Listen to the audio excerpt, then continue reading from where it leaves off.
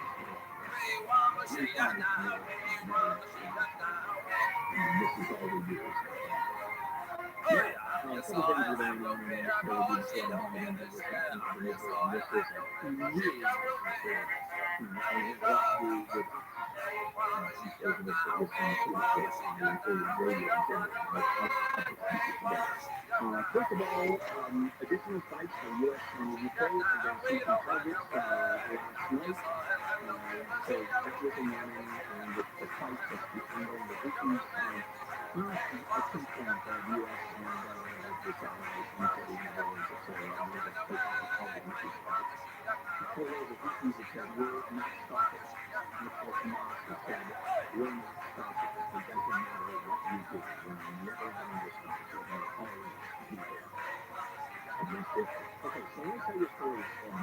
We now heard from day one that Hamas has built this intricate, hundreds of miles long network of tunnels underneath the Gaza City and to most of northern Gaza, and it's used to Israel. It's used to store weapons, and the factory down there that actually manufactures weapons. By the way, those engineers were trained in Iran.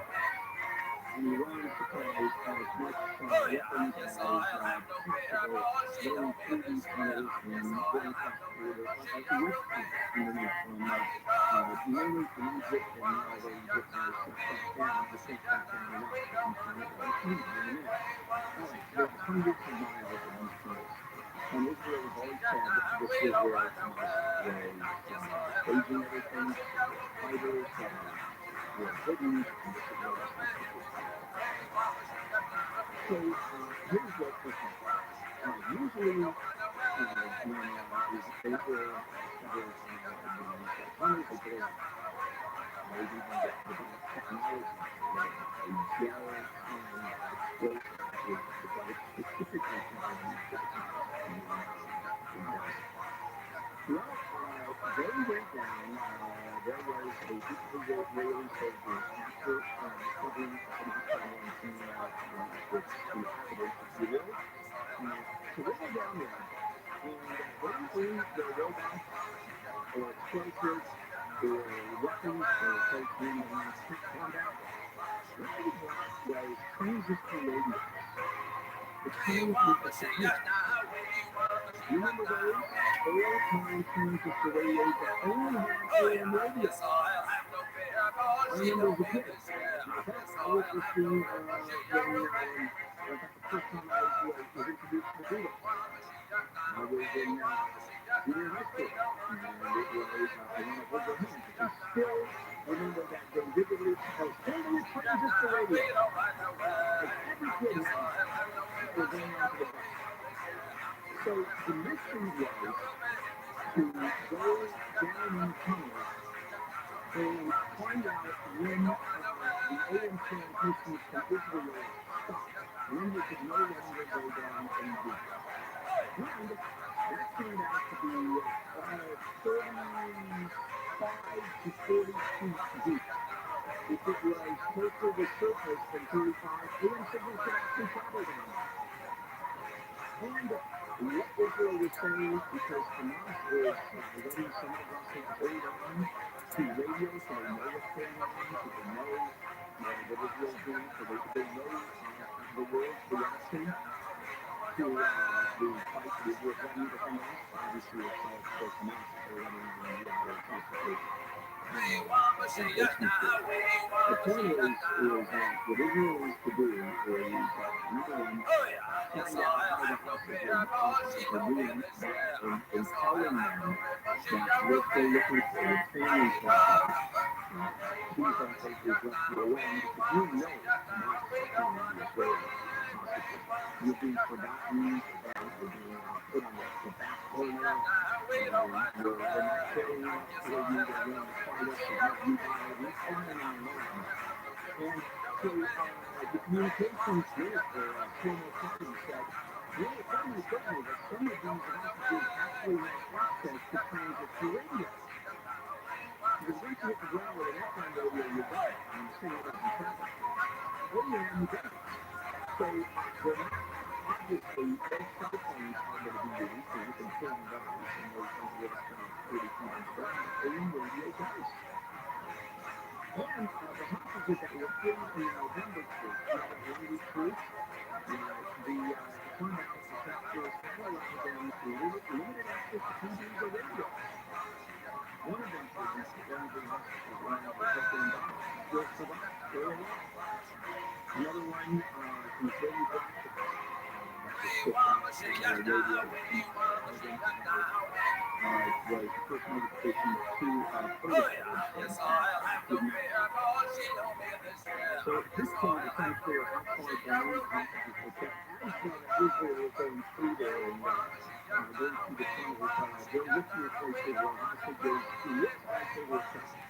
Clothing is there, shelves, doors, toilet in the corner. There's clearly some kind of a jail structure. So it's another way of doing it. It's all immediate. You never actually use an Israeli Hamas word. Same radio that you listen to, no matter how old you are. But if you're listening to a transistor radio, only has AM and you're dialing it, boy, do we want to meet you because you really are a big thing in this station. You're old. In fact, you may be about to die, but we love you. Yours too. Oh, here's one I want to share with you. Men to feel more not men who don't feel that they're real men. Yes, true. And what it is a good thing for men who would otherwise be considered teachers to work. It's just fun. Yeah, I'm a little tiny. For you, you're the least manly person on the show.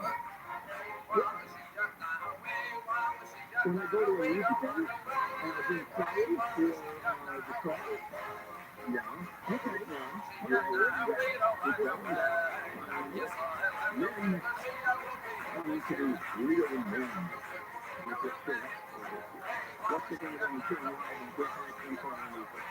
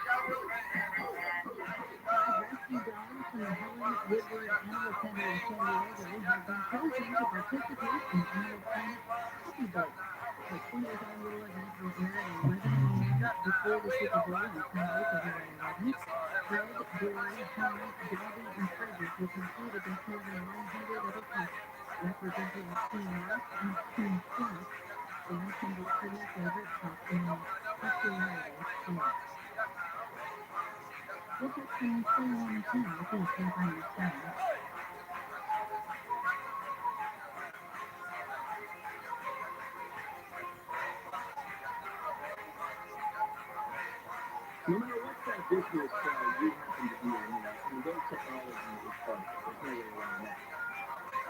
So I'm going to suggest you look at NetSuite as the option. What NetSuite does primarily is make business owners more efficient. That is all. One of the things you do is you get a snapshot of your business. What is it doing right now? This month. It's easier to make decisions. It's easier to use forecasts. 47,000 businesses rated their accounting, their finance, inventory management stuff that you do, and a lot more. And all of it simultaneously. And NetSuite has been doing this for over 25 years. It's all there in one place. Better conservative inventory, procurement, financial operations more effective, efficient, and replacing the accounting software you got running. All of it together. That's what NetSuite. So with NetSuite, it's netsuite.com/TFI. By the way, you can download the checklist for free.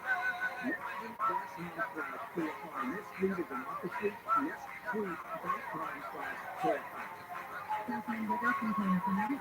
Clouds and fog this morning, becoming sunny this afternoon. Highs in the low to mid 60s. 50s for the Illinois Valley with just a chance of showers and gusty winds this morning. Mostly cloudy with highs in the 60s tomorrow and Thursday. Partly cloudy with highs in the 50s to low 70s on Friday. Mostly sunny for the weekend. Highs in the low to mid 70s. 55 in Lebanon to 56 in Laguna Beach. With a showing in mid-city on the 10. Getting on top of our slowest spot this morning, the westbound side of the 10. Either way from Vermont, peaking at Falling Road. Over towards the west side, there's just a little bit better than stick past. Don't get too far back. Nothing really. There's so far. It's just number 2. This is just flat up in theory. If you are looking to get some sun page 3, talk about a fog. It's 605 north on 5 the right lane for that fog is. And we still have some roads coming down. And another stall back, this time to downtown road, this time to 110 south on the 3rd. And we also with things with the safe easy. Cool first driver, pretty up on the spot.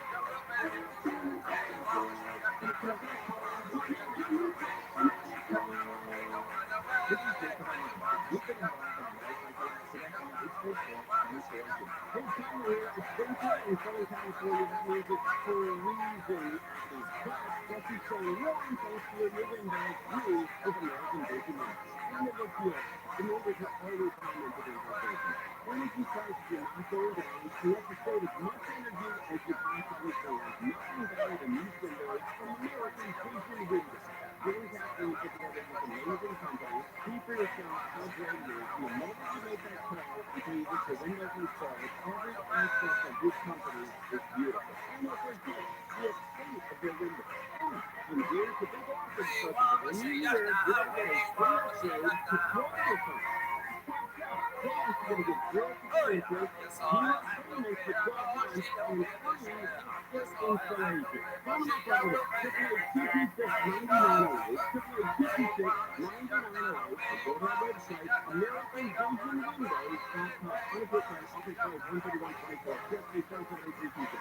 2022, feature ticket memberships are not on sale. All memberships include exclusive access to local engagement, components, or future tickets. Join a passionate and loyal fans and share your excitement for Dr. Boston. Visit Teachers.com/membership. Now look back in your Bible telling you in this book, you know, but after the evaluation of your IQ concept or in between, this is best place for the experts to help you the body, or you even more. In fact, open, advertising.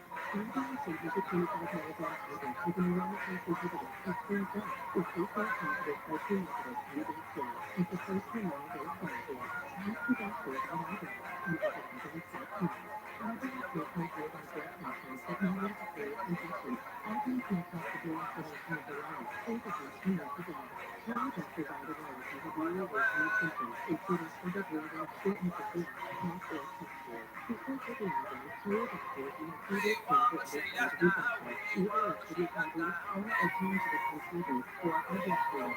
Some photos include low red blood cell neurotransmitters, infections, tiredness, nausea, or mild abnormalities in the blood test, diarrhea, hair thinning, vomiting, rash, and loss of appetite.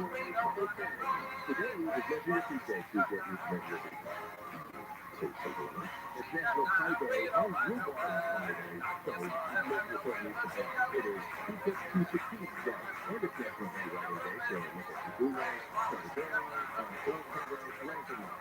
So today is January 0164.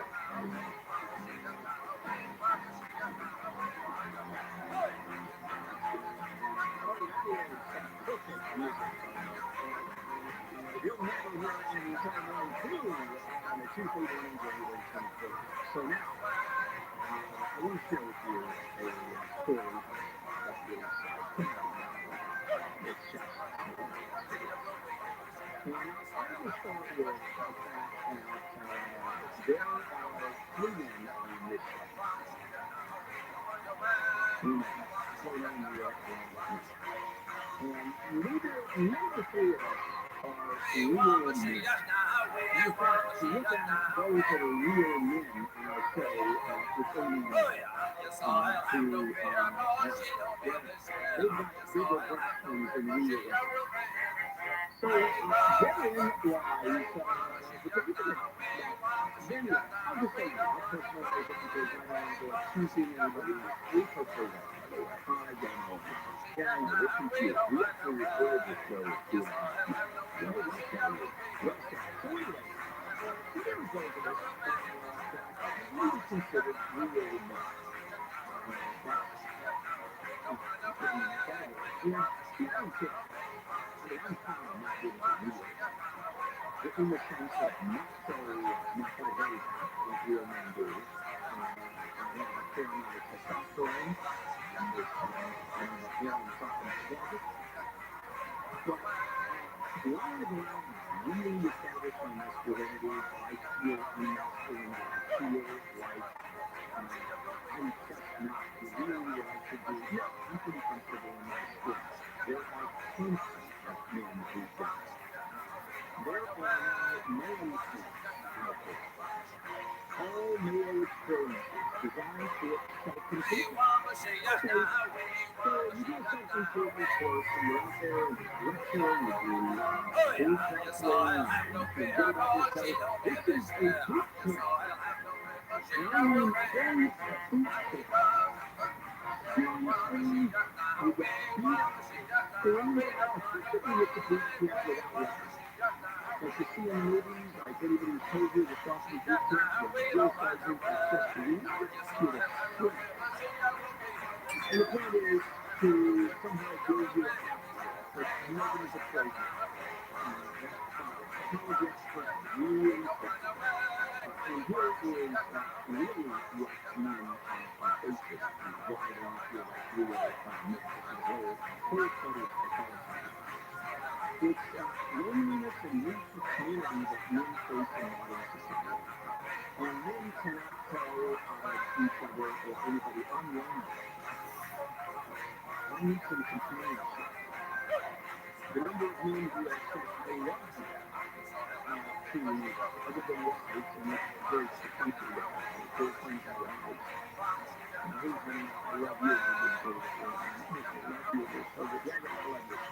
Okay, thank you. Okay.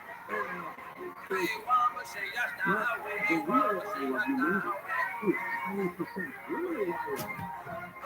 Women are emotional. That's not to say that they are not practical. Well, that is to say women are practical. They're value judgment here. I just made a value judgment. So obviously, none of the women are listening because I don't know how to get that word. Well, they're doing what you do, and that's not to listen to the most part when I talk. Right, there's a professor at psychology at University of Akron who really looked at this and actually correlated the top standards for real life and fitting into the weapons masculinity. And he talks about the modern day youth structure, which I just described, clinical boot camp, and says that if men are sold on the idea that if you're the hardened, big, convinced, and their lives will improve. So effectively, really take the scam that most of it works some of the time, but the psychologists are really skeptical about it. And with the kids that are throwing in early, it is literally a trend more and more. That's what the psychologists say the tolerance of this points to a real problem in many states, and this really I don't have any children. My family has children. All my coworkers are family. Now, does that mean I'm going to go to a boot camp? Hell no! I go to Boy Scout and deal with this. I go to Cub Scout and deal with this. Matter of fact, if you're in the last couple of days, I haven't had a class, I feel like going once across. Hey, have you noticed how, not that I'm going on a tangent here, but I'm going on a tangent. Have you noticed how at Costco and they give out the little samples that, first of all, those vitamins are so in products. Now, when you're talking about Doritos and chicken strips, everybody loves them. But if you notice, people that are doing those demonstrations are now, they become carnival barkers. I'm noticing that more and more. Chicken strips right now! With the vitamins people, not with the food, or the food. Yeah, I got something the other day. I took a taste of it, and I bought it, and it tasted absolutely wonderful. And then I realized it was the first bite, and I said, well, I'm going to but I still got real quick from that with here. And just to wrap things up for you, Bill, the reason why you have these things is not because you have low T. It's because you have high T. And then get low T. Let's go ahead and take a break. And, this was fun. They took this topic right up my alley. After school safety tips. This one is in California, and there is awards all over the country. Okay? She knows. I will share that with you when we come back. What do you think? Why don't you share something with me like this? Has been nominated for Best Picture, Best Actor, Best Director, and 10 other Academy Awards. Later has that department titled Box Office Outlet Barbie is nominated for lead. So then, there's 11 nominations, and clearly to decide winner keeps count. All nominated for Best Picture, American Picture, Vitamin Fall, Zone of Interest, Maestro, The Haymakers, and movie called Half Life. Many friends have been hurt fighting a street fire, a homeless street. Investigators say the fire was in an abandoned pedestrian tunnel in Manchester Square early this morning. An attaching occurred when what was believed to have been a pressurized cylinder exploded. The top 4 candidates in the race to fill the late Dianne Feinstein's Senate seat have faced off at UFC. Apparently, they want to look at the candidates. It's in a mix because Democratic Representatives Adam Schiff, Barbara Lee, and Katie Porter, and Republican Steve Harvey, Elizabeth Warren, Susan Rice, Trump, the primary is March 6th. Look at some problems in Ontario, ABC, 10,000 strong. For over 10 years, I have owned and I've recommended the likeforlike system, which is very different than the last likeforlike system. And I have a lot of likeforlike systems. I'm sorry, but this one, I recommend that, and I can close to it. It will be a highly optimized system. Delicious water from every single tap in the house. The likeforlike system filters out chlorine, contaminants, tap water has all that, safe, no maintenance of any kind ever. Call 1-800-WATER-99, 1-800-WATER-99, visit likeforlikewater.com, Likeforce Taste and Feel the difference. Rain pretty much gone. We've got some skies on the way for this afternoon, highs in the low mid 60s, 50s in the high desert. This report brought to you by Positive Coaching Movement. That from Ontario on the 60s. On the 60s, you had West End, because there was no crash daily, so doing anything, still back to paving. Go to that Stock Big Rig in Santa Fe Springs for some old wood, calling up to 605 northbound Campus 5, the right lane, block. Have a jam fire back in the road, and a couple of times you know, birthday in Perth, the farm, Central North, 622, 2 little on the second, right? And on the 143 northbound, just before the Parkway, looks like you've got crash there on the right lane, and looks like this is issues with youth and high school sports, positive personality connect. PCS and Austin Marathon offers more than 1,000 free online resources for youth and high school sports coaches, parents, students, and administrators. Visit pcsjoinzone.org. This week, however, sponsored by Neighbors to Neighbors. Understand the major house. Neighbors to Neighbors, a California volunteers network offers a mobile remote business to get to know their neighbors and engage in community service. If you're interested in strengthening your local community, visit TRILLIONAIRE.com to learn more about Neighbor to Neighbor. Looking for a innovative environment, fresh, restorative, peace-inspiring. From the kick off the new year with Grill Tour and the new Toyota. When you make it easy service and just go online at your Toyota dealer. Drive home a new Camry for life or RAV4. Virtual Tiger for legendary touring. Make it feel brand new in this brand new year. We make it easy. It's easy to buy or make any new Toyota and easy to own one. Every new Toyota comes with Toyota Finance Option. You're covered for all normal factory scheduled service for 2 years or 25,000 miles. Whichever comes first, performed by certified technicians using genuine Toyota parts. See your dealer for Toyota for details and exclusions. Now only in continental U.S. and Alaska. Toyota, let's go places. New year, new ride. Only 7 months and I-30 deals from you. The holidays are over. It's time to have fun with an outdoor remodel by Picoftheday. Picoftheday provides painless and driveway styling, outdoor kitchen, park lots, and walls, decking, and home cooking. For limited time, save 20% on your entire project. Call 800-PAGE-004 today or visit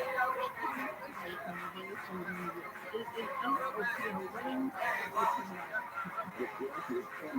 You can see it in your exhaust. According to Time Magazine's major examples who presented the 2008 class, see another on the way.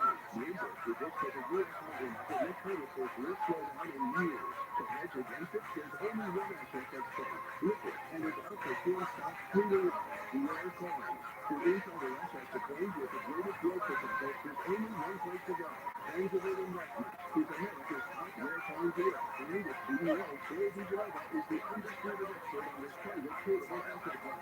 For over 35 years, safe coins have increased trust, getting even 75 times. He's been featured on CNBC, The History Channel, and quoted in the Wall Street Journal. Get the only asset that safeguards your future while generating incredible gains.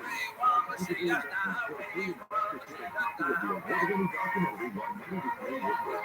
800-711-2800. 800-711-2800. The 3-hour video has over 100 Mississippi stations waiting for you right now. Commercial free station featuring 1,000 plus stations. And this takes people back to listening now on your 3-hour radio app.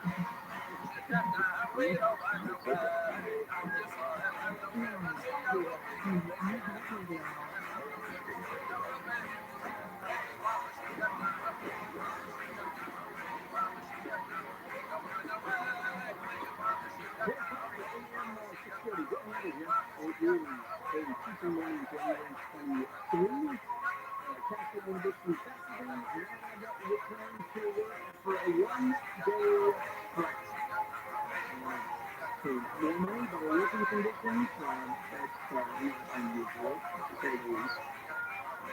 Okay. Netflix was finished. Big guy started basically Netflix, the front part of Netflix creating content was good. Now, this is a story, it's Stockholm account of Sam from Liberal Account.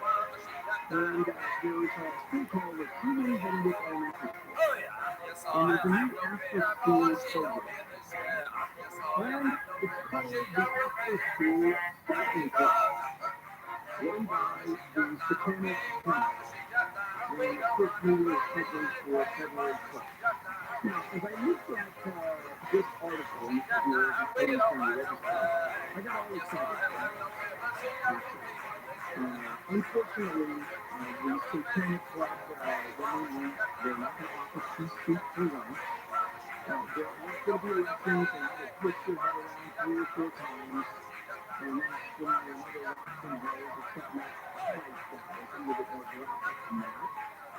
None of that. I'll tell you what it's really about. There's a lot of things. Even making sense itself is controversial. They didn't call it the African Satan. The African Satan Club, unfortunately, has nothing to do with Satan. It is just what they are. And I guess if they called it what it should be called, and that is that the Free Thinkers Club, which would be closer to reality, they wouldn't get this conference. You wouldn't have the register with a story on it. You wouldn't have news looking at it. It really doesn't sound good because there is very disturbing. You're talking about a satanic temple, but the satanic temple isn't what it used to be. There are no babies being sacrificed. It's telling real Satanists there, which is really unfortunate. The goal is to provide students with a fun, intellectually stimulating, and non-proselytizing alternative to current religious access clubs being offered in our public schools. And that's in a great story. Now, what makes this fairly controversial is it is a direct response to the religious club. That is to the prayer clubs, which have been allowed after school. As a matter of fact, under California law, schools that offer clubs after school have to be allowed to offer religious ones as long as they don't interfere with the classes themselves. And that means if you have a Christian club, you have to allow a satanic club. There's got a few people that are pissed off. Even when they realize that even if at best you talk about the satanic club, it really says that it's non-religious. That's really what it is. You look at this, and of course you are an expert in Satan. Created in that space. I'm not going to look at a whole series of reasons, but Satanism, decided Satanism has become today, even though it's very unfortunate, although a lot of the imagery goes to your paganism and satanic imagery, whatever you want to put that, whether they're the goat, the type of lamb, these types of things. The reality is, back in the day, was a bit of a political type person. He started to put down people up to check the system. And it's really more based on a philosophy of humanism than it really is a religious Satanism. They don't believe in Satan, they don't believe in God. They're really a form of atheism or philosophical humanism. And so, although back in the day was quite substantial and a lot of famous people would flock to this place because you had parties and do a lot of music. Really, it is more of a philosophy of pushing yourself away from the mainstream and wiring up food. Because the more you respond to it, the bigger it gets. And the whole point of it, I mean, obviously, calling it the satanic club is simply situated at large surface to compliment it. And you know, it is interesting stuff, to say the least, because in a world that's becoming more and more religious, or at least the people that are religious in our country are becoming more, or they're becoming louder about it because of all the politics that are going on and the connection between religion and politics, which is more primary there than it has ever been. By the way, that bothers me more. And I think as a Christian myself and as a theologian, I'm more concerned about the cult and the idolatry of conservatism in the church than I am about a satanic, silly satanic club. Now, you've got more pastors, rabbis, that wouldn't even talk about politics. it was something that they were going to recommend out. Now they actually literally not allowed to, by the way, under law, is to separate the church and state.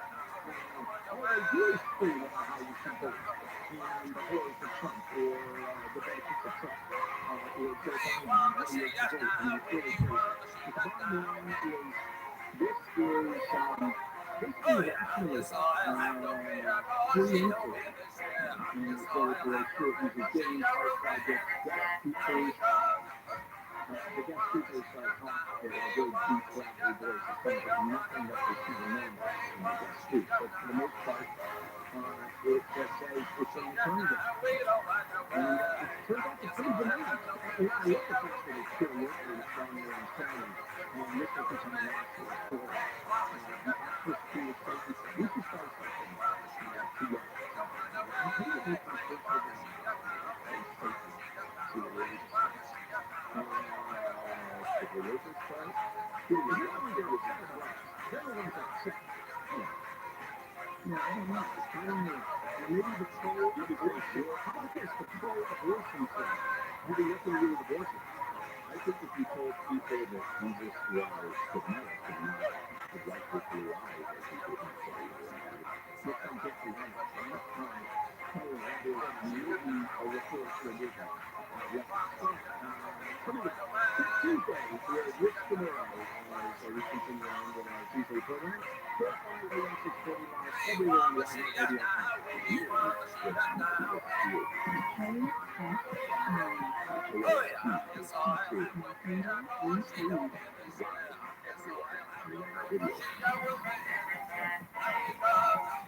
According to King, welcome to the high 24-hour news room, a couple of shows, the police chief and others have gone to Sacramento to urge support for a change to Part 47. Criminals on their third tax conviction facing up to 3 years in prison. San Marino County Sheriff Jimmy Dyke says there have been more than 500 retail theft reports in his area. Impact of shoplifting is a major economic and quality of life issue in California. There are actually no consequences for these smash and grab robberies. Orange County Business CEO Chuck Paul says he also spoke to proposal bills like property claims is up in all 34 cities that are expanding to change the Part 37 and need to pass the legislature, then be approved by voters to go into effect. Reporting live in LA, Blake Sterling, KFI News. We are brought to you by Pacific Coast TRUMAN. A former Orange County DA is accused of trying to boost his failed re-election effort by claiming a surge in drugs and rape and felony rape. The 1,000 victims of the hit which creates good. More comments for all from former DA Tony DeSantis advocate reported in 2018 of hundreds of videos showing sexual assault by Grant Lewis on this worker. The legal claim against Orange County also alleges no sexual assault with either of these videos and all rape charges were dropped. Very successful medical practice and legal activity practices now living in Mountain View. Has not responded to comments. In Orange County, 4 35 cases are primary. Democratic Congressman Adam Schiff and former Dodgers Steve Garvey said he planned to the Senate debate hosted by Politico UFC. You have centralized only to elections and taxes and funds and everything.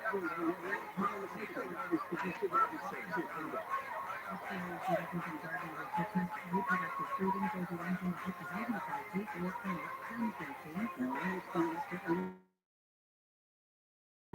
Beverly, Jody Carter, and Porter authors are running for the Senate for Orange County Housing Council.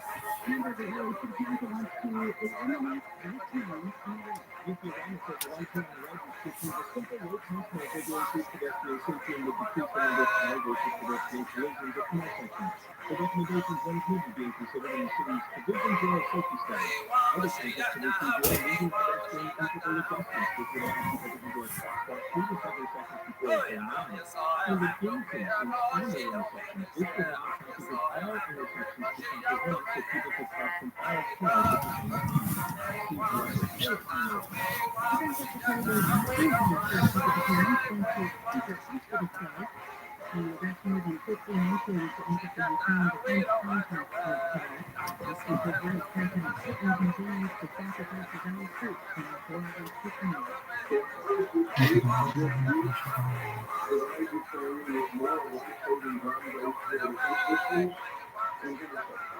Austin also plans Congress to pass additional aid for Ukraine. It took 2 weeks for it to happen yesterday after complications from prostate surgery. The Southwest Airlines Pilots Association says it has overwhelmingly approved new contracts that will result in nearly 50% pay raise over the next 5 years. The pilots will also get an immediate raise of just over 21%. The $5 billion deal also includes changes to work rules and scheduling, paid maternity and parental leave, and the retirement pay. Sydney's Dairy, known for its Icelandic-style yogurt, is offering 10 people $10,000 to give up their smartphones for a month. Sydney says it believes in living a simpler life with fewer distractions. To participate in a digital detox, applicants have provided info about how it would positively impact their lives. The deadline is January 31st. If you're one of the 10 winners, you'll be mailed a laptop with your smartphone, a flip phone so you can make calls, 3 months of yogurt, and of course, the child phone. We'll check the forecast with the happening this time. It's really overwhelming. I know the 6 years ago, and 2 years ago, we were like reaching the way so Emily is very upset. And it really changed my life. And I can tell you this whole life. If you need to lose 50 pounds or more, you know what you're going through. I would say, really suggest the team at West Medical. They have changed the lives of thousands of patients. West Medical works with most PPO insurance and will cover the cost of your weight loss, and the technology today is nothing like it was when paying for the surgery. It is far different, far better. 800 West Medical, visit westmedical.com for free consultations. At 800 West Medical, visit westmedical.com. You can go to the honey, you just look at the first of it.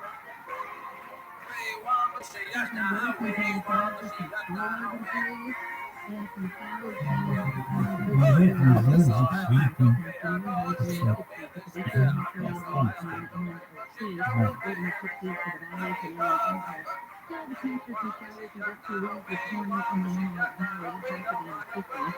Mostly cloudy tomorrow and Thursday, with highs in the mid-60s, warming up to 70 for Friday. Then mostly sunny for the weekend, with highs in the low 70s. The 53 in Denver, 54 in the Focus, 53 in Phoenix, 45 in Palm Bay. The Telephone Market Report, the Dow trading down 161 points.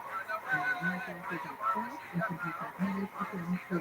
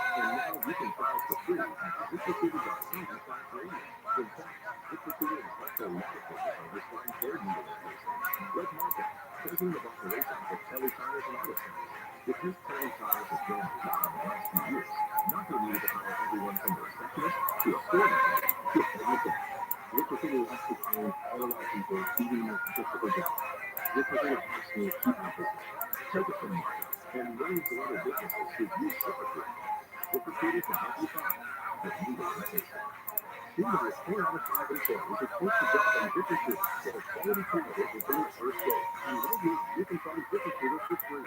Try it free at ZipRecruiter.com/radio. That's ZipRecruiter.com/ROTHSCHILD. ZipRecruiter.com/radio. ZipRecruiter, the smartest way to hire. When you're starting to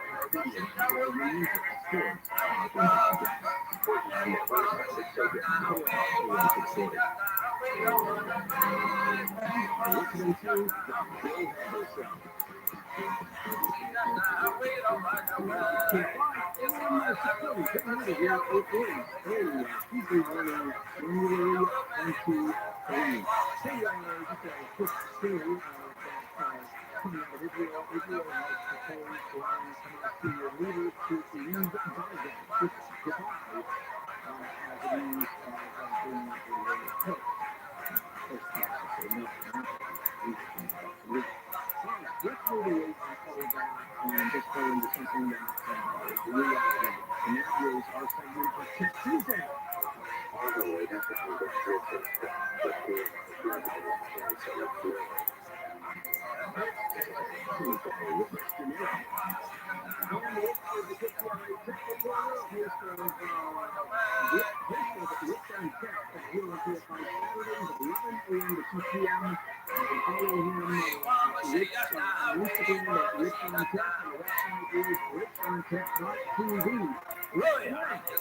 Hey, good morning, people. Okay, we got a fair amount of talk about before we get right into it. And I think one of the big ones is this has to do a lot with the stores that are out there for Reddit. And one of the things about technology, which is wonderful, of course, is it's changing society, what the internet does. And actually, the students have gotten in there in just as massive a way. So, you talk about what the iPhone is doing, what Apple is doing. Yes, this is a new feature available today. It's called phone device protection. And it's available if you update your phone to iOS 17.3. And what it does is it turns on an extra layer of protection for your phone if it's stolen and the thief also knows your password. Now you might be saying, wait, how would someone know my password? So what they do is they target people in bars and clubs and anywhere basically in public where you are entering your password into your phone. They watch you put your password in. Once they have it, they take the phone out of your hand and then they use that password to immediately wreak havoc on all of your accounts. They can look at your passwords, they might be able to transfer money out of your account. They can disable the timeout feature on the phone, which means you can't even tell where the phone is. And you're kind of left wide open here. Now, it's a real problem. So Wall Street Journal has been talking about this for months, and finally Apple has put the feature available. All right, the first thing you take to mind is Face ID. How does someone get around your Face ID? That's the best point. I'm glad you brought that up. So, the problem is when you have Face ID on your phone enabled, which seems like a very smart thing, when Face ID fails, where's your phone ask you to do? It says, hey, put in your password. And so that is where the problem is. And that's the thing that the Wall Street Journal reporters figured out. And it's like, well, wait a second. If Face ID is so secure, why are we doing that for the password as a backup? And so basically all these thieves would do is just have a Face ID, it wouldn't work, they say, okay, put in your password, and then they can make all those changes. So nowadays, when you enable this phone device protection, if you are not in a familiar location and you try to make major account changes, it will say, oh, you gotta wait a minute, or it will require Face ID to do certain things. I would hate that so much. Yeah, and I'm assuming as in any password, Hey, I like the way you spot. Fuck you.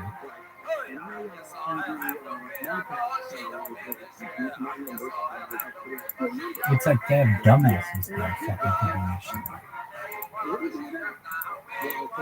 I bet I'll go up and go to the place on that for the city. passcode. Because it's And setting in fun for the fact, place doesn't have the any innovation. most secure passcode would be a combination of letters and numbers, similar to a password. And yes, you can do that on the iPhone. If you still have a 4-digit passcode, it's probably a good idea to update that to a 6-digit code, which makes things a little bit tougher. Apple, like I said, if you're just transferring from phone to phone over the years, it's probably transferred over that 4-digit passcode. If you're setting up the phone fresh, they do default to a 6-digit code at this point, and you have the option of the FNO, which I know a lot of people don't want to do because it's kind of a pain, so you just kind of unlock your phone. But yeah, 6 digits, I'd say, is probably the least amount you want at this point. And can you do more than that? You can do, I don't know if you can do more, but I know you can do alphanumeric. So if you're doing alphanumeric, you can definitely, that's the safest option.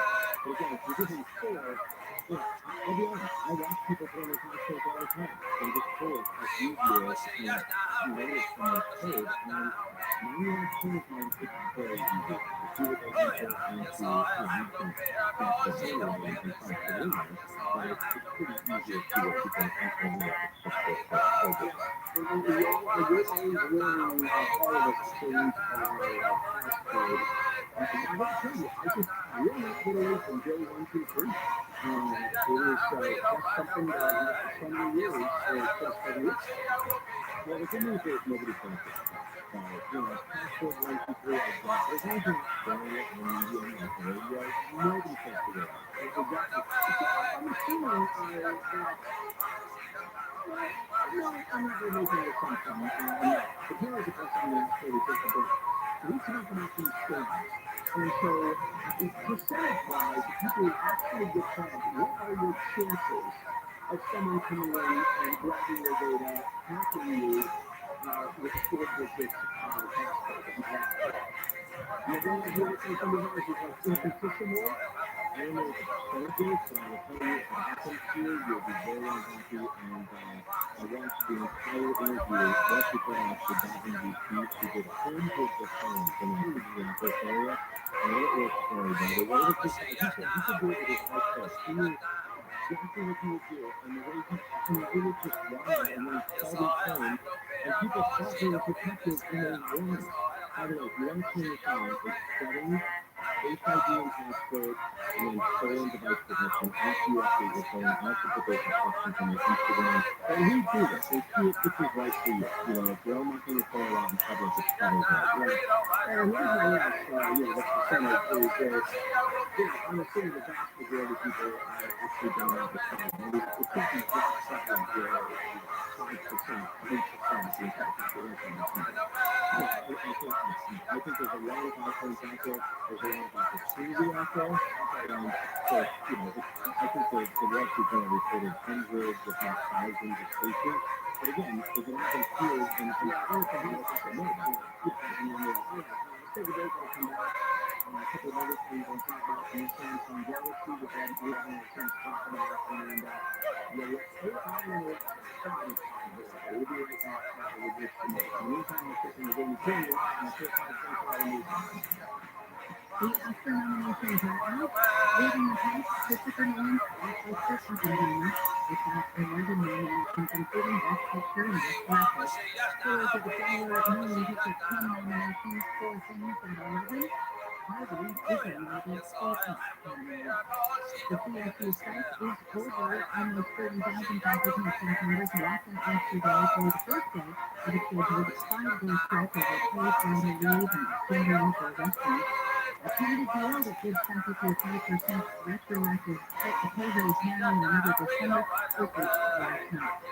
Love is in the air in Times Square. Couples who want to tag along at the famous New York City spot decided to get married there on Valentine's Day. Married couples can also register to renew their vows at Hope, Castleman, and Flex. Second couple in Potato Canyon will take an 8-year retirement. These stories about real estate all good times. And one of the aspects of real estate that people read about now is inventory replacement. And you would think that would be easy to sell. It's not. You can afford a house because mortgage rates are so high. So if you're looking to sell your house, you can do it the traditional way. Broker, things, repair, do the fires want to do. Okay? None of our network is direct fires.com. Direct fires.com is for extra stuff. Within 10 days worth within 6 days. So they pay 6%. If you get fair price, then even if the $2,000 check goes to 6 cases, you know, and they'll never let you. That's the way they are. And no one even has to walk through the account. That's how easy it is. Visit directfires.com. You can call 844-2427. 844-2427. Visit directfires.com. And final comment around the team, some skies expected this afternoon with high today in the 60s, 50s for high desert. This report brought to you by the Anytime Fresh Grocery Store. From the Southern California Courier to hear those traffic center, which both races, where what's going on is everything you need to know.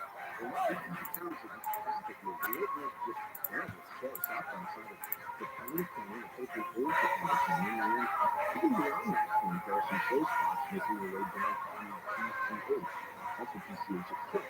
And coaching on the corner, that's pretty slow there as well. You spot something in the roadway, how's you picture yourself on 2 years out of the traffic rules if you're right now, no way to pass, you could have super slow, there may be some debris. And it's going to take quick. You still have to say the bridge, the 605, North 95, right where he's off, it's slow from Road Street.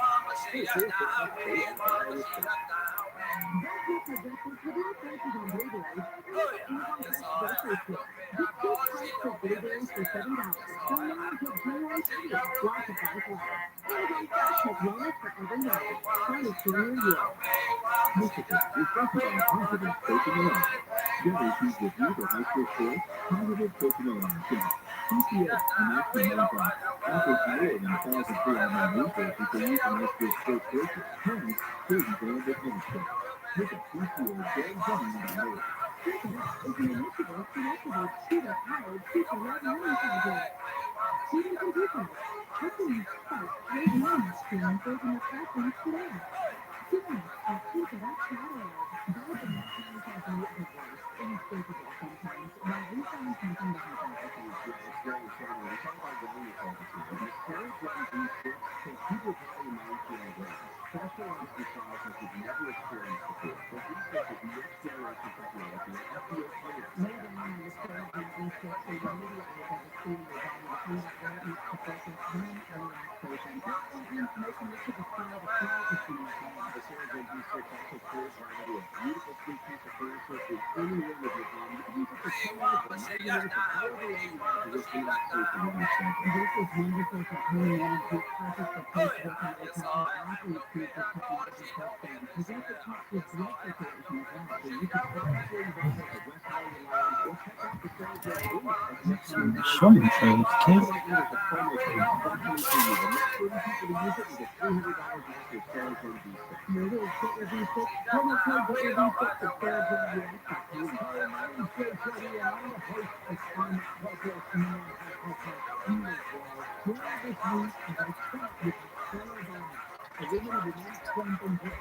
She will as we navigate through the chapters of our lives, uncovering the moments that have contributed to our inspiring story. Yet to see it, all the things going on, the war and the region. What is our lives going to be? Listen to Unpack with Jay Shepherd and Rabbi and wherever you get your podcasts. There's often spread the worst kind of religious sacrifice. If you don't even care about the whole shit, so everybody thinks it's not just some experience. Charlie Brothers, if you're watching, it's 3 million people a year, and the top what makes one that feel comfortable?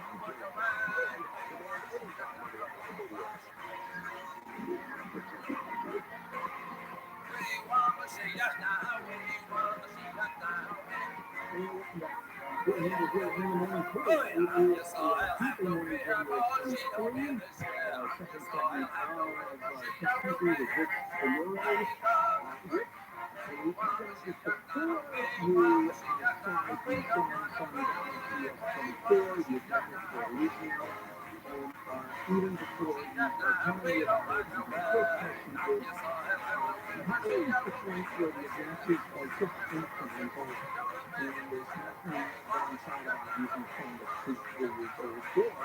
Or if you're that much better, you're absolutely welcome to this S24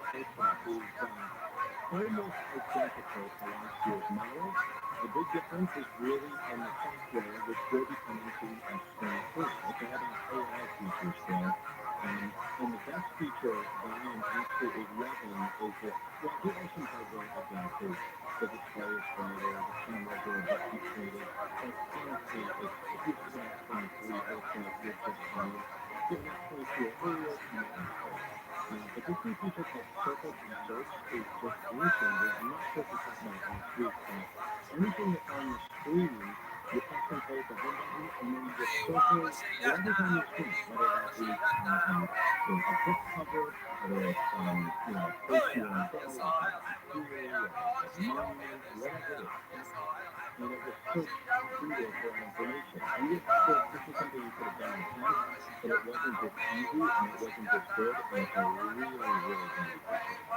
Right, and so you described the difference between the S23 and the S23, and the changes are going to come to the S23 because the software will be downloadable. So if I'm going to go shopping, and assuming the S23 is still available, right, at the same stores next to M2, what difference is there in price? Good question. So the S24 Ultra starts at $1,300. So it's $100 more than last year, and just make sure I'm right. Sorry, $1,300. And if you go, I'm looking at the website right now for the S23 Ultra. And here's the thing, Brett. The problem is most people are not paying full price for their phones, so it's really tough to kind of compare the price that you're paying to another. But right now, the kind of the out the door price, the bottom line price is $875 for the S23 Ultra. So consider this different. Yeah, especially if you're not one of the people that have neither duster every year. It's the first thing that pops up when people are just crazy. Doesn't matter what it is. Right. I'm stand corrected. Hold on, I'm stand corrected because see, this is what they do. They put in your old phone as a trade-in on the price tag. 800's too cheap. They're putting an extra $525 as a trade-in if you had another phone. So without that, you're talking $1,200, Totally. which is interesting because that's basically the standard price. This year it's a little bit more. So This guy sucks. the thing that they did differently this year with Samsung is they introduced 7 years of updates to these phones today. So that means if you buy a phone today, you are getting software and security updates until 20. Smooth taste of Dunkin' cold coffee can be brewed in your Keurig coffee maker and enjoyed at home. You heard that right. Dunkin's cold K-Cup pods were crafted to be brewed hot and enjoyed cold. Each Dunkin' cold K-Cup pod is packed with the smooth, bold Dunkin' flavor you crave. Pick up a pack of Dunkin's cold K-Cup pods and enjoy a Dunkin' cold coffee at home whenever you crave it. Just brew over ice and sip in seconds, because the home with Dunkin' is where you want to be. I'm Jenna Fisher. And I'm Angela Kinsey. We were on The Office together. And we're best friends. And now we're doing the Ultimate Office Rewatch podcast just for you. Each week, we will break down an episode of The Office and give exclusive behind-the-scenes stories that only 2 people who were there can tell you. We're the Office ladies. Hello, ho, ho, ho. Oh, you're really bringing it for Classy Christmas Part 2. I am. Look at my sweatshirt. Angela is wearing her Christmas sweatshirt, her sprinkles. Yes, it's Ugly Christmas sweatshirt, my Christmas sprinkle sweatshirt. which is available for purchase over at OfficeLadies.com. I think that's right. I love to dress for theme. You do. This is true. Well, today is Season 7, Episode 12. It was written by Mindy Kaling, directed by Rainn Wilson. It is Part 2 of what we started last week. Since this episode is a continuation, I thought everyone might appreciate a little update on my legs. Guess what? I thought you were going to update us on where we were at in the episode, but no. Oh, I will. Oh, yeah, But we'll get to that. Don't you want to know about my legs, if they're shaved or not? Did I get a razor in the mail like you suggested? Can I get a touch test? Well, I mean, you can see it. Let's see it. Hey, look at them shiny gams. Yep. Just in time for fall weather. Oh yeah, just in time for short skirts. Gary being sarcastic. I am. Second update, I think we're going to need to make sure that Cassie is still working on the clacky balls. Oh yes, the Yeah, clacky balls that That's what toddler they destroyed. Lamp, and it's the most focused I've ever seen. Well, Cassie, if you untangle the balls, you need to break in immediately to the And tell podcast. us. Don't wait. We want to know It's right a away. special announcement. Now that we got that out of the way, here's your summary. Remember Michael forced Pam to read the Christmas party for Holly's return? Yeah, he wanted a classy Christmas. But he learned that They Holly is still unsuspended my dating account. AJ. They live together. Yeah. Also, Jim and Dwight got in an epic snowball fight. Well, that's not going to quit. Daryl brought his daughter Jada to the Christmas party, and he's struggling to keep her entertained. In this episode, Angela's boyfriend, the senator, is going to show up at the party. I'm back, baby. She's very proud, She's so smug about it. except Oscar's pretty sure he's gay. And then AJ I'm back, baby. surprised Holly. That's what's going on. And you thought there wouldn't be any drama at the Christmas party. I know. Well, there wouldn't have been any drama at the first Christmas party. That's true. Fast fact number one, we had a fan mail flurry. It was all about that amazing comic book that Pam makes for Jim. You know the one, The Adventures of Jimmy Halpert. Yeah, he's the bear man. The Bear Man. In last week's episode, she showed it to Ryan, who didn't have a lot of nice things to say about it. Wow. This episode, she shows it to Phyllis. I titled that scene Phyllis Snark. We'll get to it. Yeah. But then she finally gives it to Jim. Yeah. The fan mail flurry was all about who created this comic book. Some people wanted to know, did I draw it? They had heard that I did used to do comic book art. You did comic book art. I have a little doodle you gave me. I saved all those years ago. You drew it on the set. You're very good. I got really into autobiographical comics for a period of time. Joe Matt was one of my favorites. And then I started kind of drawing out basically almost like diary entries. So I had a little myself. I had a little you. Yeah. I had whoever. Yeah. For this comic book, I will say I did not draw this. I'm not this good. You know, you see glimpses of it in the episode. It's very, very good. To find someone to do this comic book, Phil Shea reached out to a comic book shop called DJ's Universal Comics. And a woman there named Kat suggested that he reach out to a local comic book artist named Tone Rodriguez. Tone had been working on the Simpsons comics for several years, and I'm back, she baby. thought he might be a good choice. We reached out to Tone, Really? Is that good? and he told us his whole story. It is amazing, and I cannot wait to share. So Tone said, one day Phil just called him out of the blue. It was a Wednesday. And Phil said, I need a comic book drawn up. I'm back. And Tone said, well, when do you need it by? And Phil said, Monday. And Tone didn't think he could do it. Yeah, he sort of said, I can't turn it around that quickly. But Phil said, why don't you come down to set so I can better explain what we need? Phil didn't tell him what show it was. So Tone didn't know. He knew he was drawing something for a TV show, but he didn't know what one. He said he got to the studio. Nobody was there. He said there's no security. It was a weird part of town. Yeah. He said he just walked past the gate and he started basically just wandering around. That sounds about right. Yeah, he was just asking, does anyone know someone named Phil? Finally, he made it to Phil's prop trailer where he got introduced to Paul Lieberstein. They started to explain what we needed, but then they said, you know what, this is really Mindy's episode. She wrote it, so we should check with her. Tone said by this point, he realized the show was called The Office, but he'd never seen it. He said he doesn't watch much TV because if he starts watching something, it really distracts him from his art. He has to focus, and so he doesn't get into television shows. Wow, I know, right? So they walk him on set to meet Mindy. And here's what he said. He said, I'll be 100% honest here. We were on set waiting for Mindy to give us a heads up on what she wanted for the comic. And when she walked up to the three of us, I swear I have no recollection of what she had to say. Nothing. She walked up to us and it was like the scene in Wayne's World. Where Mindy was stunning. That's all I can say. She had me absolutely speechless. And I have no idea what she might have said. I had never seen the show. Maybe if I had, I would not have been as surprised by her, but I was. Again, she was stunning. Oh my gosh, Mindy. So he says she explained everything she needed.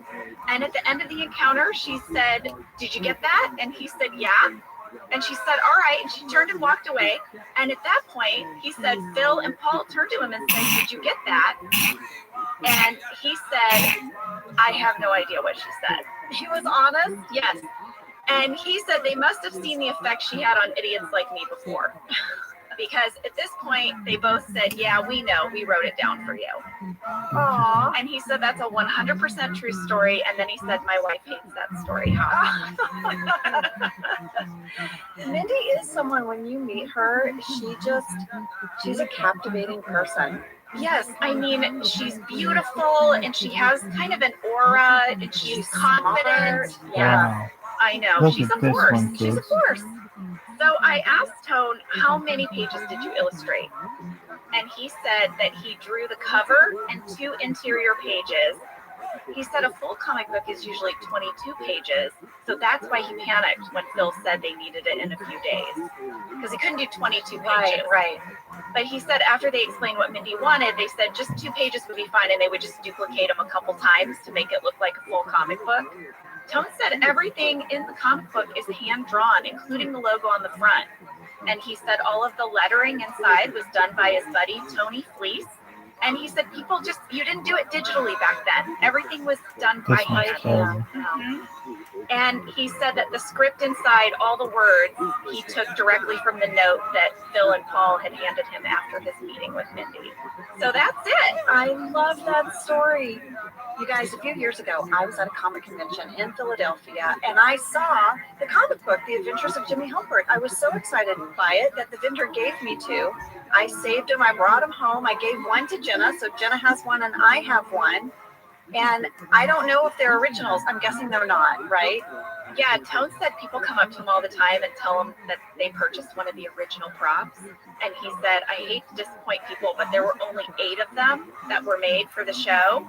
He said he has one. He gave 2 to one of his friends in Stockton, California, 1 to a fan in Bakersfield. He said there's maybe 3 original copies out there, but he does make replicas of the book, and he makes them available to different vendors at shows. Oh, that's fantastic. Well, we'll have to share that in stories. Yes, he says there's an email you can use to contact him about getting one. We can put that in the show notes. He said they're limited, but you should contact Jacob at that email address. It's manageinc.art@gmail.com. But we'll put it in show notes. We will. But thank you, Tone, so much. Yes, Tone, thank you. I always love hearing stories like that. Me too.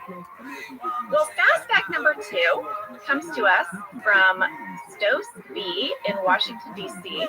This is a piece of fan mail that just absolutely warmed my heart, and it's episode specific, and I can't wait to share it. Oh, Stos said, in all capitals, "My daughter was born to this episode of The Office." oh my goodness. I've been waiting to tell this story since she was born on Christmas Eve in 2019. I went into labor with my first daughter on December 23rd, and as soon as midnight on Christmas Eve hit, Comedy Central started playing The Office Christmas episodes on repeat. I kept them on all day, and when the time came to push around 4 p.m., the nurses tried to turn the TV off. But I kept it on, using the episodes to keep me calm and focused for the next 2 hours. And the last thing I remember listening to is Oscar and Ryan's bit about bartending. It was truly the best way to bring my daughter into the world. Oh, I love that. That's hilarious and awesome. I love that she was like, "No, you will not turn that off." That's right. And now, fast fact number 3, Angela, is all you. You know, it's my favorite thing when you say, "Can I have a fast fact?" Yes, and it actually pairs very nicely with Stos' story. Really? Yes. I'm intrigued. Well, my fast fact 3 is all about Ryan and his drink order of an F-Train Brooklyn extra bitters. Okay. So you know from that Office Tally interview that was great, where Mindy said she made it up. Yeah, it was a made-up drink, but she said BJ pitched the line with extra bitters. Yeah. So it got me curious if any component of this drink exists in the world, right? Okay. First thing, the F train is real. Oh yeah, it goes to Brooklyn. That's right. It operates from 179th Street in Jamaica, Queens, all the way to Stillwell Avenue in Coney Island, Brooklyn. I've taken it many times. I have a friend who lives in Brooklyn, and all I know is if I get on the F train, I'll make it there. In fact, it was the first train I ever took all by myself. It was the first subway ride I ever took solo. The F train. Secondly, there is a real cocktail called the Brooklyn. There's not one called the F train to Brooklyn, but there is a cocktail called the Brooklyn. In fact, Jenna, did you know that there are cocktails named after 4 of the 5 New York boroughs? Well, I know there's a Manhattan, and I love it. Yes. The cool thing about these drinks, too, is they date back to so long ago. I got to nerd out a little bit over cocktails and when they were created, the first time they were ever printed, and all that stuff. So here goes. Here are all the cocktails from New York City's boroughs. You've mentioned the Manhattan, probably the most famous one. It's composed of whiskey, sweet vermouth, bitters, and typically served in a cocktail glass. Of the 5 drinks, it is the only one considered one of the, quote, unforgettables on the IBA list of official cocktails. Oh, I see. Yes, okay. The Manhattan is said to have originated at a banquet hosted by Lady Randolph Churchill at the Manhattan Club in the late 19th century. Oh, next up, there is a cocktail named the Bronx. And the Bronx consists of gin, vermouth, and orange juice. The Bronx was a pre-prohibition cocktail, and it appears in the 1908 book, The World's Drinks and How to Mix Them. I'm intrigued. It sounds good. Next up, we have the Brooklyn, which is why we're here today.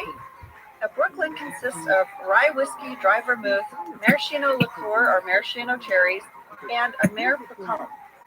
The Brooklyn first appeared in print in 1908 in Jacob A. Grohuski's book, Jack's Manual. Many cocktail experts, Jenna, feel like the Brooklyn fell out of favor because it has a fairly obscure component that's very hard to get in the United States. Is it the last thing you said? A mare picon. It's a French aperitif. Oh. I wonder if there's a substitute. I wonder what it tastes like.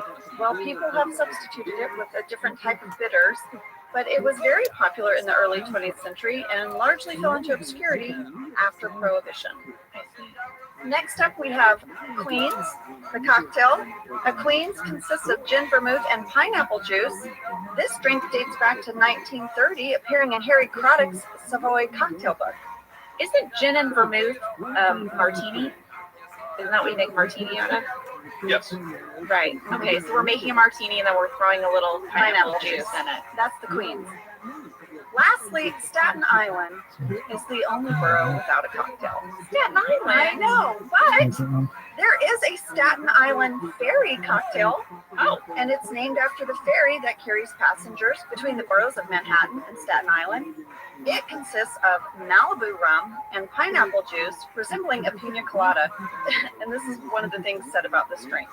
Its tropical flavoring is a satire on the fact that Staten Island is an island, though far removed from the tropics. Oh my gosh. A total shade. Total diss drink. I know. So in doing all of this research, I discovered so many old books about the art of making cocktails, recipes, how to serve them. For example, the Brooklyn is featured in the book Jack's Manual. If you go online and try to find it, there are a few original versions of this book. It's super old. And they go for hundreds of dollars. I found one that was over $1,000 if you're a collector of these old mixology books. That's what I was going to say. What is Jack's Manual? Is it a drink manual? Yes. Cocktails. Cocktails. Okay. I really wanted to see the original books and the pages of the books, and I found a website that's so cool. It's called EUVS Vintage Cocktail Books. They have gone and found these super old books, and they've put them online as the images appear in the book. You know what I mean? And you click a little button, and it makes a little page turn noise. And it's like you're flipping through the old book, ye oldie books. It was so cool. I'll put it in stories. So I have Jack's Manual. I have the actual original Brooklyn recipe that was in this book that was printed in 1908. I'll put it all in stories. I geeked out over it. But, you guys, I'm not done. You thought I was done. I did think you were done. No. Some of you may or may not know this, but my husband Josh used to bartend in his 20s and was a mixologist for a restaurant. Did he know any of these drinks? Has anyone walked in and said, give me a Brooklyn? No, he did not know the Brooklyn. He obviously knew the Manhattan. But I shared this whole story with him. He was part of this whole journey with me. And he said, you know, Ange, I would like to try creating an F train to Brooklyn. Oh, with extra bitters. He took inspiration from the original Brooklyn recipe from 1908. Josh added his twist to it with a special ingredient, secret ingredient. He made the cocktail last night. I brought it here with me, and I'm going to serve it to you. This is Josh's F Train to Brooklyn extra bitters. I'm so excited. Will you remind me what is in a Brooklyn? Yes. Rye whiskey, dry vermouth, maraschino liqueur, and Ameripicon. I am very excited. This is the one outside of the Manhattan that I was most interested This in. is just the thing Cassie needs to get that extra push to get these balls untangled. Okay, here's the thing, you guys. It's going to take a minute of assembly. I mean, when Josh made it, it was beautiful. I mean, I have the shaker. I have instructions from him. And I have pictures of him making it. I'll share in stories. Well, maybe we should take a break, and when we come back, we'll all have our cocktail and let you know how it is. Yeah, and I will put this recipe on Office Ladies Pod, but I'm not going to tell it to you yet because I want you to have the reveal of the secret ingredient. I am very excited for this day. We'll be right back.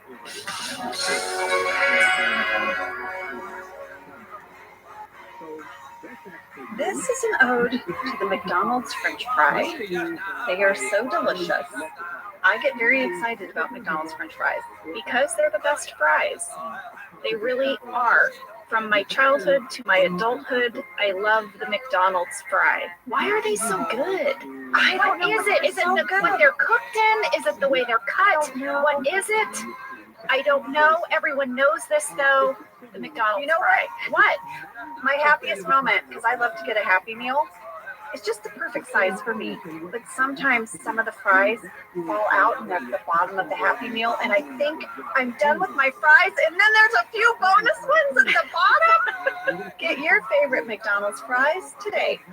For 175 years, Gorton's has been committed to spreading the goodness of the sea by making quality seafood accessible to everyone while responsibly sustaining its future.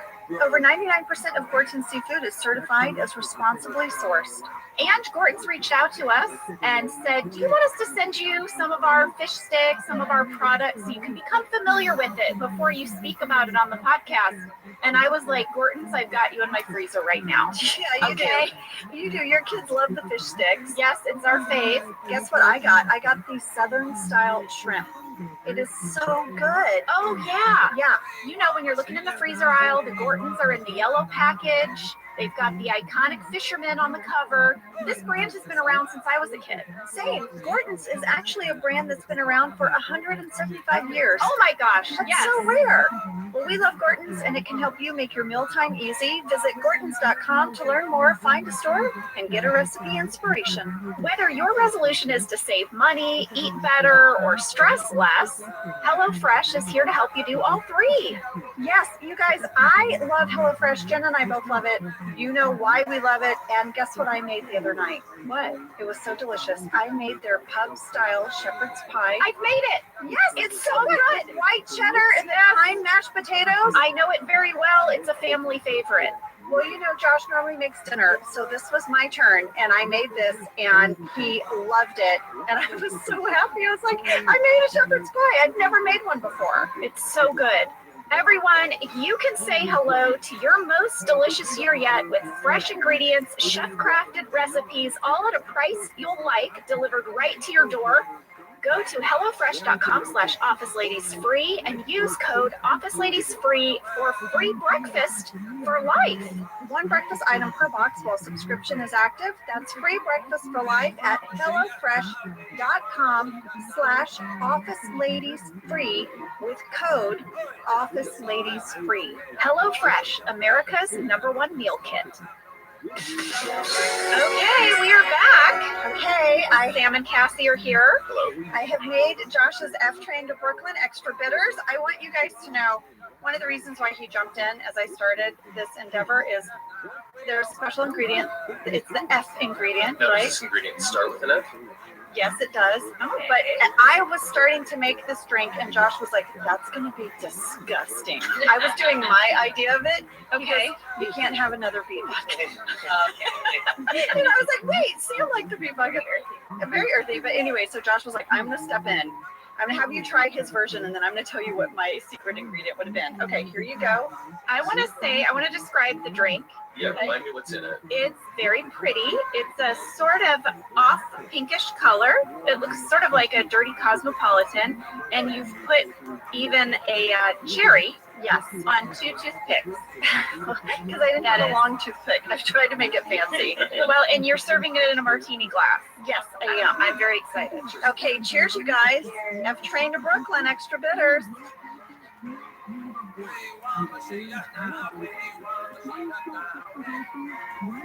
That is a great cocktail. It's fantastic. I would order know. that anytime. It's really great. Right?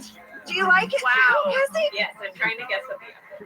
Okay. I have a Yeah, guess. we all get which. Well, first of all, Angela threw us out of the recording studio because she said she didn't want us to know the secret ingredient, Uh-huh. but it makes a sound, and we heard. Oh, I gave it away. Like Oh, I gave it away. so we're each gonna write Okay, down so- what we think the F ingredient is. F ingredient. So this was Josh's idea. I did not really know this at all. So this was all his idea. All right, ready? Yep. Yeah. We're gonna hold them up. 1, 2, 3. Okay, I have a Fanta, I have a Fresca, and I have a Fanta. It is Fresca! Yeah, Sam got it! So yes, here is Josh's recipe, you guys, and it's really good. He did 1.5 ounces of rye whiskey, 1/2 ounce of dry vermouth, 1/4 ounce maraschino cherry juice, 2 to 3 drops of bitters, Fresca, and he garnished it with a maraschino cherry. It's fantastic. So it doesn't have that weird French liqueur in it. No, you can't get it. And Okay. even that French liqueur isn't even made the same way anymore. So That's why this is the F train to Brooklyn and not the Brooklyn. that's right. I think Josh has invented a drink. Yeah, tell him great job. And great job to you as well. Thank you. Well, guess what? When he stepped in, I was going to infuse rye whiskey with a fig I had cut in half. And he was like, he's like, no, Angela, you can't do that to them. Don't. And I was like, what? It could work. And he goes, it won't work. I think it could have worked. He said it would have to be a dried fig. I was just chopping into a fig. Oh, He said it would get real funky. When you first said it in the booth, I was like, oh God, fish. oh, That was my first. anything F. Yeah, Isn't that a great drink? this is fantastic. It's a great drink. Huh. Well, way to go, Josh. Way to go, both of you. Thank you. I hope we all finish ours, and by the end of this episode, it's another one where we're all like, I love you so I much. love this pod. All right, let's get back to the episode. Well, I'm very excited to break down this episode with my cocktail. I haven't even finished my. You might have to do both. Okay. You might have to do caffeine and cocktail back and forth. Before we get into this episode, did you notice that the entire episode is only 18 minutes long? No. My daughter Isabel pointed it out to me. She said, Mom, that felt so short when we watched the second one. Okay. And I was like, it did. And she goes, Mom, can you see how long it was? Because I don't think it's as long as a regular episode. And I went and I checked, and she was right. It was 18 minutes. Nice shot, look at that. So when it aired as one episode, obviously, it was a big episode. But when they split it in two, it wasn't quite enough for that full 22 minutes. It seems like maybe the first half ran a little longer. Yeah. They took up more time. I did notice that there's no traditional cold open here. We just pick up right where we left off in the last episode. Jim had broken the window, and it's now been patched up with cardboard. It's still cold because everyone's had to put their coats on. I was so happy to stay filmed. I know, it was the one day we were actually warm. Oh, when they were like, you're going to wear a coat all day, I was like, woohoo! I noticed that the bass player is still there. Even after he was at a party where the window broke, he's going to keep playing the bass. I thought it was admirable. He's professional. Remember last week when I said he was played by Jonathan Pintoff, but that if you go to It's IMDb, this was his 11:50 in the only morning. credit? Mm-hmm. I asked Brandy Cordray about that, No and he way. said that's because he wasn't an actor. He was an actual accomplished professional bass player. He said we used our music contractor to hire someone to play the bass, and Jonathan worked with us for 2 days. he was so nice. You know, I was stuck in the conference room for a lot of these scenes. Yeah, snowball fights were happening. And it was just really nice to get to know Jonathan and have a whole different energy on set, like a musician. Mm-hmm. You know, we also had a fan catch from Amelia G in New York for this scene. Amelia said, I love the details that go into each episode. I noticed that the boxes that Holly used to carry in her things are the boxes they used to cover up the window after Jim throws a snowball into it. Oh my God. Yeah, I checked. Same That's boxes. applause catch. I know. Applause. Very good. Very, very good. Well, Michael and Holly are going to come together despite all their tension, and they're going to reprimand Jim and Dwight. Jim is taking a sip of her cocktail. Very good. They're going to reprimand Jim and Dwight, and they need to knock it off, right, before someone really gets hurt. Did you catch at 1 minute, 7 seconds when Holly says, Dwight's right, what you did was dangerous and inappropriate. I'm really surprised at you guys. Like, she's totally chastising Jim, but Jim is the one that has blood all over his shirt. Yes. And she's siding with Dwight.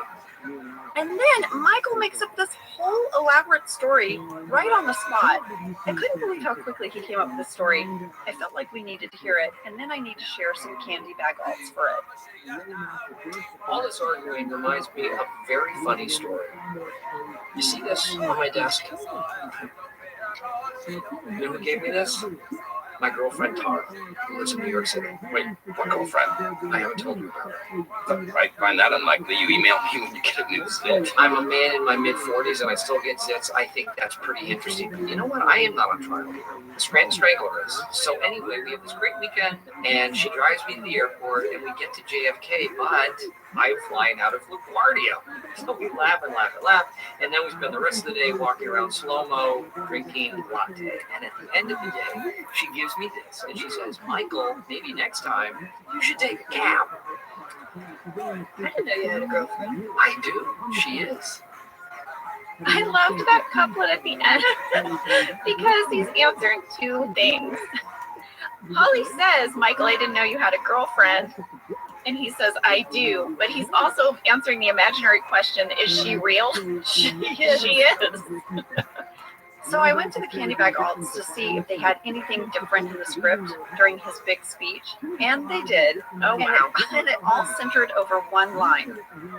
So the line was, and my ticket was for LaGuardia, and we laughed and laughed, and then he had 3 alts. Okay. Here's the first one. We laughed and laughed and spent the rest of the day eating hot dogs in Times Square. Okay. And we laughed and laughed and spent the rest of the day climbing the steps from Rocky. Okay. Which, by the way, different city. It is? That's in Philadelphia. I didn't know that. Yeah. Oh my gosh, that's so funny.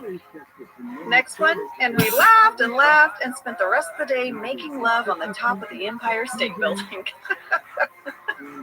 I love walking slow-mo. I did too. In the next scene, Pam is going to show Phyllis her comic book.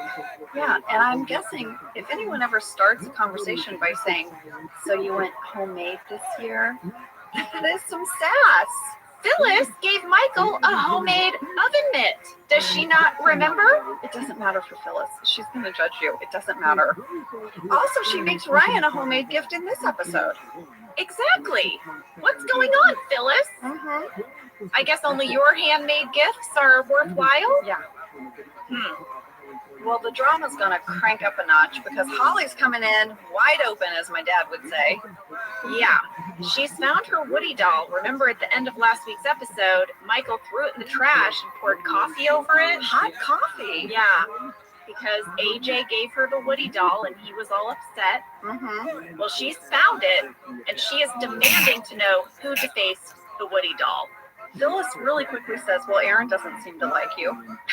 And then Toby's like, it sounds like it was Michael.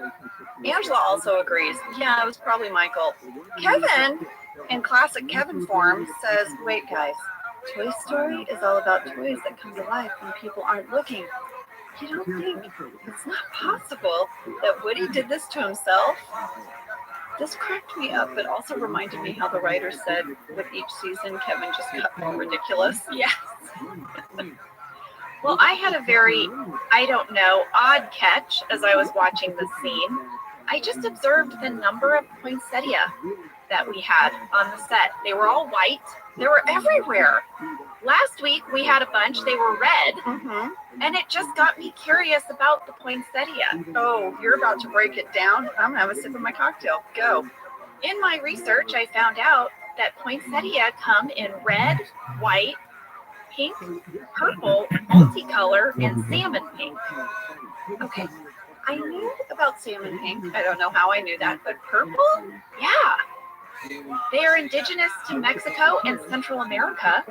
But here's the big thing. I always heard that if you have a cat, you can't have a poinsettia because They're poisonous. they're poisonous. Yes, I've heard that too. Guess what? What? They are not poisonous. It is an urban legend. Not poisonous, everybody. I guess that in the early 1900s, a boy was found dead in a wild poinsettia pasture. I don't know. Yeah. And they assumed that he had eaten a leaf and it had poisoned him and he had died. And this just lived on in lore for years and years and years and years and years and years. But according to poison.org, after many studies throughout history, no study has ever found the plant to actually be fatal. In fact, a study at Ohio State University showed that a 50-pound child would have to eat more than 500 poinsettia leaves to have any harmful effect at all. I mean, I feel like eating 500 leaves of most things would not be good. I think if you ate 500 daisies, you might not feel good, right? Here's what they said, quote, in most cases, exposure to any parts of the poinsettia plant in children or pets has very little, if any, effect. If swallowed, it may cause mild irritation, nausea, vomiting, or diarrhea. Touching it may cause a rash. There have been reports of gardeners who work with the plant frequently developing a rash from handling the plant. No death. No death for cats. No. For anybody. For people or pets or anything. You might get, a cat who has some diarrhea. This is going to change my decorating this year. That's what I thought. I have avoided the poinsettia my whole cat owning life. Yeah. There you go. And I kept looking up various things because I was like, I don't want to get You this want to make wrong. sure, don't put it out there. Poison.org and other websites. There you go. Right? Yeah. Mm-hmm. Michael is going to fess up. He laughs. He's like, surprise! It was part of the party. Pretty funny, huh? Holly's like, you think this is funny? And then, oh my gosh, the groan factor. Michael says, I don't, but someday I think we will laugh about this when we tell our kids. Everyone is like, ugh. I had to know, what did it say in the script at this moment? Because Jim says, yikes. Kevin says, oh no, that's not happening. Dwight says, dear God in heaven. I'm like, was that scripted? That sounds not scripted. So I went to the script and it just simply said, everyone groans. So John, Brian, and Rain's improvs made it in. Very well done. I love that Dwight is like, dear God in heaven. Michael's going to start to spiral. He does that thing, Jenna, where he has his huge, confession of his relationship in front of everyone. Mm-hmm. He's like, I do this whole party for you, the whole thing. Yeah. He's going to storm off to his office. Aaron will follow. I have a random background catch. What is it? I need your help out there, folks. I need your help. At 5 minutes, 34 seconds. Did you all notice that little white Christmas tree on Michael's desk? It has a silver base and it looks like it lights up. It's tiny. My grandmother had one. My grandmother Kinsey had one that she would sit on her end table. I've always wanted one. I feel like it's something you would get at Jenna's pouring herself some coffee. Sorry, I have had so much of the cocktail. I'm feeling it. It's so good. I can't stop sipping it. Cassie is nodding and laughing. How are you guys doing in the booth? Great. Yeah. Honestly, doing great. Happy Wednesday, everybody. I mean, it's... Oh, no, it's Friday now. Oh, no, it's Thursday. I said Happy Wednesday. It's 10:45. I said Happy Wednesday. It's so early. I'm sorry, Angela, to interrupt you. You want this Christmas tree, clearly. My grandmother had one, and I can't find it. I do feel like it was like one of those Spencer Gifts kind of things, because I remember there was a little switch on the base, and then it would all light up. There are two in this episode. One on Michael's desk, and where's the other one? I'm gonna wait and reveal it. To wait, folks. Michael's gonna change out of his sassy Santa costume back into his street clothes, and Jim is gonna find a gift on his desk. 2 pickles from Swiss cheese. Yeah, it says, "Hey Pickles, Merry Christmas. Open immediately. Love Swiss cheese." I mean, what the heck? Swiss cheese? We had a fan mail flurry, Angela. Amy L. from Burlington, Ontario, Canada, and many others said, when Jim opens what he thinks is a gift from Pam, he reads the card. You know, "Hey Pickles, blah, blah, blah, love Swiss cheese." That immediately made me think of when Michael called Pam's mom Pickle during the boardroom scene of The Lover. What? Given how Pam felt about that relationship, I was surprised to hear that Jim and Pam adopted that term of endearment for themselves. However, one theory is that after hearing Michael call Helene Pickle, they ironically called each other Pickle as a joke. What do you think? Yeah, the pickle threw me. I'm not gonna lie, Amy. I like your theory that it became a joke between the two of them. I'll tell you what Mindy Kaling said. Oh, She said that when picking the names Pickle and Swiss cheese, her requirements were, would I actually say this to a boyfriend? And is it nauseating to an outside person? well, yes to both, I guess. That's what she decided. That's how she was going to pick these pet names. It was not based on the Helene thing when Mindy was writing. I was very curious about pet names that you have for your significant other. Josh and I call each other babe. Babe, babe, babe, babe. Lee and I call each other lover. You say lover. No, I'm teasing you because you hate it so much when people call each other lover. Well, listen, I did a show. Jenna knows. I knew. You shared it on the pod. I did. Oh my God, it was so awkward. I would be sitting there on stage and they'd be like, lover, lover, you missed your line, lover. I'd be like, oh my God, please get me out of here. I think we call each other babe. Okay, so you say babe. Cassie, Sam, pet names that you've had for significant others? I'm just a big hun. Hun. Yeah. Cassie? I'm not a big nickname person. It's all business with Cassie. Well, yeah, it's all business or just shortening the name, like Brian to Bri. Oh, I like that. That counts, though. Actually, Bri counts. Okay. Lee sometimes calls me darling because he's from Texas, so I love it. Oh, when we were dating and he would call me darling, it was just melt my heart. Whoa. Just taking another sip of her cocktail. I'm literally going between cocktail and coffee. I don't know what's happening to me today. Well, I was very curious about these pet names, and I found a fascinating survey. Dr. Thibodeau, you would love this. There is so much data. It was on a website called theblacktucks.com, and I'm quoting them. They wrote, "We surveyed 100 couples in all 50 United States and asked them, what pet name for your partner do you use most often? We then broke down the trends of these 5,000 responses by state, region, gender, and generation." Oh, that is fascinating. Yeah, there were lots of maps, lots of like percentages. You'd really like it. I'll put it in stories, Jenna. But here we go.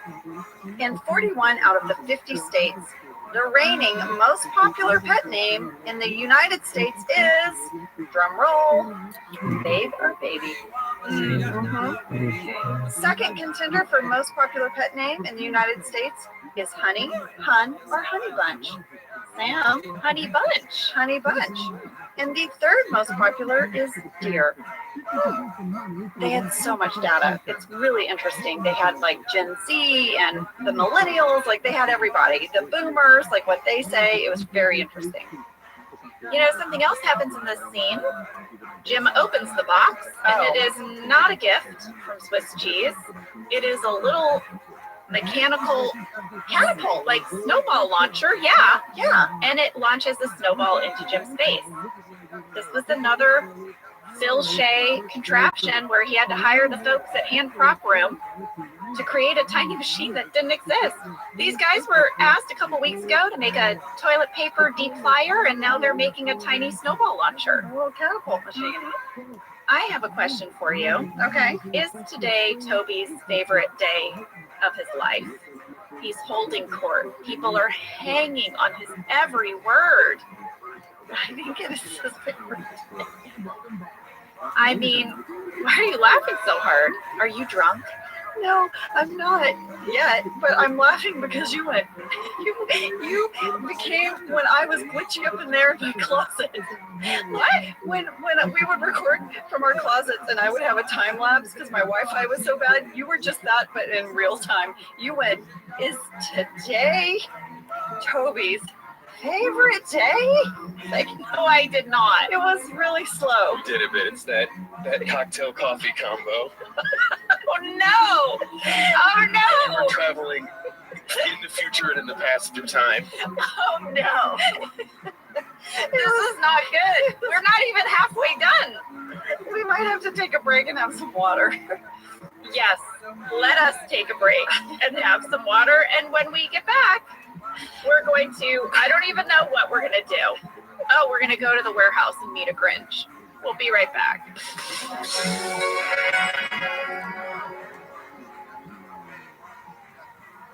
This show is sponsored by BetterHelp. You know, around New Year's, we all reflect and people really start making lists of what they can do to be their best self for the next year. Yes, I think, the new year definitely makes you think New Year's resolution. What do I want to change? New year, new me, that kind of thing. Yes, but perhaps this year we could be reflecting on what we're already doing right. Yeah.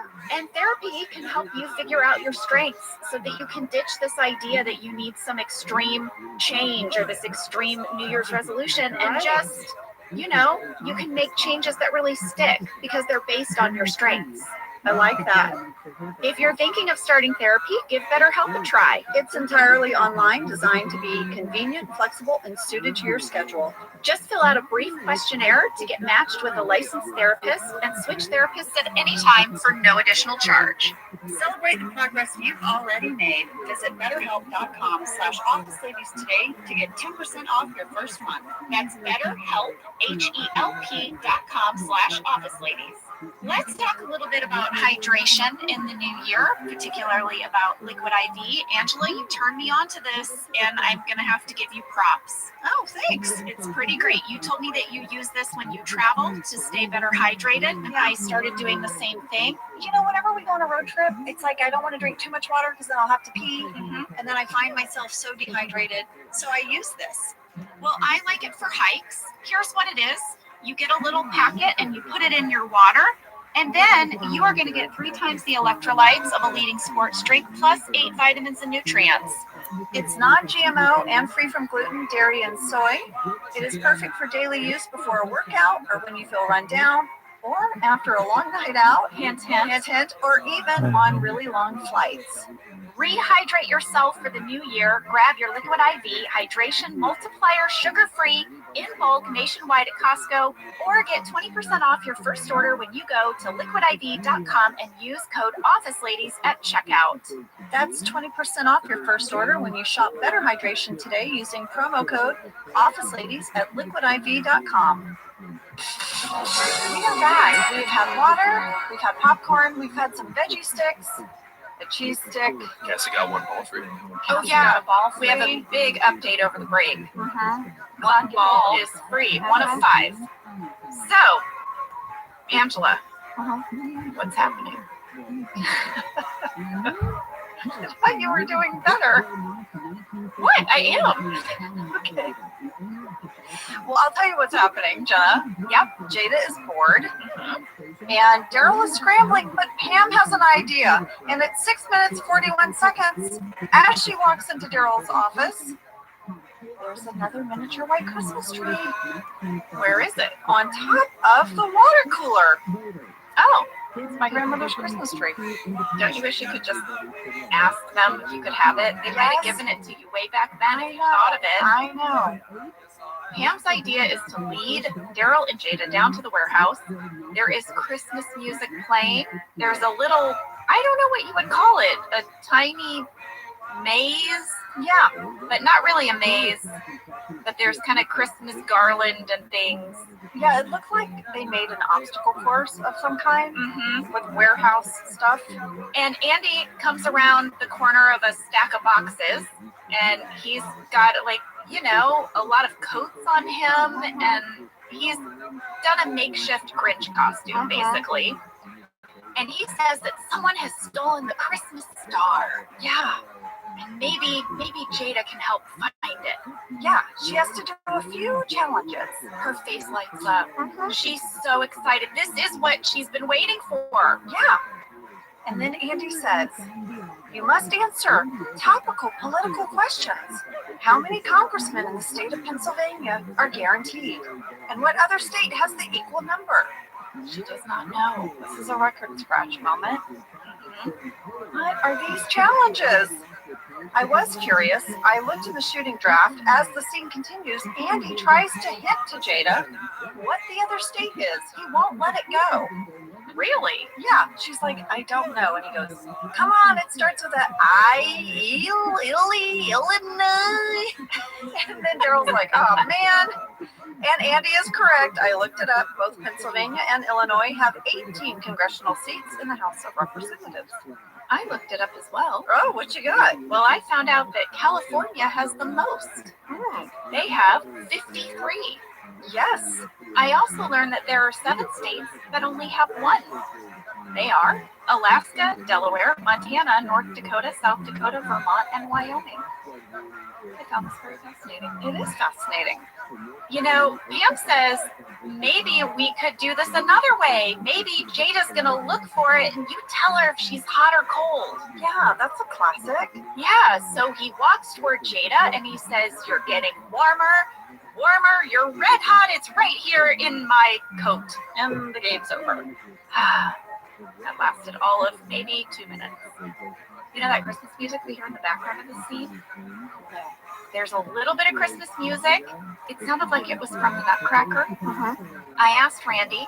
He said we paid $0 for the music in this scene because we reached out to the Universal Music Supervisor who provided us with a list of public domain Christmas tunes.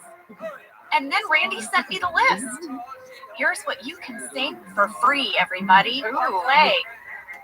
Deck the halls, Away in a Manger, God Rest Ye Merry Gentlemen, Jingle Bells, Joy to the World, Oh Christmas Tree, Silent Night, We Wish You a Merry Christmas. Lots of songs. That's a lot. I think they were recordings of those songs that were public domain. Maybe, I don't want to get anyone in trouble, you go singing things in a recording, but there was one song that I didn't recognize. Which one? It was called I Saw 3 Ships. Did you look that up? I did, and then I immediately recognized it as one of my favorite Christmas songs. And I'm going to play a clip for you. Okay. Saw the ships come sailing in on Christmas Day, on Christmas Day. Saw the ships come sailing in on Christmas Day in the morning. Christmas Day in the morning. Right? Yes. We love this song. We love this song. It's exactly what I thought it was once it played. Exactly. Our guests are about to arrive. First up, Senator Robert Lipton. Yes, you need to go to 8 minutes and 34 seconds if you want to see the happiest I think we've ever seen Angela Martin. Oscar's going to introduce himself. He's going to shake hands with the senator, and then he's going to have a talking head. Yeah, he's going to say, Robert seems great. He's very handsome. Firm handshake. He's gay. Good sense of humor. And next, AJ is going to walk in the door. He's going to surprise Holly. Michael's going to come out. He's going to try to be the better man. He says, nice to see you again, AJ. Welcome. And he's like, good trip down. AJ's like, yeah, it was great. Michael's like, good. Well, you know, have fun. Enjoy the party. And then it cuts to Michael in his office. And he says, I am dead inside. That made me laugh so hard. I had to rewind it and watch it again. We had a fan question from Annie S. in Columbus, Ohio, who said, AJ surprises Holly by showing up at the office Christmas party. However, the party is supposed to be a surprise to impress Holly on the day she returns. How did AJ know about the party? He didn't seem to be surprised to walk into a belated Christmas party at all. I mean, don't you feel like she called him and said, things are going sideways here. Get over here. But he surprised her. oh yeah. I mean, if he was going to see her the day she came in town, wouldn't he have just driven with her? Why didn't he drive with her, by the way? If you were relocating to another city that was just a couple of hours away, wouldn't Josh drive you there? Yeah. Right? Yeah. I mean, we already know things aren't going that great with AJ. He's about to get an ultimatum. Things are finally going to turn around for Daryl. He takes Jada to the break room, and it's full of vending machines. She can't believe it. It's so awesome. He has an idea. He's going to let her get whatever she wants, as many things as she wants. And then they become Santa's helpers. I loved this plot line. When I saw this 100% reminded me of the time that my dad brought me to work with him. And I had the same reaction to this room full of vending machines. Kids love to put the coins in a vending machine and press the buttons and see the little swirly thing, release the item. Yeah. So if I could have stood at a wall of vending machines with a bag of money and just gotten things out, amazing. It's great. This My track kid is for me, fucking It was loud very fucking sweet. Everyone We're starts so opening fucking gifts as loud. well. Kevin got Oscar Ugg boots for his feet. I love that Kevin's like, they're for your feet. Phyllis made Ryan a knitted iPad sleeve. Angela gives Creed a multi-pack of deodorant. Aaron gives Andy a card to help him stop biting his nails. And Jenna, Sam, and Kathy, it's time for Santa Kids. What is going on today? It's Santa Kids! I don't know what this is, but Santa Kids decided to get you guys gifts in two of the most unlikely places. okay. CatCon and Martha Stewart. Wow. Yeah, A cocktail and presents? that's right, because it's classy Christmas. All right, first of all, I went to CatCon. It's a convention for people who love cats. There's cats there. There's famous cats. There's every cat thing you could want. There's cat art. There's cat clothes. People dress as cats. Cassie just lit up. And also, they sponsor a huge cat adoption center, and almost 200 cats were adopted this year. So a lot of good things happening. It's great fun. And I bought you all gifts there. And I'm going to start with CatCon, and then I'm going to move on to Martha. Cassie, I'll go with you next year because when Angela was describing CatCon to me, I was like, I want to go next year. Oh, our son Cade wants to go every year now. So Yeah, we'll just my give it to daughter her. will want to go to this as well. Yeah. And you dress up. I wore cat ears. Like you go for it. I just want to make sure everybody understands that Angela was just a guest at Oh, CatCon. She wasn't speaking there, No. making any kind of professional appearance. No, this was not a work gig in any way. She We was just wanted to go see cats. And Yep. we did. And then I bought a lot of stuff. All right, so Jenna, go first. okay. This is from an artist that all she does, you guys, for the most part, are cats and plants. So you know I loved it. I had to get one that resembled Oreo, and Jenna. It's Sunny Cat. It's so cute. It's so cute. Oh my god. It's an orange kitty cat laying in a box. Yes. I love it. And he barely fits, so I feel like he's that hashtag, if I fits, I sits. Yes. And that's by this artist named Lisa. She was lovely. All right, Cassie, go. Okay. Cassie got a cat wallet. It's so cute. It's really cute. Oh my It's god. a little cat wallet. It's got little kitties all over it. It's very cute. And then Sam, you got the most random, but it's very, very funny. Sam does not have a cat. Okay, you guys should know the Australian firefighters do a calendar every year where the hottest firefighters hold kittens. I met all of them. I got their calendar. Yes. Oh my gosh. I mean this without sarcasm. Sometimes when people enter my home, I think, how will they know I'm bisexual? Now, No, it's a slam dunk. I know, they are so hot and they were so nice. When people And ask the my kids sexuality, are it's this so calendar. cute. The kids are really cute. They raise money for kitten rescue. And then Sam, for your walks, I got you, and you can take it to a concert, Oh, because Sam. it's clear? Yes. For everyone at home, it's a clear, shiny fanny pack. Yes, because if you go to a concert and I know you like to go, you have to have a clear bag. I learned that. Just went to one. Oh, yeah, I love bumped into Cassie at the Killers downtown. We're playing, and it was did you see the pile of purses outside the metal detector for people who didn't want to go back to their car? But look, Sam. I know. This is Great. world's best cat litter. This will be attending some raves, and I will send you many pictures. Okay, great. So a few years ago, I went to a food festival. What? Martha Stewart was a key speaker. Everyone on her staff had to wear a puffer vest t-shirt.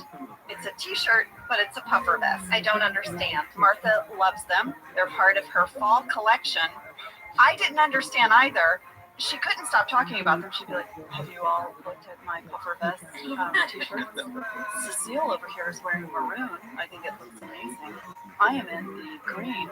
That's my Martha. Really Very good. good. Yes. Very good. Yes, she also shared that she likes her hens to have the eggs be a certain blue color. So she's like, I feed them blueberries. Okay, now I had to, they sell out, you guys. These things sell out. I bought this months ago. You all get a Martha Stewart puffer t-shirt. What does that mean? What is it? I got one for myself too. Here we go. Jenna, you got it in black. You'll have to put them on. Cassie, you got a mercury color. It's called mercury.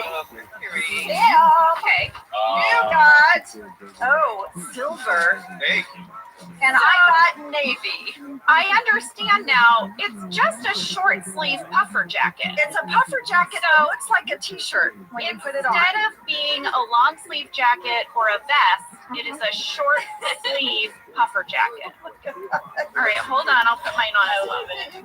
There's pockets. There's pockets. Oh my God, Sam, you look amazing.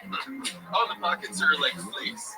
Oh yeah. Ooh, comfy. Did I get the right sizes? Yes. Oh my God, you guys look amazing. All right. Happy holidays, everybody. Thank you, Shanikin. You're welcome. But That was amazing. Angela, you really brought it today. How'd you get all this stuff in here without me seeing it? I had to make How 2 many bags trips. of stuff did you bring in? I had to make 2 trips. I made 1 trip and hid stuff in our desk area, Okay. for a week, and then I brought everything else today. There are some other people exchanging gifts. They are Jim and Pam. It's finally time. They're in the break room. Yes, I am calling this Christmas in the break room. You know, we had a fan question from Bill S. in Merrimack, New Hampshire, and many others who wrote in to say, Pam and Jim are married and have a child at home. They presumably give each other gifts at home on Christmas Day like families do. So why do they give one another their most special presents at the office? This has never made sense to me. It's a valid question, and if I am sort of living in the world of the show, Jim and Pam met at Dunder Mifflin. The first gift exchange they ever had that really meant something to the two of them for their relationship happened there. I could see it being sort of a very sweet couple tradition that they sneak away somewhere in the office and they give each other a gift because of that very first Christmas. Angela, that is exactly what John and I decided on set during this episode. Yay! We asked the same question. We said, why would they give each other their big Christmas gift at work? Yeah. It's a little odd, and we talked about it as a group, and that is exactly what we said. And the other thing we said was that it's supposed to be a homemade gift. So each year, in the tradition of the teapot and all of that they're going to exchange a little homemade item at the office. Remember, there was that whole deleted runner, that one Christmas episode where Pam and Jim are making gifts for one another From things that they found in the office? Yes. So this is the tradition. That makes total sense. And then they might save other gifts for home, but at Dunder Mifflin, they give each other something they made. Yes. But of course, this year, Pam has really gone all out there. And she's made this comic book, and she's expecting that Jim has given her something. He gives her a box, and she shakes it, and she says, oh, is it pebbles from the beach in Jamaica? I loved how hard you shook the box, and he's like, hey, hey, hey, hey, hey. Well, she opens it, and it is a beautiful diamond tennis bracelet. That Pam is clearly not expecting. No. But Jim did have a good year. Mm-hmm. We had a fan question from Michelle Q in Chicago. Is the bracelet Jim gives Pam the same one she's wearing in the finale? Yes, it is. We saved this. Like we told you how every character had a wardrobe, had a closet in the wardrobe trailer. Pam also had a jewelry box, and all of her most special things, her wedding rings and her watch and this bracelet would live there. And anytime there was an occasion to dress up, she would wear this bracelet. I love that Pam had a jewelry box. Angela also had a jewelry box. Oh yeah? Yeah, it mostly was cat earrings. And things like of that nature. Things you might find at a cat con. Exactly.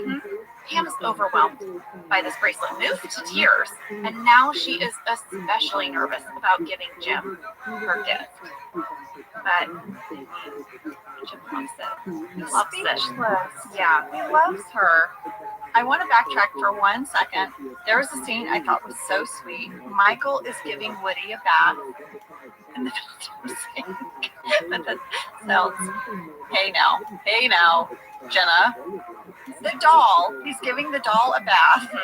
At 10 minutes, 51 seconds, there's a little tiny clothesline that Michael has made. And Woody's clothes are hanging on it and his hat, and it's the cutest thing. I really loved Steve's performance in this little moment, I have to say. He just was doing it so earnestly and honestly. There wasn't a lot behind it. He was cleaning it. He was just trying to make something right. It was great. And then he's going to try to sneak out of the office without saying goodbye. Yeah, but Pam notices. She comes out after him. And she says, I shouldn't tell you this, but AJ won't commit to Holly. And she's going to give him an ultimatum.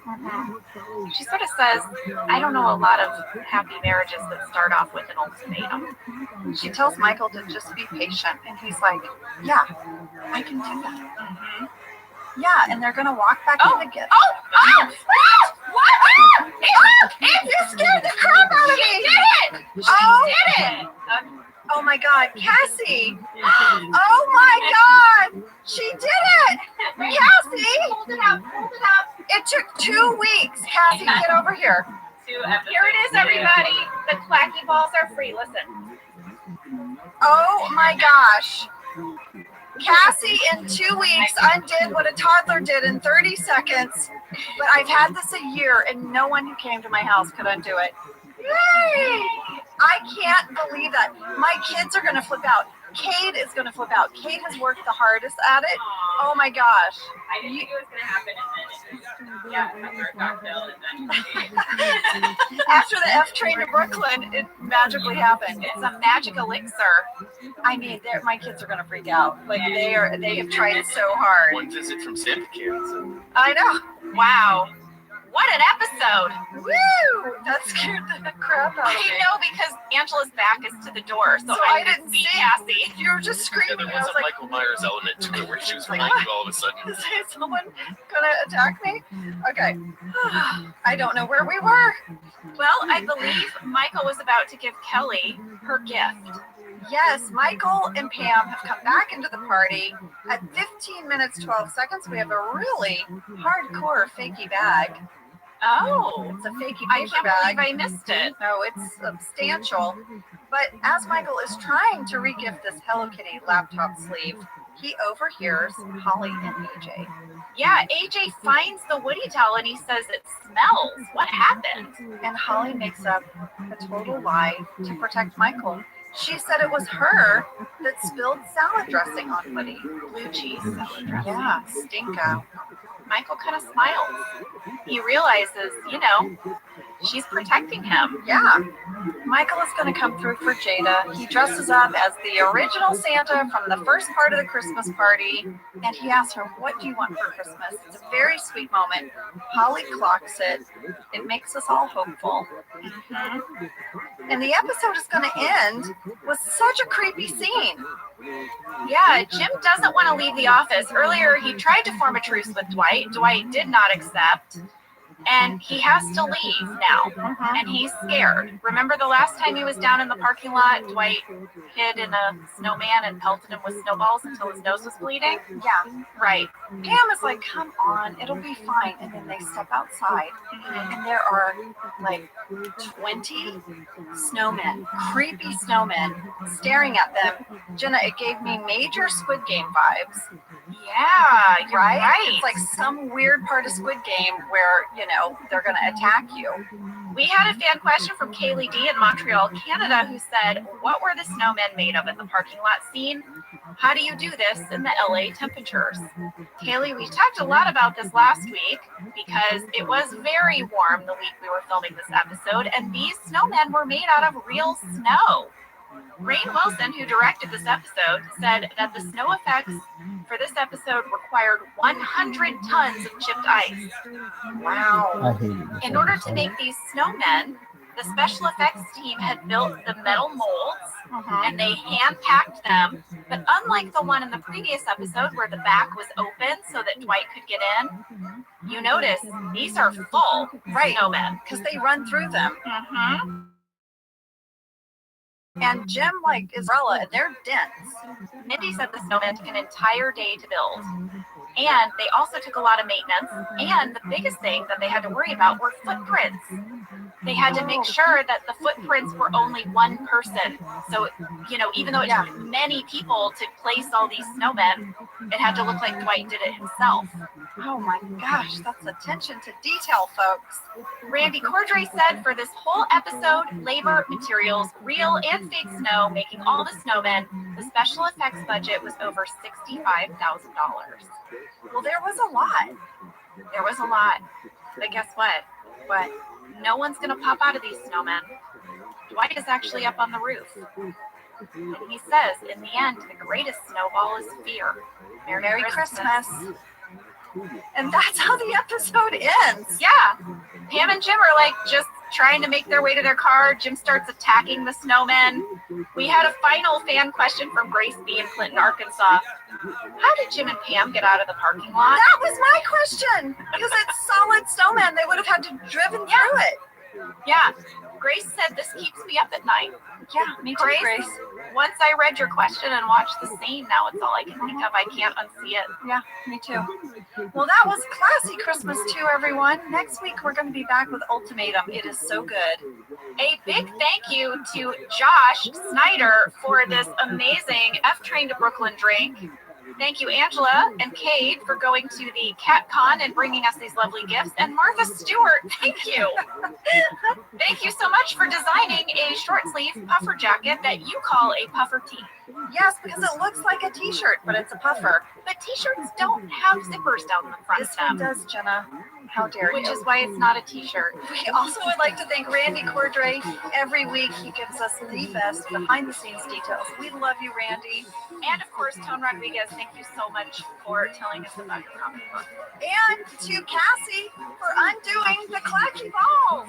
It was a big episode. You guys have a great week. We'll see you next time. See you then.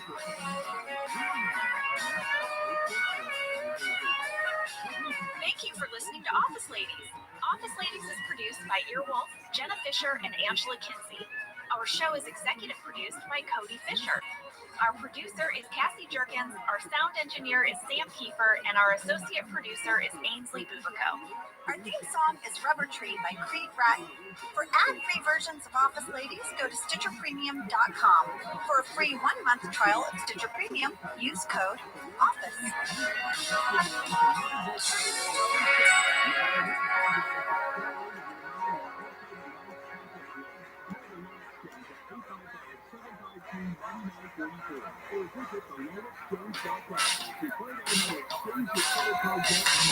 I'm Jenna Fisher. And I'm Angela Kinsey. We were on The Office together. And we're best friends. And now we're doing the Ultimate Office Rewatch podcast just for you. Each week, we will break down an episode of The Office and give exclusive behind-the-scenes stories that only 2 people who were there can tell you.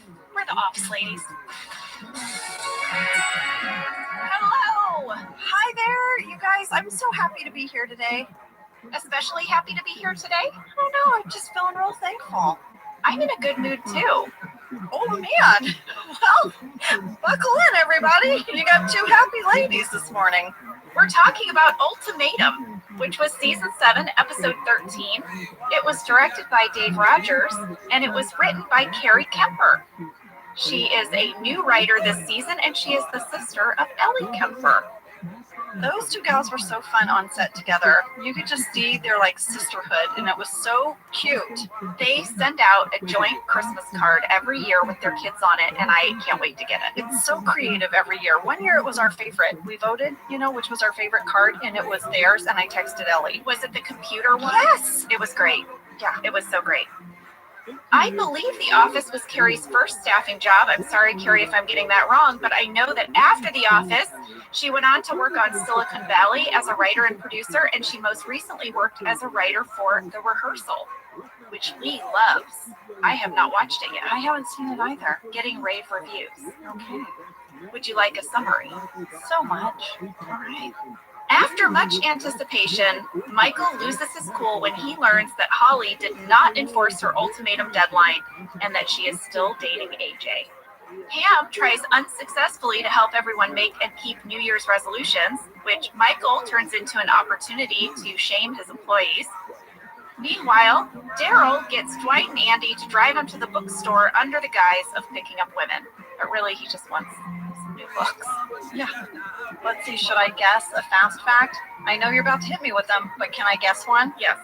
I'm going to guess a location breakdown. Ding, ding, ding. That's all I got. Okay, well, I have 2 location breakdowns. Ooh. So really, you got 2 out of the 3 fast facts, but fast fact number 1 is called No Gym. We had a fan question from CRT in Denmark and many others who said... Denmark? Yeah, Denmark. Coming in from Denmark. Cool. I know. Here's what everyone said. We noticed that Jim is gone from this episode. Where is Jim? Love from Denmark. Yes, it's true. Jim appears in the cold open of this episode, but he's not in the rest of the episode. Here's why. John Krasinski was in Alaska filming the movie Big Miracle. That Kim Kwapis directed. Yes! Randy Cordray said that a request was made for John to be able to miss this week of work in order to do the movie. That request was approved by both Paul and Greg.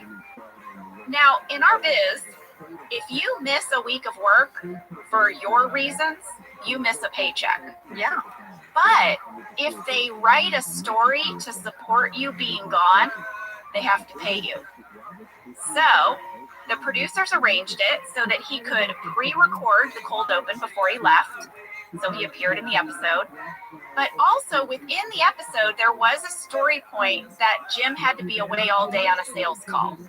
I also found something in the candy bag alts. Oh, really? Yeah, in the scene where Michael goes to Pam and is like, Pam, will you talk to Holly? You know that scene? There were candy bag alts for that scene. And one of them, Michael says, well, if you won't do it, what about Jim? And Pam says, Jim is sick. Oh, yeah. Interesting. I remember shooting a scene where he called Pam on the phone. I totally shot my side of that scene and they were going to add his voice later, but it ended up getting deleted. So yeah, no Jim in the main episode. That's right. But John Krasinski got to make his movie. They found a way for him to appear in this episode. There you have it. Do we have a location breakdown? We sure do. It's fast fact number 2. We went on 3 locations for this episode. We were in a parking lot outside of a strip club. Oh yeah. We went into a bookstore and then we went into a roller rink. I'll have you know we shot all of those locations on one day, which meant there was a lot of relocation for the cast and crew. That's a lot of moving. It was. I'm going to start with the bookstore. Okay, here's your location breakdown. It was a Borders Books. It was located in Northridge, California. And according to its Facebook page, it was the first Borders Books located in the Valley. Do you remember Borders Books? I do. Same. They were like a big bookstore. Yes, very popular. I did a little deep dive on them. Wow. Here's what I found out. Okay. The very first store opened in Ann Arbor, Michigan. And it was owned by 2 brothers. And they specialized in used books. Love it. But eventually their company expanded. They started selling new releases. And they were kind of the first bookstore to do what they called big box bookstores. They had this idea that they really leaned into, that a bookstore could be a place that was more than just buying books. It was like a place to hang out. It was a social hub. So they built cafes, they served breakfast, but they also sold music, DVDs, greeting cards. The Borders Books chain was very famous for their number of two-story locations. And in fact, the design of their stores was very meticulously curated. I found an article with the company's architect, Mark Lorty, who said, quote, some border stores featured circular turret towers that would jut out of the corner of the facade, physically embodying some of the idyllic romance and innocence of children's books. Yeah, like Pam wanted a tower. She could go to Borders Books and pretend it was her tower. Her Her terrace. Well, Borders Books have since shut down. Yeah. In 2011, the company filed for bankruptcy. They think that the thing that led to their downfall was that in the early 2000s, the economy started moving away from brick and mortar businesses and more to web internet retail. And you could just get a book for cheaper on the internet. A lot of people still went to the stores, but they were kind of treating them just like de facto libraries. They would go and browse, and then they would go home and buy a book online. I don't want bookstores to go away, you guys. Can we all rally to keep bookstores and libraries out there in the world? Yes, I could not agree more. I mean, there is nothing more fun than visiting your local library or bookstore with your kiddos. Especially when they're little. Oh, it's so fun. You go and you pick out a book together. Mhm. Don't even get me started if there's story time. We need our bookstores and libraries. We do. Was that a soapbox? Did I have a soapbox? Angela, Bookstores? that was, you had a moment. I had a box moment. I'm proud of you. Thank you. Well, the site of this former Borders Books that we used was part of the Northridge Fashion Center Mall. When it first closed, it was turned into a sports authority, but that closed too, and now it is part of Dave & Buster's. Oh, okay. And now, are you going to break down this skating rink? You know I am, Angela. I'm very excited. Fast fact number 3, the roller rink where we shot this episode was called Skateland. I knew it! And it was in Northridge. I've been there. You love to roller skate. I love roller skating. You roller skate in your kitchen. You roller skate down your street. Uh-huh. Mhm. There are 3 pairs of roller skates in like the little cubby by my front door. Yeah. And you've roller skated here for pleasure, not for work. Yes. Do you know the history of this skating rink? Because I've got it for you. I don't. I just know when you go into it, it feels very 70s. Okay, well, it was a family-owned and operated skating rink that was open for more than 60 years, but has recently closed. Yes. It closed down because of the pandemic. They couldn't come back. You couldn't be indoors. Mhm. Yeah, the outdoor skating areas thrived. Yes. But the indoor ones took a hit. Brothers David and Mike Fleming had been running it. David said his father always wanted to be in the roller skating business because that is how he met their mother. Aw, Yeah, they met roller skating when he was in the service in Chicago. that is adorable. It was a whole business built on romance. That is so sweet. David also said that his brother trained Olivia Newton-John for Xanadu at that rink, and that he trained James Caan for the original Rollerball film. Oh my God, that's so cool. The brothers sold the space to Ken Kraft, who is the CEO of Hope of the Valley Rescue Mission. I actually follow them on Instagram. They do amazing work. They transformed Skateland into a 107-bed bridge homeless housing facility where people can stay before finding more permanent housing. All of the residents have access to mental health services, drug and alcohol recovery programs, life skill classes, and every resident gets a case manager. That is amazing. Yeah. I think about the dad who started the skating rink because based on his love for his wife, Yes. what a perfect way to then share that love and compassion. If you're going to sell your company, like, this is the best. Isn't it amazing? Yeah. It's open now, and it's called the Trebek Center in honor of Alex Trebek, because the Trebek family donated the first $500,000 to the project to help convert the space from roller rink to housing facility. Alex Trebek's widow, Jean Trebek, spoke at the opening of the center and said, quote, "We all know homelessness is complicated. There is no single pathway to the streets. There is no single intervention that ends homelessness. But here is a single remedy, and it's called love. Supporting another is loving another, and the transformational power of support will surely be known at this site." That's so beautiful. It's just what you said. This property has always been rooted in love. Wow. I did not see that coming about Skateland. And that finishes my fast facts. Well, should we go to break? Well, before we go to break, recently, if you remember Ruby's last episode, Santakins visited us. Yes. Oh, I remember that. And brought us gifts out of the blue. And I don't know if you thought there would be no repercussions to that. You were wrong. So I got you guys something. It's in front of you. You mentioned wanting it one day, and that day is now. Santa Sam! Santa Sam! What did you get us? There's a little wrapped item on this desk, and it's heavy, and it is heavy. Those are your brass stamps for your wax seal. Oh my In God! the backyard. Sam! Oh my gosh! Stop it! Yeah. Sam, this is so thoughtful! These have my actual initials I on them. know!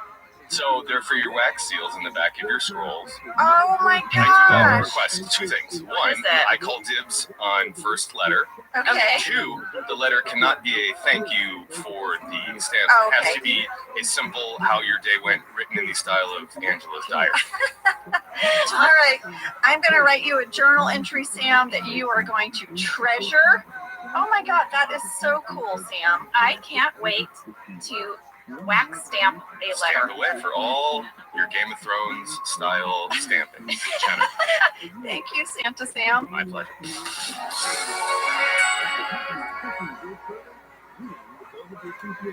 This is an ode to the McDonald's French fry. They are so delicious. I get very excited about McDonald's French fries. Because they're the best fries. They really are. From my childhood to my adulthood, I love the McDonald's fry. Why are they so good? I don't know. Is it the way they're cooked in? Is it the way they're cut? What is it? I don't know. Everyone knows this though. The McDonald's. You know what? My happiest moment, because I love to get a Happy Meal, it's just the perfect size for me. But sometimes some of the fries fall out at the bottom of the Happy Meal, and I think I'm done with my fries, and then there's a few bonus ones at the bottom.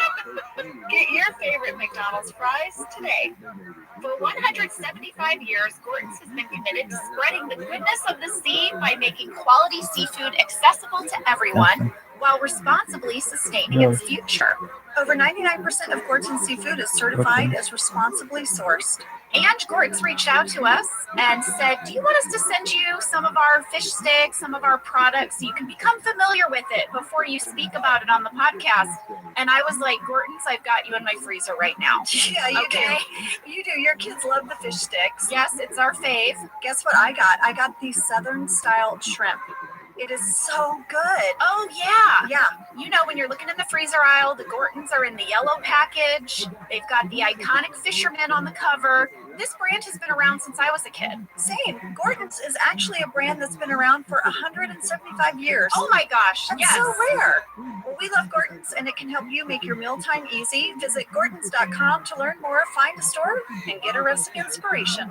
Whether your resolution is to save money, eat better, or stress less, HelloFresh is here to help you do all three. Yes, you guys, I love HelloFresh. Jen and I both love it. You know why we love it. And guess what I made the other night? What? It was so delicious. I made their pub-style shepherd's pie. I've made it. Yes, it's so good. White cheddar and the thyme mashed potatoes. I know it very well. It's a family favorite. Well, you know, Josh normally makes dinner, so this was my turn, and I made this, and he loved it. And I was so happy. I was like, I made a shepherd's pie. I'd never made one before. It's so good. Everyone, you can say hello to your most delicious year yet with fresh ingredients, chef-crafted recipes, all at a price you'll like, delivered right to your door. Go to HelloFresh.com/OfficeLadiesFree and use code OfficeLadiesFree for free breakfast for life. One breakfast item per box while subscription is active. That's free breakfast for life at HelloFresh.com/OfficeLadiesFree with code OfficeLadiesFree. HelloFresh, America's #1 meal kit. We are back and we're in the conference room because there's a meeting. It's nighttime. None of the regular Dunder Mifflin crew is there, but Dwight is there with the Knights of the Night. Yes. The night and the He whistle. explains that the Knights of the Night are volunteer crime patrollers. Yes, they wear red beanie hats, black shirts that say we are unarmed on the back, and on the front it says Knights of the Night. A few of them have little medals. Oh, for, I guess, good work. Good work with their flashlights. Jim Halper is going to come into work. He can't find his BlackBerry, and Dwight is convinced that Jim is going to make fun of his group. Yeah. Jim has stumbled upon something. He's quite smug, but he ultimately doesn't do anything. For once, although I'm sure he's filing it away for later use. We had a fan question from Celine B. in Century, Florida. Is there any backstory for why the Knights of the Night t-shirts say we are unarmed on the back? And then other people wrote in and to comment that the Knights of the Night look quite a bit like Devo. Oh, yes. I did a side-by-side. Oh, I love Devo. Remember Devo? Anyone out there? Whip it. Whip it good. Oh, yeah. Try to detect it. It's not too late. Crack that whip. Here you go. Yes. That is Knights of the Night along with Devo. And a great screen grab of Edward Nielsen III from our crew. Yes, 1 minute, 17 seconds. He is one of the Knights. He's in the front row closest to the windows. It was so fun to see him there. I know. Well, the shirts and the red beanies were a script note. The script note did not say anything about Devo. It said simply, quote, a man in black walks by in a red beanie, nods to Jim. His shirt reads, Knights of the Night, and on the back, we are unarmed. Jim looks to camera. In the conference room are Dwight and 8 other men, including Nate, dressed the same. Dwight kind of alludes to this in his talking head. The Knights of the Night were a spin on the group The Guardian Angels, who wore red berets and white shirts with the Guardian Angels logo. They were founded in New York in 1979 as an unarmed volunteer crime prevention organization. So, kind of like a neighborhood watch in a way. Yes, but exactly. with outfits. Yes, exactly. Okay. So that's it. I feel like mom detectives might call on Knights of the Night. Oh, for backup? Maybe. If we knew Dwight, we might. I recognized a familiar face. The leader of the Knights of the Night is Seamus McCarthy. I've known Seamus for years. We've done improv together. We've performed at iOS. He is hilarious. And one of my favorite things about his Instagram, which is I am Seamus McCarthy, is he takes photos of his coffee order and how people interpret Seamus, his name, yes. And there's just a series of photos of different spellings. It's really funny to me. When the episode begins, we have a Michael talking head. It is January 3rd, 2011, a day that will live in famously. I looked up January 3rd, 2011. What'd you find out? I wanted to know if there was anything infamously about it. Okay. According to the internet, first thing you should know is it was a Monday. Okay. Here are the top 5 songs in the USA on January 3rd, 2011. Bruno Mars, Grenade. Katy Perry, Firework. Kesha, We Are Who We Are. Rihanna, What's My Name? And Pink, Raise Your Glass. Kick-Ass, directed by Matthew Vaughn, was one of the most viewed movies. And I Remember Nothing by Nora Ephron was one of the best-selling books. Okay. The only thing that Michael is worried about is whether or not Holly is engaged. And he's kind of freaking out. We're going to do that thing where we think we're doing a private talking head, but the camera's going to pull out to reveal that Aaron is there and she's filming him because he's going to make both a sad video and a happy video where he's talking to himself.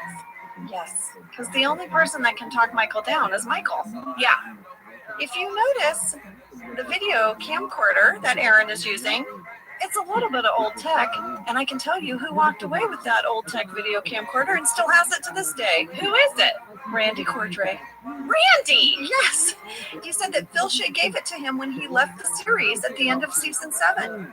The camera, the case, the extra batteries, all the lenses, he still has it, and he has used that tiny camcorder for insert shots on other series he's produced.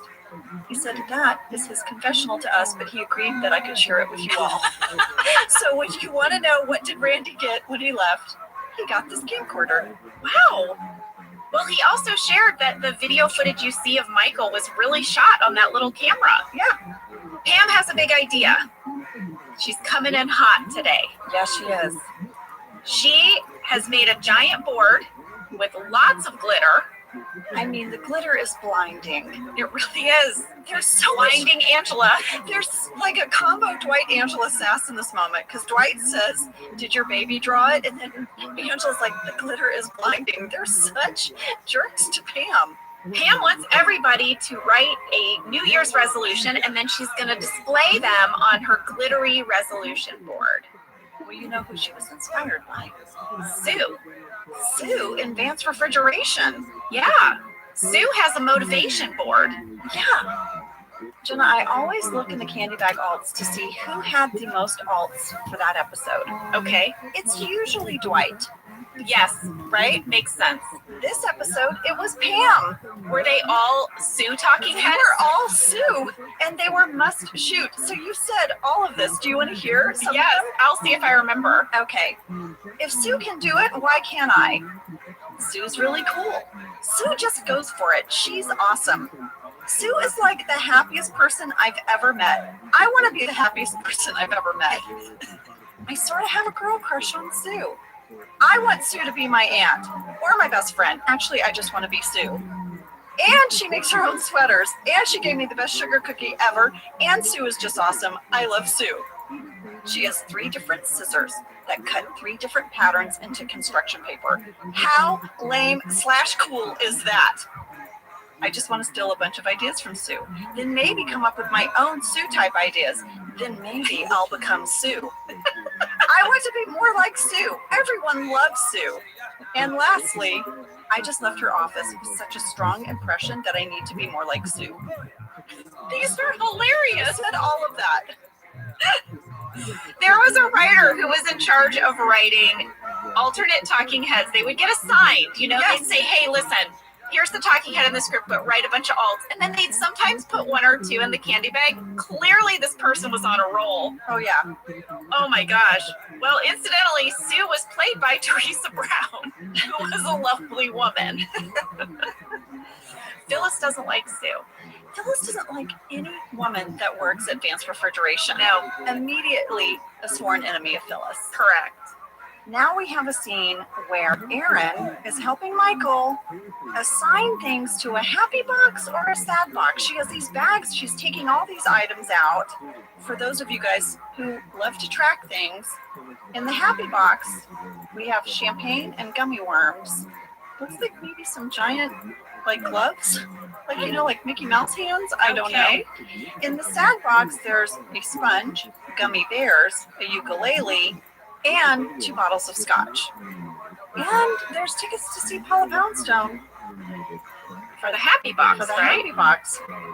We had a fan question from Jonathan S. in Poughkeepsie, New York. Please tell us everything about the Paula Poundstone tickets. I'm from Poughkeepsie, and Paula was actually there around the time this episode aired. How did this reference come about? Well, Jonathan, I'm not sure why they chose Paula Poundstone, but Paula Poundstone is a comedian, and comedy and humor are how Michael and Holly bond, so I think it makes sense that they would go to see a comedian. Yes, I totally see that as a perfect date for them. Yes. Angela, I reached out to you earlier this week with a question. You did, Jenna. I wanted to know, what would you put in your happy and sad boxes? And I thought I could think about it as well, and then we would share. Okay. So here was my question to you that I didn't write you back. I thought we'd talk it out here in front of everybody. Are they objects? Are they experiences?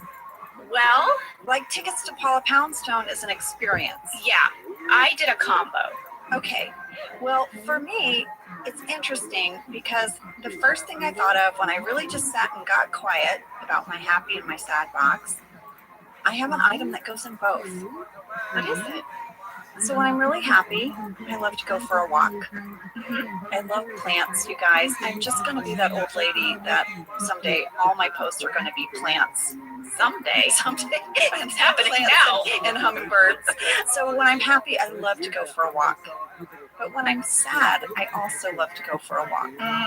Because I walk and I sort of journal internally, and I need distance from like everything around me.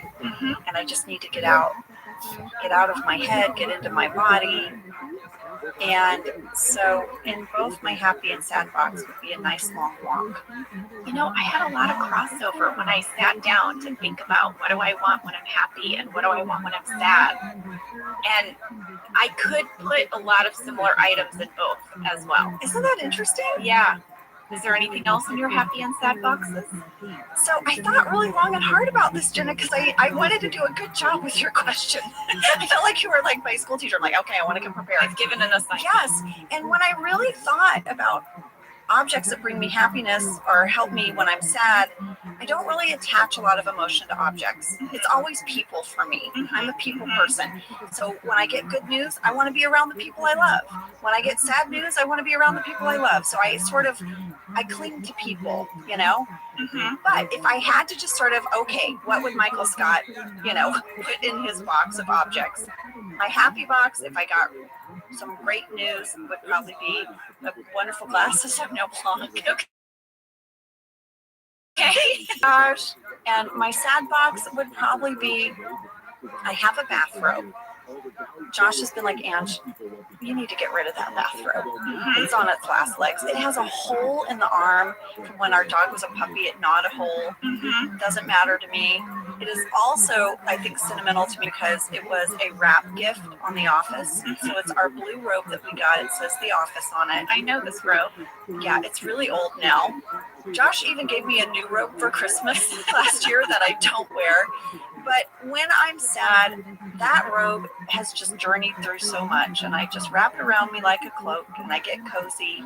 It's like your blankie. It's like my blankie. Yeah. So I would put on that robe, maybe make myself a cup of tea. Okay, have a moment. All right. All right, so I've got Sauvignon Blanc and a donut, and then a hummingbird feeder and a cozy robe. And a cup of tea. And a cup of tea. All right. I like it. Well, when I was preparing my boxes, I was reminded of the fact that Michael also has music that he's pre-selected for his happy and sad boxes. So I did the same thing. Oh, you did music? Yeah. Do you want me to start with my happy box or my sad box? I need a moment where I need to grow up, because every time you say happy box and sad box, I just want to say that's what she said. I'm so sorry. And when you said you had to prepare your box, I'm sorry. I'm just getting it all out. I'm getting it all out. Okay, Jenna, let's hear about your sad box. All right, Sam, could I please get my sad box audio? Of course.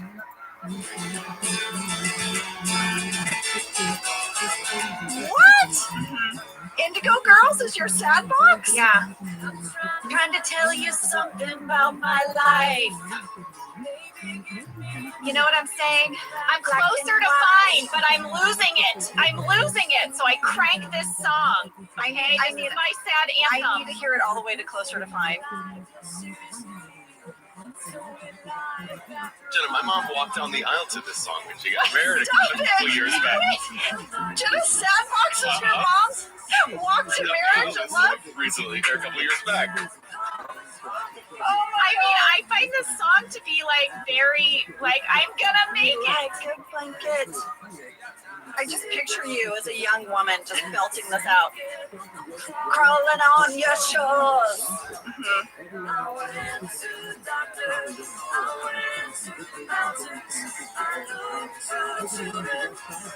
Drink from the fountains. Then one answer to these questions, pointing me in a crooked line. See my source. Closer I am to find. Yeah. Okay. Oh my god. Okay, so this song is playing, and here are the items that I'm taking out of my box. I didn't know how much I needed to hear the Indigo Girls this morning. What's in your sad box? Here's what's coming out of it as we're listening to this song. Are you ready? Mm-hmm. A bath bomb, Okay. facial mask, Okay. clean pair of cozy pajamas, We're in the same ballpark with the robe. box set of Real Housewives, Oh, that's you. some mint chip ice cream, and Angela on speed dial. Oh, lady. And a sad box, folks. Oh, you would be on How my I get speed. through it. You would be on my speed dial too. All right, should we switch gears and head over to my happy box? I'd love nothing more. Here's my happy box song. Yes. Bring in sexy. Oh yeah, oh yeah. Oh my god, Jenna's shimming right now. All right, here's what's coming out of my here's what's coming out of my happy box. Okay. I'm bringing sexy back. All right. What? Here, there's an old fashioned. There's a reservation for a tasting menu at a great restaurant that has pre-prepared me a gluten-free menu. Okay. There is a dance party playlist of my songs, of which this is at the top. Okay. There is a large bottle of water and 2 Advil, Because you've had an old fashioned. and I'm going to be dancing all night. And finally, Angela on speed dial. Woo! There you go. I love it. I met Justin Timberlake once. You did. Yeah, once. It was backstage Were you cool? at the no, I you was weren't a cool. mess. Yeah. It was backstage at the Emmys. Remember how I would always manage to get us behind that curtain for the presenters? We wrote about it in Office BFFs, where we pissed off Lawrence Fishburne that one time. I mean, listen, to be fair to Lawrence Fishburne, we were devouring food and he was about to go on stage. Oh no, we were completely at fault. No, we were total. I mean, but yes, you always found these nooks and crannies of famous people and got us in there, and I was never cool. That's where I ran into Justin Timberlake. I said nothing. That sounds right. I just existed in the room with him for a moment, and then it was over. Bless you, Justin. He doesn't even know. No, he doesn't even know He doesn't know. how influential Sexy Back is for my happy box. Oh. Justin, you feel her happy box. Oh, I knew that's where that was going. All right. I'm going to step out. I'll come back in. All right. Should we get back on track We here? probably should. Okay. Erin had a talking head where she says she's excited for Michael either way. He's either going to be really happy or avoid the biggest mistake of his life. Yes, Erin just does not like Holly. at all. And guess who's about to come to work with giant mittens on? Remove the mittens, woman. I love the crowd of people that all forms around her and walks her from the front door all the way back to her desk. I did too.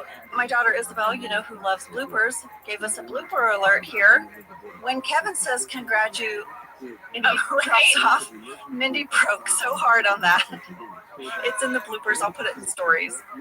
Holly's going to realize that everyone knows about the ultimatum. Kelly admits, yeah, I told everyone. Jenna, there was a Kelly talking head that would have come here. It was in the candy bag alts must shoot. It really made me laugh. I want to read it. Kelly looks to camera and says, yes, I told everyone about Holly's deal with AJ. Why do you even ask me anymore? From now on, if a secret gets spilled or malicious lies get spread or someone gets hurt, just put me down as a permanent. Yes, I did it. I don't have time for this.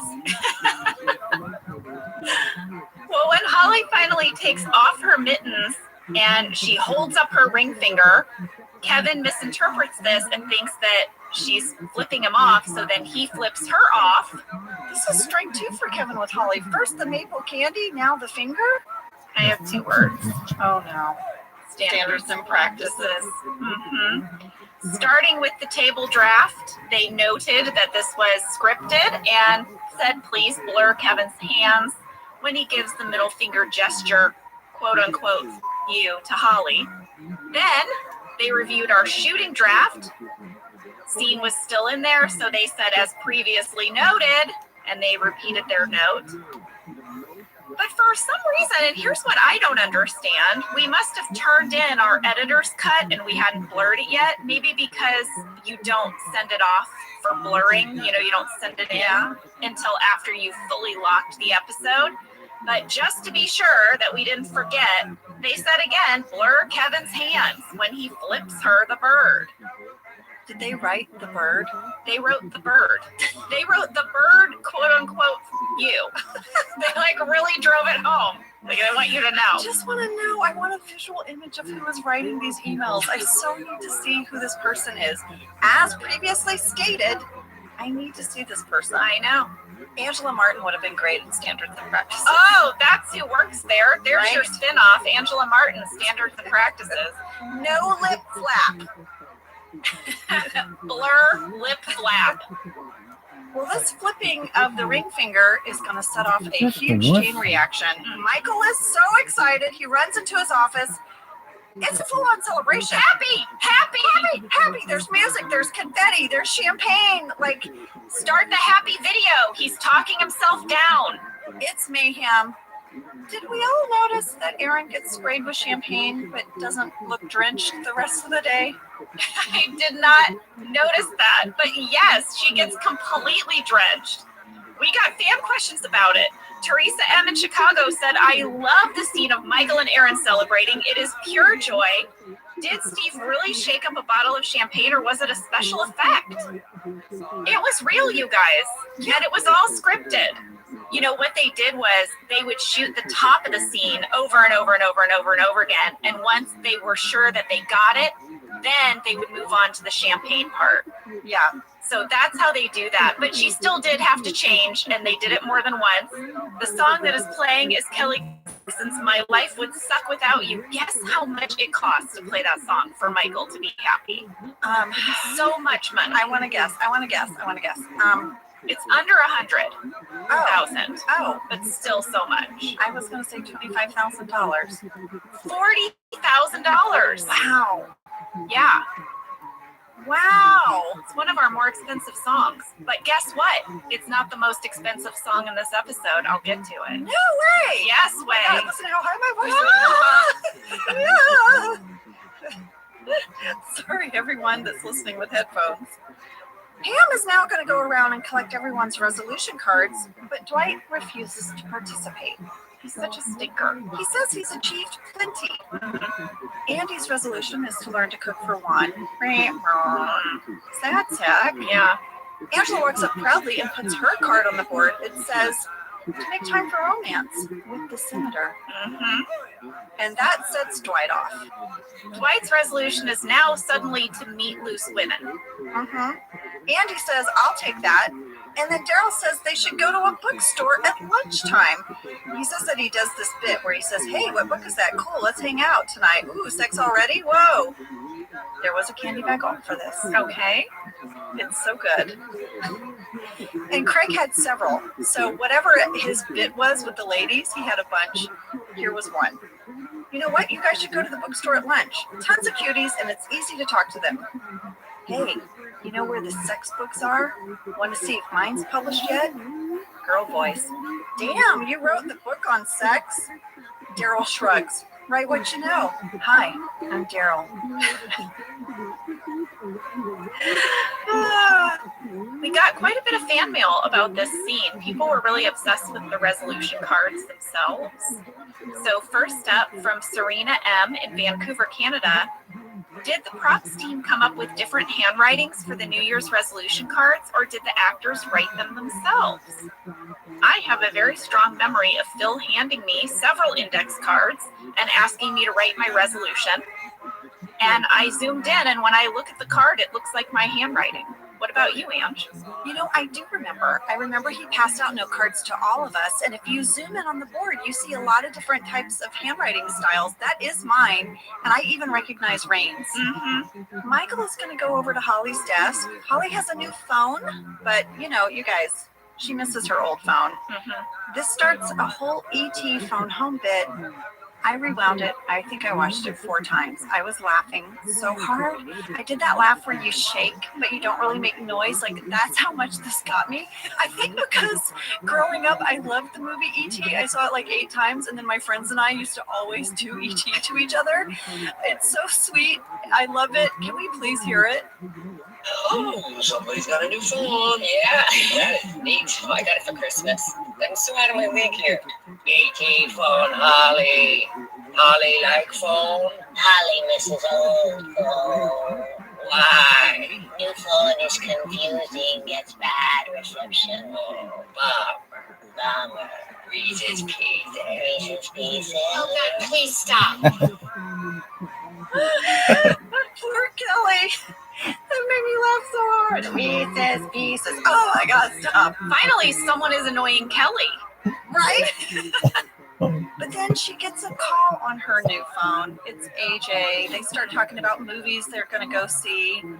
It's clear they're still together. She says she loves him. Michael does that slow fade away. He's heartbroken.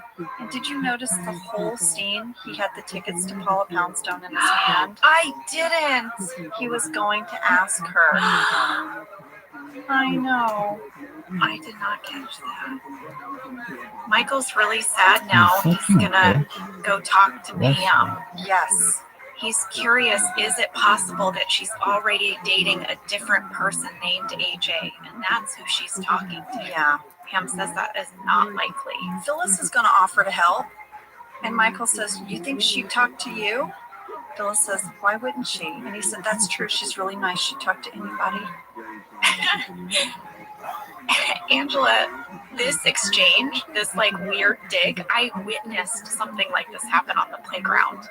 What? Between 2 moms. We were in a little conversation. Yeah. And one of the moms said, your daughter is so sweet to my daughter. I just love their interaction. She was complimenting this woman's daughter, and she said, oh, yeah, my daughter's nice to anyone. Oh, no. And I was like, what? And I saw the look on the original mom's face, and she made eye contact with me as if to say, did we both clock that? Yeah.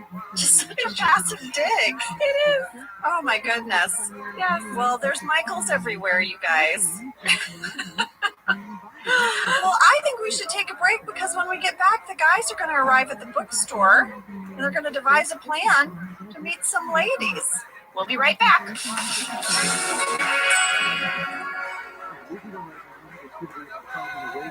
This show is sponsored by BetterHelp. You know, around New Year's, we all reflect and people really start making lists of what they can do to be their best self for the next year. Yes, I think, the new year definitely makes you think New Year's resolution. What do I want to change? New year, new me, that kind of thing. Yes, but perhaps this year we could be reflecting on what we're already doing right. Yeah. And therapy can help you figure out your strengths so that you can ditch this idea that you need some extreme change or this extreme New Year's resolution and just, you can make changes that really stick because they're based on your strengths. I like that. If you're thinking of starting therapy, give BetterHelp a try. It's entirely online, designed to be convenient, flexible, and suited to your schedule. Just fill out a brief questionnaire to get matched with a licensed therapist and switch therapists at any time for no additional charge. Celebrate the progress you've already made. Visit BetterHelp.com/OfficeLadies today to get 10% off your first month. That's BetterHelp, HELP.com/OfficeLadies.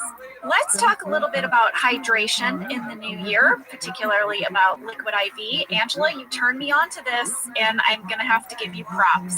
Oh, thanks. It's pretty great. You told me that you use this when you travel to stay better hydrated, and I started doing the same thing. Whenever we go on a road trip, it's like I don't want to drink too much water because then I'll have to pee, and then I find myself so dehydrated. So I use this. Well, I like it for hikes. Here's what it is. You get a little packet and you put it in your water, and then you are going to get 3 times the electrolytes of a leading sports drink plus 8 vitamins and nutrients. It's non-GMO and free from gluten, dairy, and soy. It is perfect for daily use before a workout or when you feel run down or after a long night out, hint, hint, hint, hint, or even on really long flights.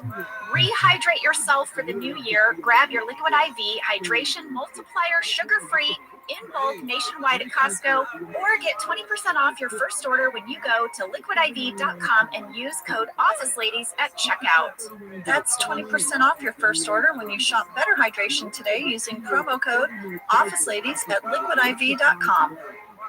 We're back. We're in the bookstore.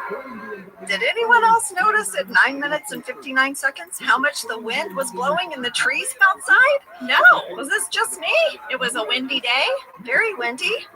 I went to the call sheet, Jenna. What? Yeah. And did it say, because it would say wind advisory. We filmed this scene around 11 a.m. on October 25th, 2010, and the gusts were up to 7 miles an hour that day. Goodness. So, there you go. There was some wind. We had a fan question from Tori N. in Concord, North Carolina. Tell us about Ellen, the bookstore lady. That's right. Daryl walks right up to a woman. She has a tag that says Ellen, and she's going to pitch the e-reader to Daryl. They can hold 10,000 books. I mean, Daryl is blown away. He says it's so light, it's like a croissant. Ellen was played by Martha Middleton. She has also appeared on To Tell the Truth as one of the imposters. Oh, no way. Yes, and also in the film The Newcomers. Dwight and Andy are going to start scoping it out. They've gone upstairs. And a pretty lady is going to walk by. Yes. They try to pick her up, but she mistakes them as employees. They are doing a very bad job. They're so awkward. Guest star alert, that bookstore customer is Ed's wife, Sarah. Yeah. How about that? I love how we would have our friends and family on the show, because you go back And you have all these married. yes, like how our camera assistant Ed was in the cold open I at know. the beginning. It's the best. We also had a fan catch from Emily J. in Ohio and many others. At 10 minutes and 39 seconds, Angela, did you notice? There is a whole display of Joe Bennett's book. It's No. a great detail. Oh, that's so great. That little detail was courtesy of Dave Rogers. That was his idea. Dave, who knows the show better than Dave? Nobody. Nobody. Next up, Phyllis is going to become a mom detective. She's got a salad to go. She says, Aaron, follow my lead. And she's going to share that she went to Portugal. I was very intrigued by this. Aaron, who's a horrible wingman, said, so did I. I went to Portugal. And Allie's like, wow, together? And Phil's like, no. Yeah, they're sort of exchanging stories about what's happened over the new year. They're trying to drag it out of Holly. What happened that might be interesting about your new year? Holly gets it, and she says, yeah, I didn't uphold my ultimatum deadline. She said, but it was unfair of me to give him an ultimatum. In the meantime, Dwight, Andy, and Daryl have ditched the bookstore. It didn't go well. Dwight has driven them to a strip club. He said he is going to see his resolution through today. I've got a little bit of location information about the strip club Temptation. Okay. This was a real strip club in Northridge, California, and it was actually across the street from the roller rink. Our locations manager, Kyle Alexander, managed to find this very specific thing, which was a what are strip the club odds? across the street from a roller rink. That is just crazy luck. Because I asked Randy, I said, oh, so did we have to make this? Because surely, Right. that, Randy said no, he really found that location. However, he said that the location did not look like a strip club. It was just sort of a gray building. The only sign telling you that it was Temptation was a sign on a pole. So they asked the club, can we kind of zhuzh up your exterior? Michael Gallenberg created that giant Temptation sign. I have a question. Was it temptation or temptations? I'm just curious. Just a background catch question for you guys. I think it's called Temptation. Okay. Gentlemen's Club. One temptation. There's only one per customer. Okay. There's one giant temptation, and it's coming into this club at all. The flesh. Yes, that's right. And Michael Gallenberg based that logo on the outside of the building on their real logo. He painted the front of the building a combination of red and gray. Randy even showed us the before and after pictures. It's a great zhuzh, I have to say. Randy said that after it was over, it's in our contract, we have to restore things to their original condition. The managers of Temptation said, no, thank you. Keep it up. We love it. Well, yeah. But it is now closed. It doesn't exist anymore. It's an empty building for lease. It's gray again now. So it's a blank slate waiting to be something. Something new. Mm-hmm. And incidentally, there is a Temptations nightclub in Scranton, but it is a dance club and bar. There's no fleshy temptation. Right, there's no singular temptation. That's right. Daryl says, hold up, I don't have anything against strip clubs, but I don't really want to go on Monday at noon. Yes, that's correct. Andy spots a roller skating rink and says, hey, how about there? Single ladies at the rink. Woo-hoo-hoo. So they go, and they're the only 3 people there. It's just the 3 of them skating around. Angela, you mentioned the call sheets for this episode. Mm-hmm. I noticed some notes on the call sheets for this episode. What did they say? Rain had to take roller skating lessons on 2 different days, buddy, to prepare for this episode. So I texted Rain about it, and he said yes. He said I had to do the lessons because I hadn't skated since the late 1970s. Well, I did notice that he's the only one with elbow pads and knee pads. I think that might be why. He's also the only one that had to then skate outside. Yes. I brought something fun today. You brought more things in? Is it Santakins too? I'm not prepared for another It's not Santakins. Clearly, I've become now like Carrot Top of the podcast, and you guys can't see this, but we'll put it in stories. I brought my OG roller skates. What? That I have had since I was 24. You guys, my roller skates are older than some of you listening. I still skate. Jenna was right. I brought them in, and it's my intention to skate through Earwolf today. Hey! I like this. These are old school exterior roller skates. They're great for if you go out on the street. They look really weathered because, guys, I love them. Come on, I'm a kid of the 70s. It just occurred to me now that there probably is a difference between exterior and interior skates, right? Yes, these are exterior skates, and they just kind of grip the road better. These are what I skate around my neighborhood in. We can continue the podcast. I'm going to put them on. All right, so you're going to put on these roller skates, and when we're done with this podcast, we're going to end with you roller skating through Earwolf. Today is the busiest day at Earwolf I've ever seen. There are more people here than ever. There's 2 major conference room meetings happening. So I look forward to this footage. I can't wait. Don't tell anyone in the conference room. I'm just going to skate by. Well, the other day I had come in here on a Sunday to get some work done, and no one was here. And I called Josh. I said, babe, no one is here.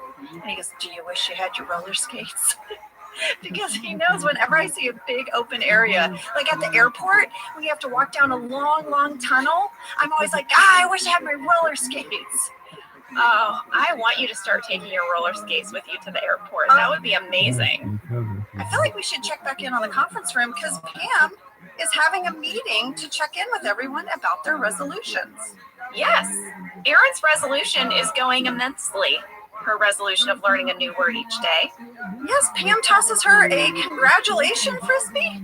Yes, I guess. There's prizes for upholding your resolutions. Creed is going to share his resolution. It's one of my favorite speeches that Creed gives. His performance is amazing. Mm-hmm. This is what he says. I want to do a cartwheel, but real casual like. Not make a big deal about it, but I know everybody saw it. Just one stunning, gorgeous cartwheel. And Pam says, how's it going? And Creed says, I'm having a little trouble motivating. Well, we had a fan catch from Carolyn M. in Indiana who says, background catch, Stanley's New Year's resolution says, quote, be a better husband and boyfriend. Do better at both.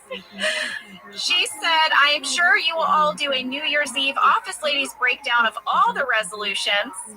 Carolyn, here it is. Yeah, here is your breakdown of all of the resolutions on the board. Michael, floss. Pam, drink less caffeine. Jim, bike more. Dwight, meet a loose woman. Angela, make more time for romance with the senator, in parentheses. Erin, learn a new word every single day. Gabe's resolution was be less squeamish around people's dogs and babies. What's up with Gabe? He's also terrified of cockroaches. I don't know. Andy, as we said, wants to learn to cook for one. Creed wants one amazing cartwheel. Phyllis wants to do yoga lessons with Bob.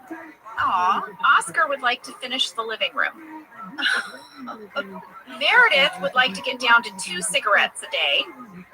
Kelly would like to get more attention by any means necessary. Ryan is going to live life like it's an art project. Oh, Ryan. What's As up, we know, Frank? Daryl wants to read more. Holly wants to cross-train. And finally, Kevin wants to eat more vegetables, which is going to come up now. Because Pam is asking everyone, how are your resolutions doing? Michael is starting to spiral. And it's going to play out in front of everyone. He really can't handle when people don't follow through and do what they say they're going to do. That's right. He's going to take this all out on Kevin, who he says has to eat broccoli. Now, it's going to happen. He sends Aaron out to the kitchen. And I have this question. How long have giant broccoli stems been hanging out in the kitchen at Dunder Mifflin? And other odd vegetables. Yeah, I don't know. we just have to let it happen, guys. We had a fan question from Lauren H. in Florida. The scene where Michael force feeds Kevin the broccoli makes me laugh so hard. Brian was perfection. I need to know everything about this scene. Did he really eat it? Was this at all improvised? Lauren, everything was scripted. Everything except for one thing.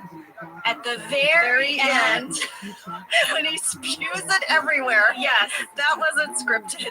And those reactions were real. yes. And specifically, we had a fan question from Kristen H. in Michigan who wanted to know when Brian Kevin is showing Steve Michael the broccoli under his tongue, is Brian breaking? Kristen, yes. Yes. He was breaking through the filming of this entire moment. It was so absurd. It was so ridiculous. And also, he was trying not to gag. Yeah. How he was able to hold that much broccoli under his tongue and then show Michael and flip his tongue up without choking. Did almost choke one time, remember? I did. We're like, in water. It was a very, very funny scene the whole time. In the moment, I could see under his tongue, and it made me laugh every time he revealed it. You might notice they do not have me on camera. I couldn't hold it together.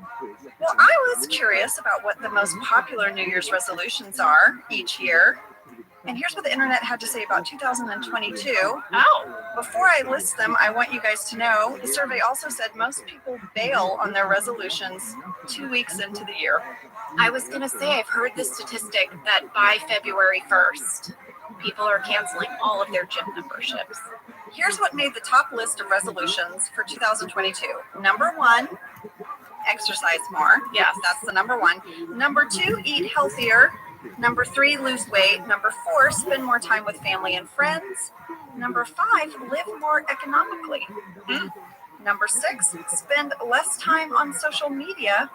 Number 7, reduce stress on your job. And the last one, to quit smoking. Wow. I wanted to bring up, Angela, a little brag Oh, for the two of us. oh, okay. I believe being more physically active and getting exercise has been a resolution of our friendship since its inception.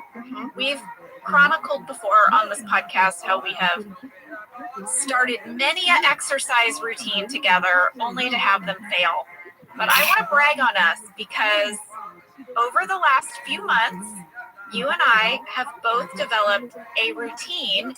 You go to tennis every Friday morning. Yep. And I do yoga every Friday morning. We are not exercising together, But at the same time on the same which day. counts. Yeah. So I'm very proud of us. I am too, and I'm always so happy to hear your message where you're like, I made it to yoga, it was so great, and I'm like, lady, my backhand was happening today. I'm gonna throw down a little yoga wisdom.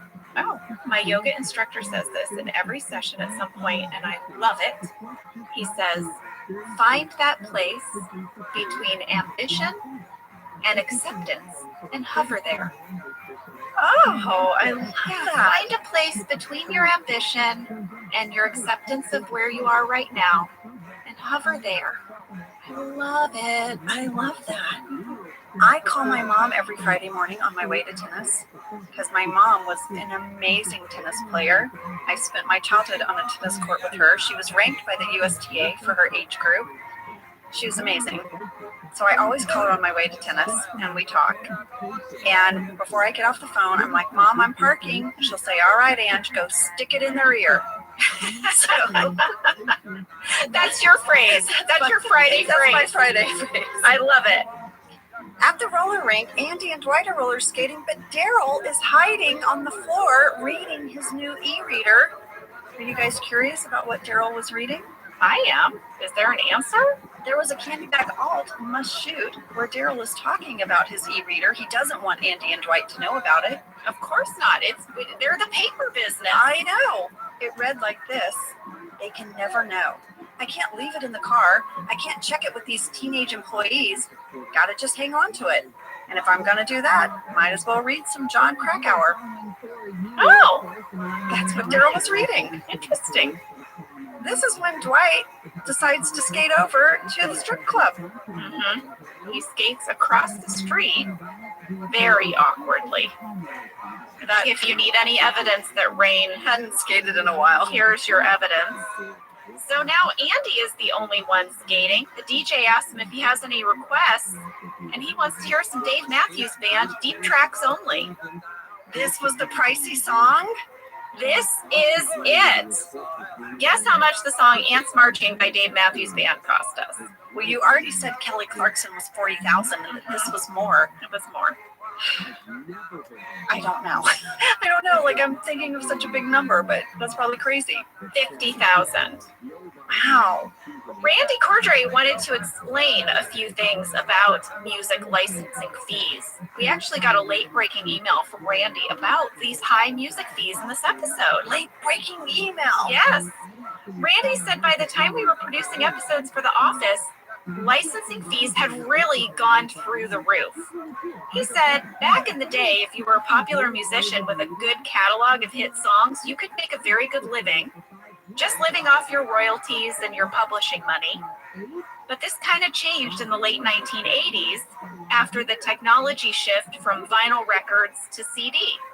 He said then Apple computers and early iterations of iTunes allowed anybody to kind of rip digital content from a CD and start sharing it with someone else.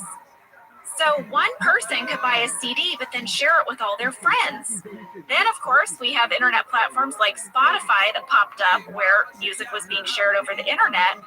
So now, he said, as we moved into the 2000s, artists and the music publishing firms saw film and television production companies as a industry, way to make money. Yeah, with really deep pockets. And so they started upping all the licensing fees. He said, so if we wanted a song, we had to pay a lot of money for it. And also, they would charge people differently. He said the same song on a different TV series, it might go for less money, but we were a hit show. So when we asked for music, we got a big price tag. He said, my long-winded comments boil down to this. $50,000 for Dave Matthews was a lot of money, but it's what he asked for, and it's what we were willing to pay. I'll say this, I am all for artists getting paid for their work. Yes, and good for you. Good for you, Dave Matthews. You know? Get that coin, fella. You hustle. Who am I now? I don't know. Get that coin, fella. You're I'm like a combination of hipster and old lady at the same time. You're like grandma who's learning some lingo. Oh my gosh. You know, Ange, if you thought I was finished with this scene, I'm not. What else you got? The guest star DJ at the skating rink was David Ferguson. He's a writer, actor, performer, a longtime writer for Comedy Bang Bang. He's also been on the shows Superstore and The Good Place. And finally, if you were impressed with Ed Helms' roller skating in this scene, He was having a good time, and he did a bunch of takes of this. I was so envious of him. He had that whole ring to himself. I would have just been in heaven. I know you would. He's doing a little side to side. I can do that side to side. He did an interview with Screen Junkies after this episode filmed, and he said, quote, "I was so insanely sore the next day. It was just one of those things I hadn't done in 20 years, and it hurts."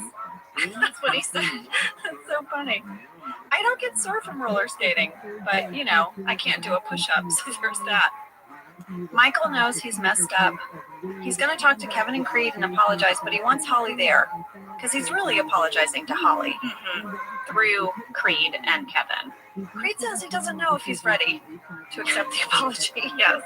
He said, sorry there, boss. I'm not sure if I'm there yet. Kevin gives him a huge hug. Holly leaves the room. She's sad. Pam's gonna walk out of the kitchen past the resolution board, and she's holding a can of soda. What's wrong with the soda? She gave up caffeine. Oh, right!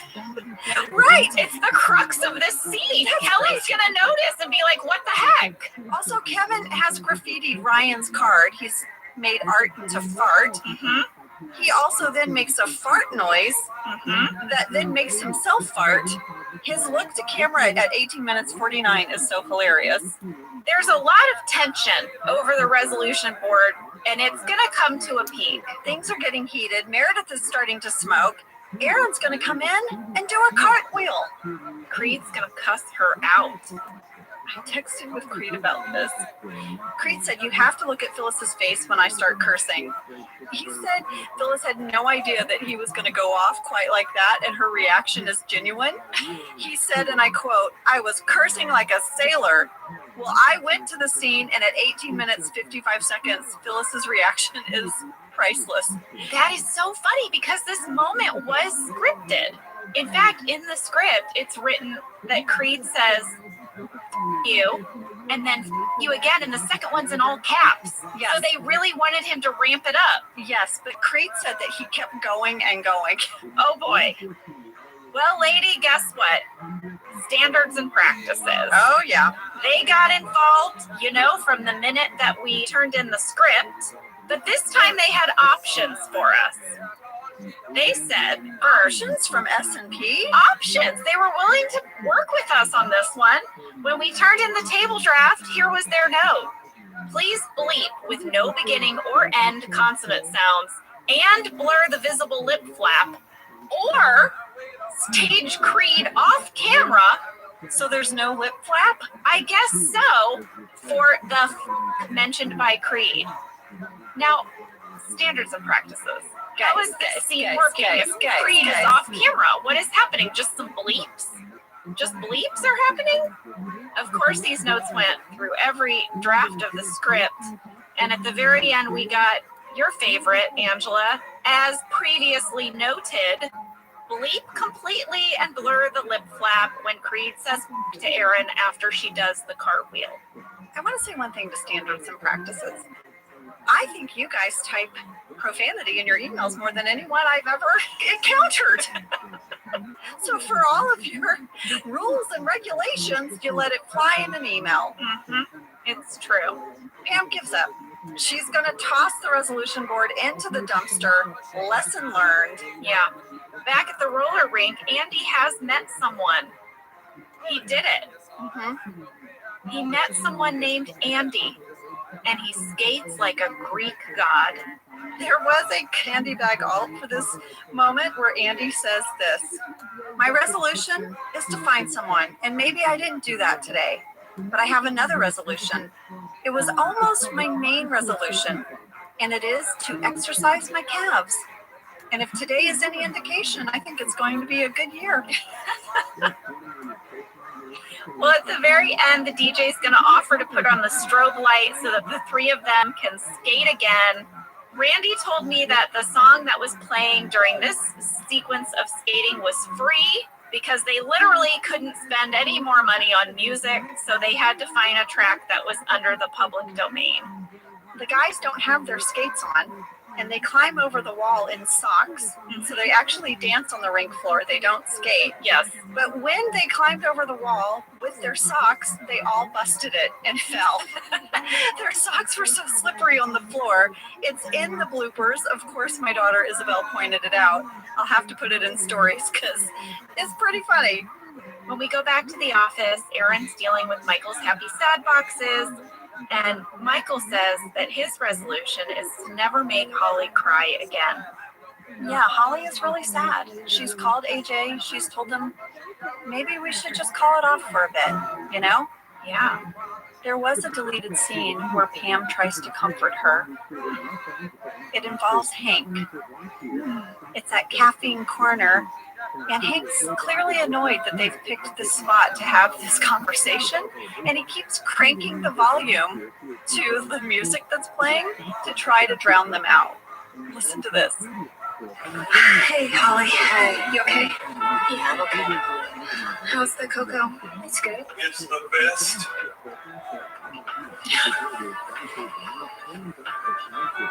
Are you okay? I'm okay. I know you probably don't need my advice, but don't feel like you have to make any sort of decision today. Oh, I know. Yeah, honestly, it wasn't fair for me to give him an ultimatum in the first place. And the whole different cities thing. Yeah. You know, I thought Jim was going to propose a lot of times, and I kept on being wrong. But I knew it was the right guy, and that's all that mattered. Can I get my espresso? Can I get my $7? Oh, wow. Okay. Yeah. You and Amy and Hugh, we're having a good time over there. Listen, Caffeine Corner is not the place for hurt to hurt, all right? Get your coffee and go. Well, this episode is going to end with Michael coaching Creed on how to do a cartwheel. Mm-hmm. Michael says he'll stay as long as it takes, and then Creed goes for it. He does it.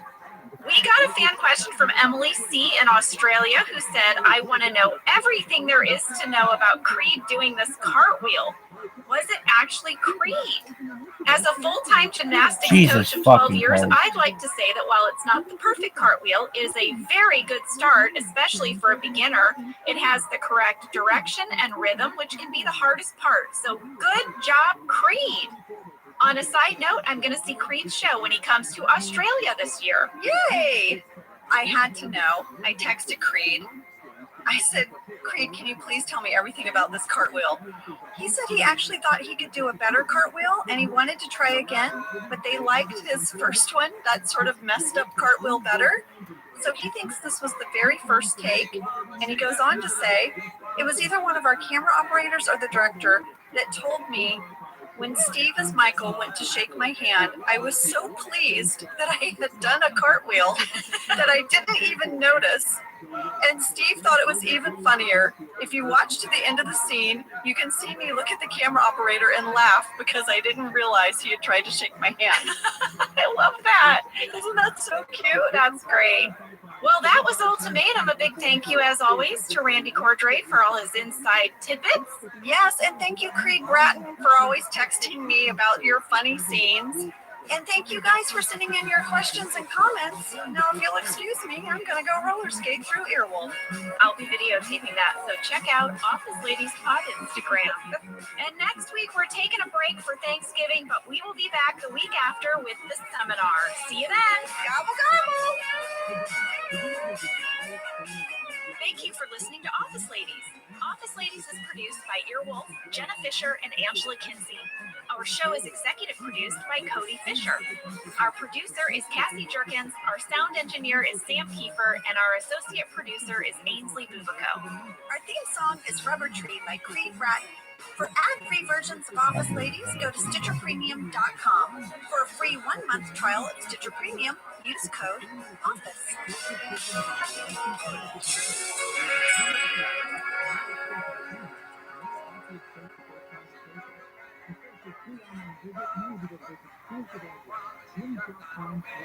Did you know that the bold, smooth taste of Dunkin' cold coffee can be brewed in your Keurig coffee maker and enjoyed at home? You heard that right.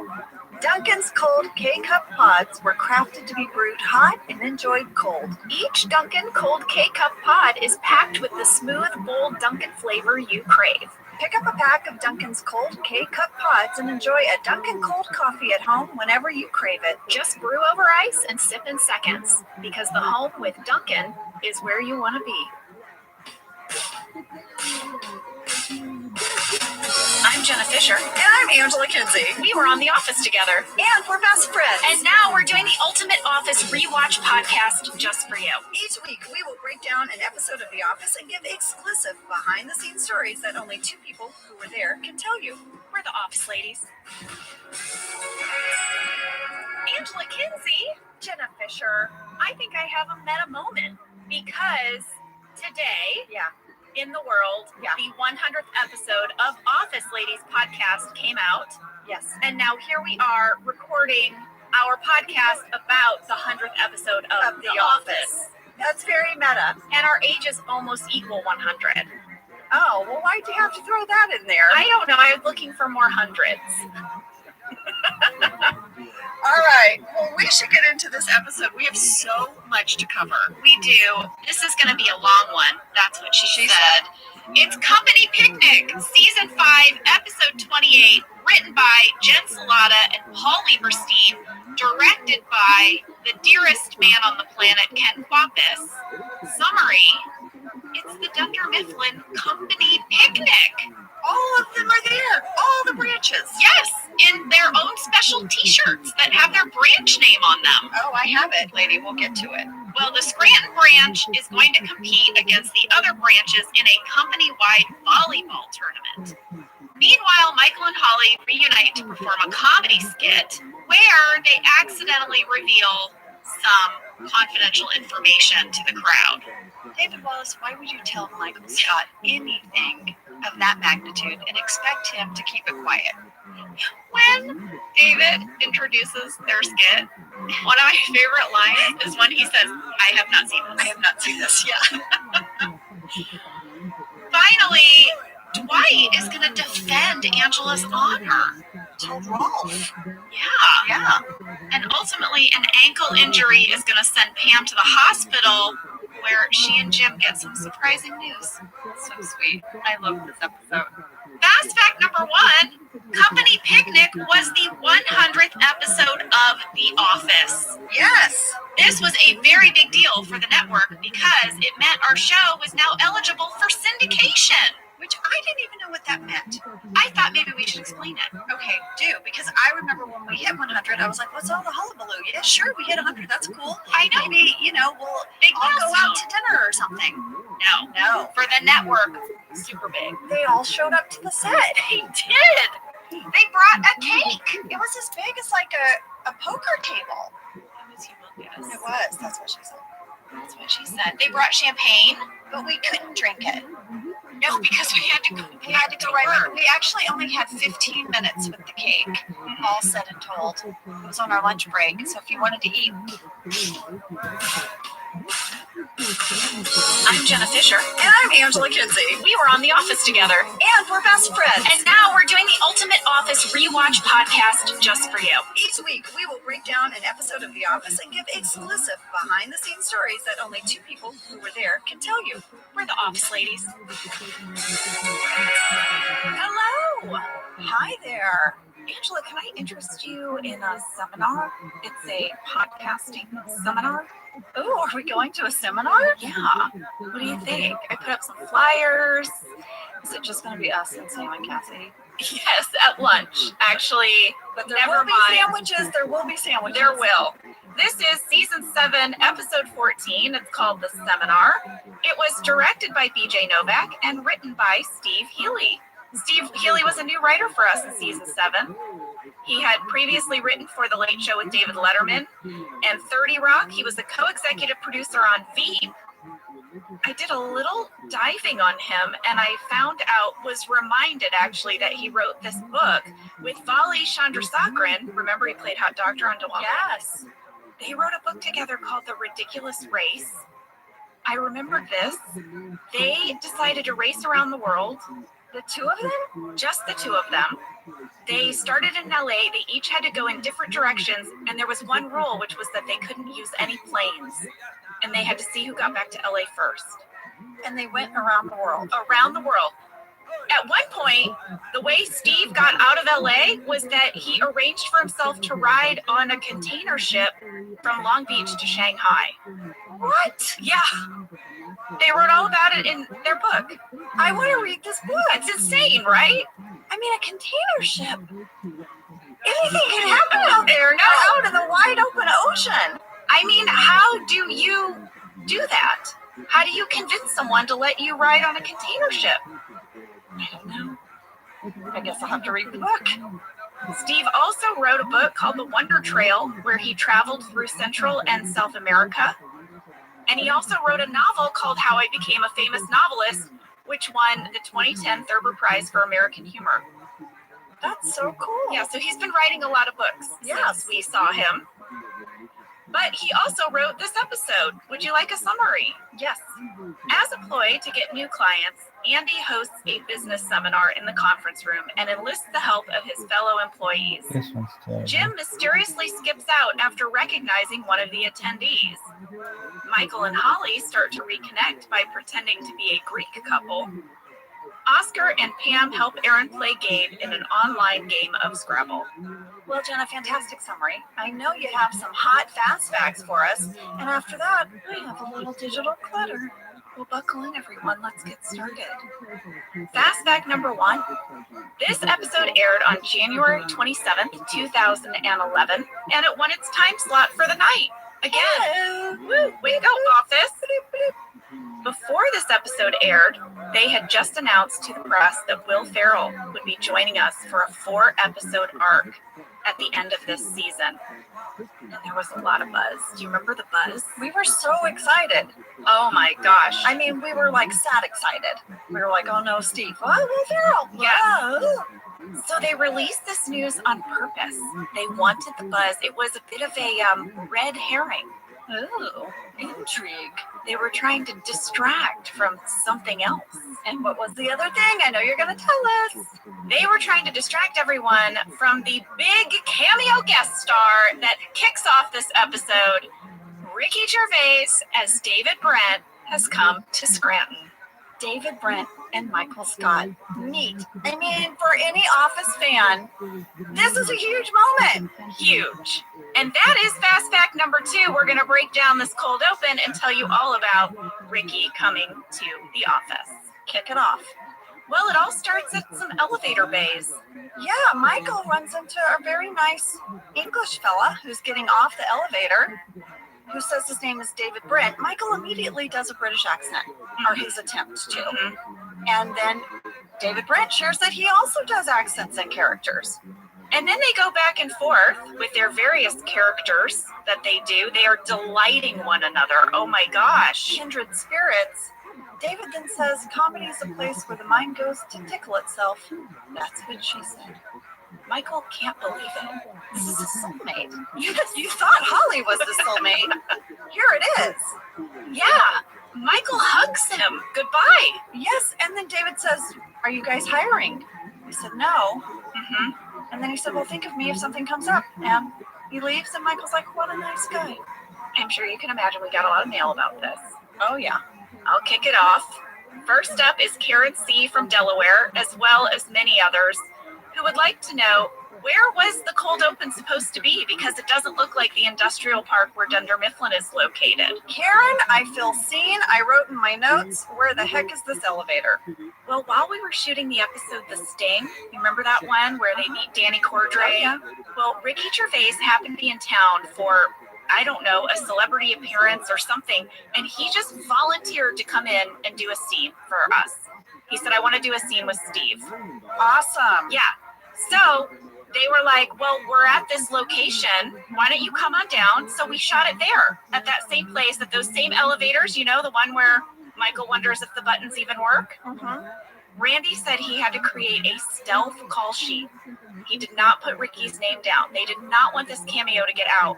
They lied to NBC about it. They have a habit of doing that. Yes, they didn't want any promos. That's why they did the whole Will Ferrell press release, all of it. But guess what? The week before the episode aired, it got out. Hollywood Reporter ran a story that Ricky was going to be on. Paul Lieberstein was even quoted for the episode, but he was very careful. He wouldn't say how or why Ricky was going to be on the show. So it did leak a little bit. But we tried. We tried not to leak. We made it all the way to the week before. Next up, we have a fan question from Amanda C. in Indiana, who says, I just have to know how much the cold open was scripted. It almost seems like Ricky is genuinely breaking and reacting to Steve's version of Michael. His laugh just seems so genuine. I want to know everything about their interaction while filming.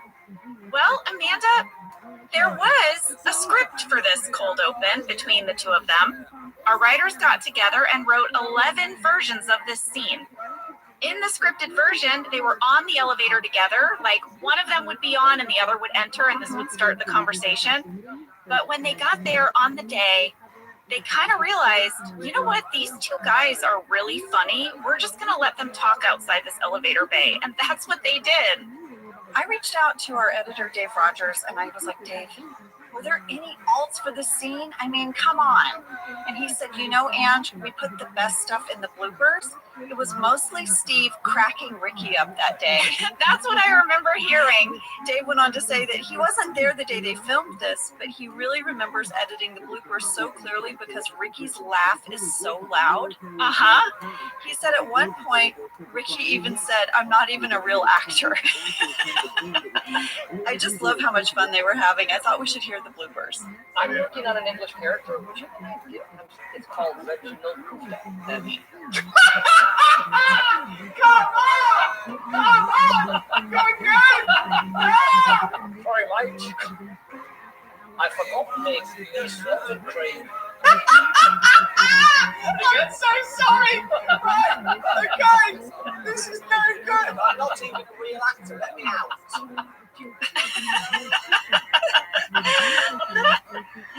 All right, we have one more fan question for this cold open. It's from Mel W. in Calgary, Alberta, Canada. Mel, what you got? When Michael Scott meets David Brent waiting for an elevator, one thing that always seemed off, considering the fact that David Brent himself had once been in a documentary in the UK, is why didn't he acknowledge or comment on the fact that there was a camera crew standing there filming Michael? It seems like a major opportunity for David to talk about his own documentary or to say something idiotic to the camera like he used to. Mel, this is so smart. Yeah, I didn't even think of it when I was watching it, but of course David Brent would be very savvy to the camera crew, unless we don't know when in time this happened. What do you mean? What if this scene happened in the canon of the show before David Brent got a camera crew? Maybe this inspired David Brent to be like, be at my job. Oh my gosh, my mind is bending right now because you're suggesting that maybe Dunder Mifflin happened before Burnham Hogg happened. Yeah, and that Dunder Mifflin and Michael Scott and his camera crew are what inspired David Brent to want to do the same thing.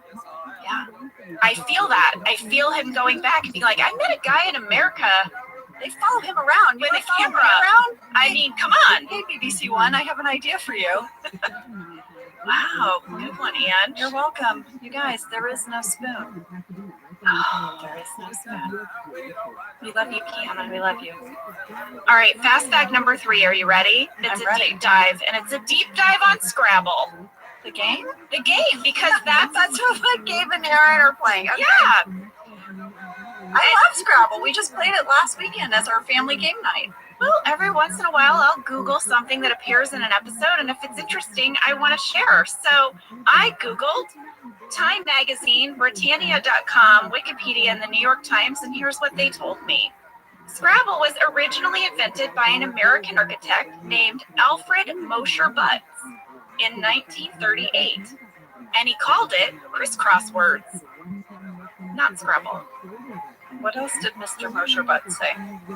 After he manufactured a few sets on his own, he was not able to sell it anywhere. No one wanted it.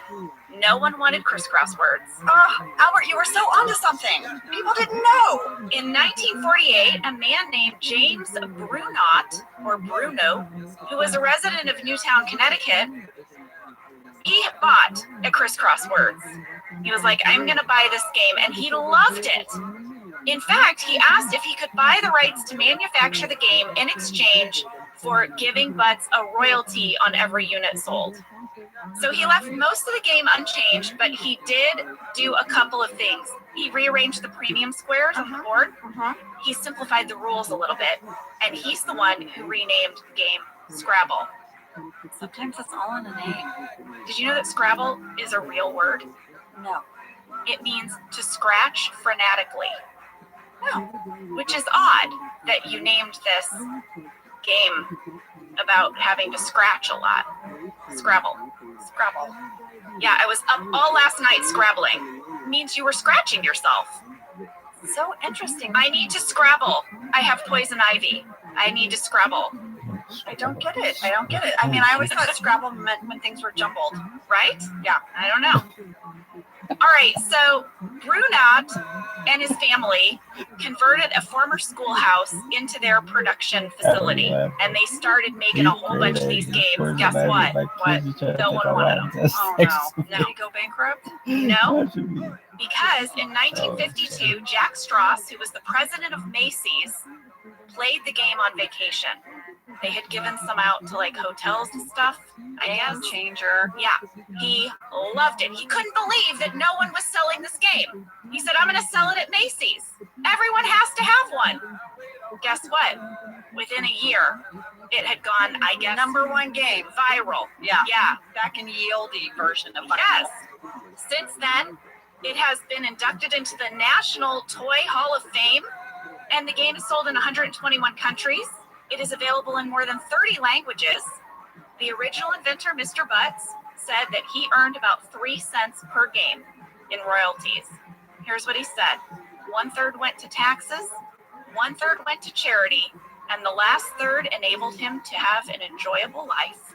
Hey, he also said that his wife was the best player of the game. She once scored 234 points for the word quixotic. Wow. Quixotic, which means don't know.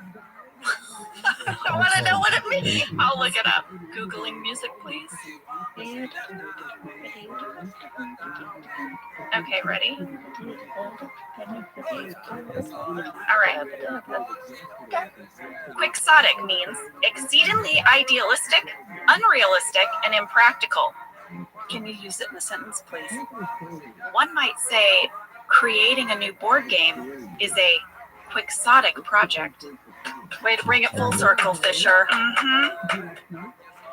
That's all I got, Ange. Well, I have a Kinsey tidbit, and I have a digital clutter moment for you. Wow. Kinsey tidbit is the alt name for this episode was called The Closer.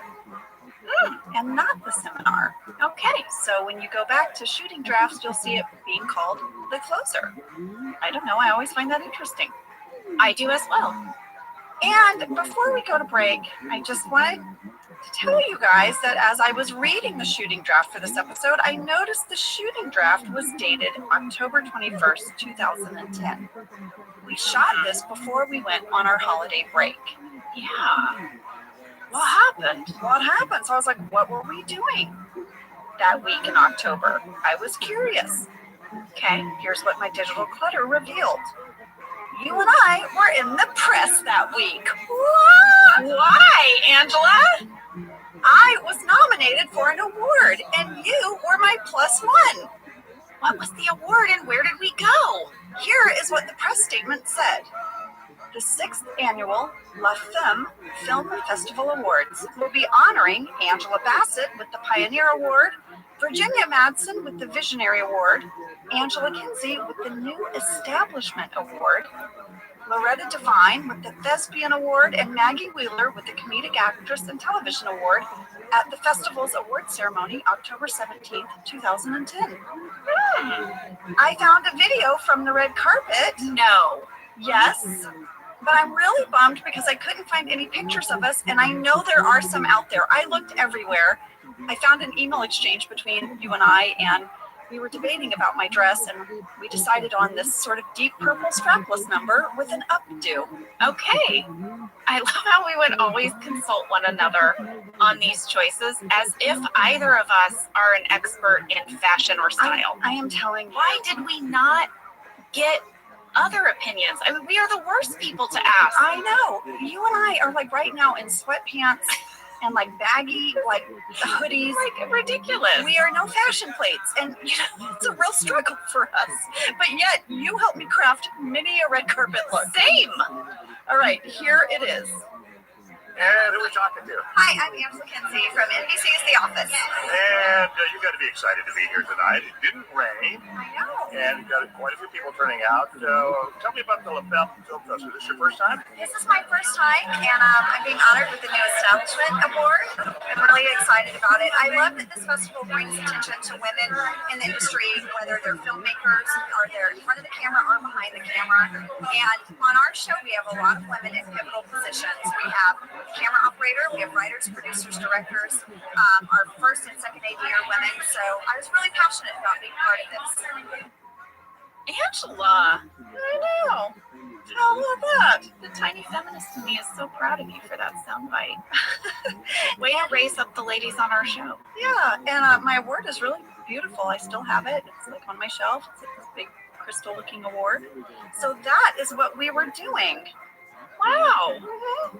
With that, let's go to break, because when we get back, you guys, someone here at Office Ladies got their very own microphone. I can't wait.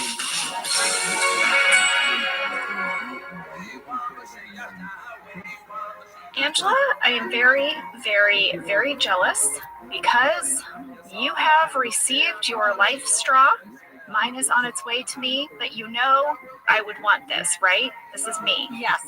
So here's one of my New Year's resolutions. It's to drink more water. Mm-hmm. I don't feel like I drink enough water in the day. And I wanted a type of water pitcher that filters water so I can have really great, safe water to drink and have it ready to go. And Life Straw is that. It is amazing. It is the only water pitcher that filters out over 30 contaminants, including bacteria, microplastics, and PFAs, and makes your water taste way better. It does. It tastes good. I'm so jealous you got yours already. Also, you're going to love this. It's in a really nice, sleek, hand-blown glass. So it looks nice in the fridge. It looks nice on the countertop. If you want to bring it over to the dining table for dinner, it looks nice too. Better filtration, better taste, better design. Life Straw home products can be found at lifestraw.com and on Amazon. This is an ode to the McDonald's French fry.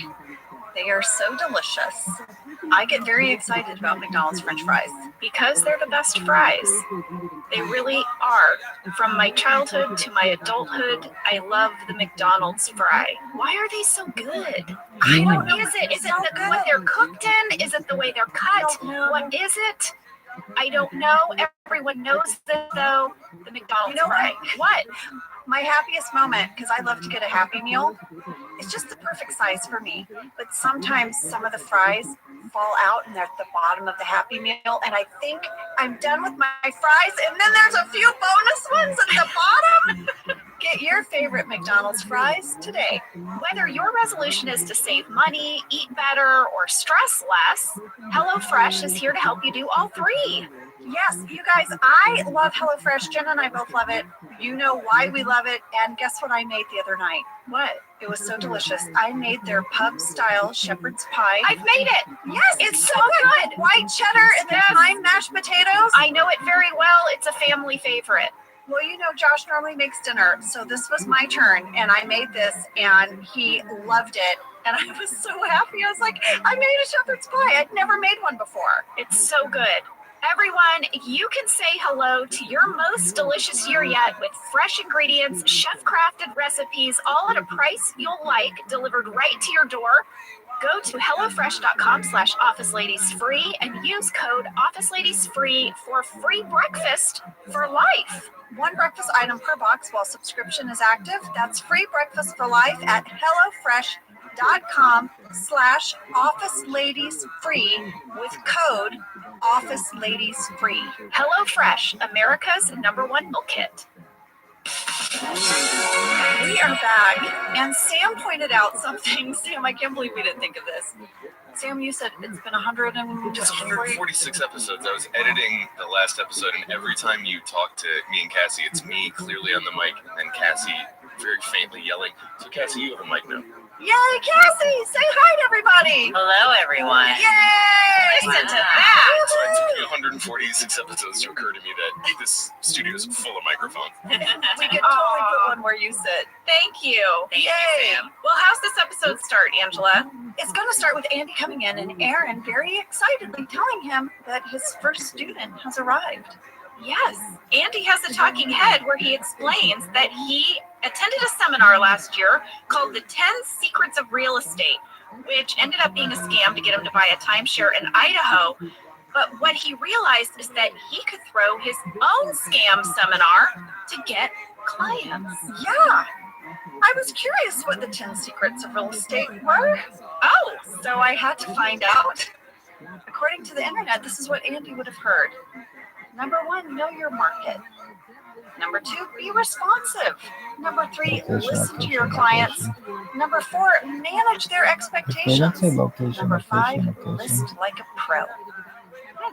Number 6, build a contact list. Number 7, number 6 is build a contact list? Yes, it's a little late. I mean, I don't want to tell the real estate people their business, but I feel like you might want to lead with might that. want to bump that up.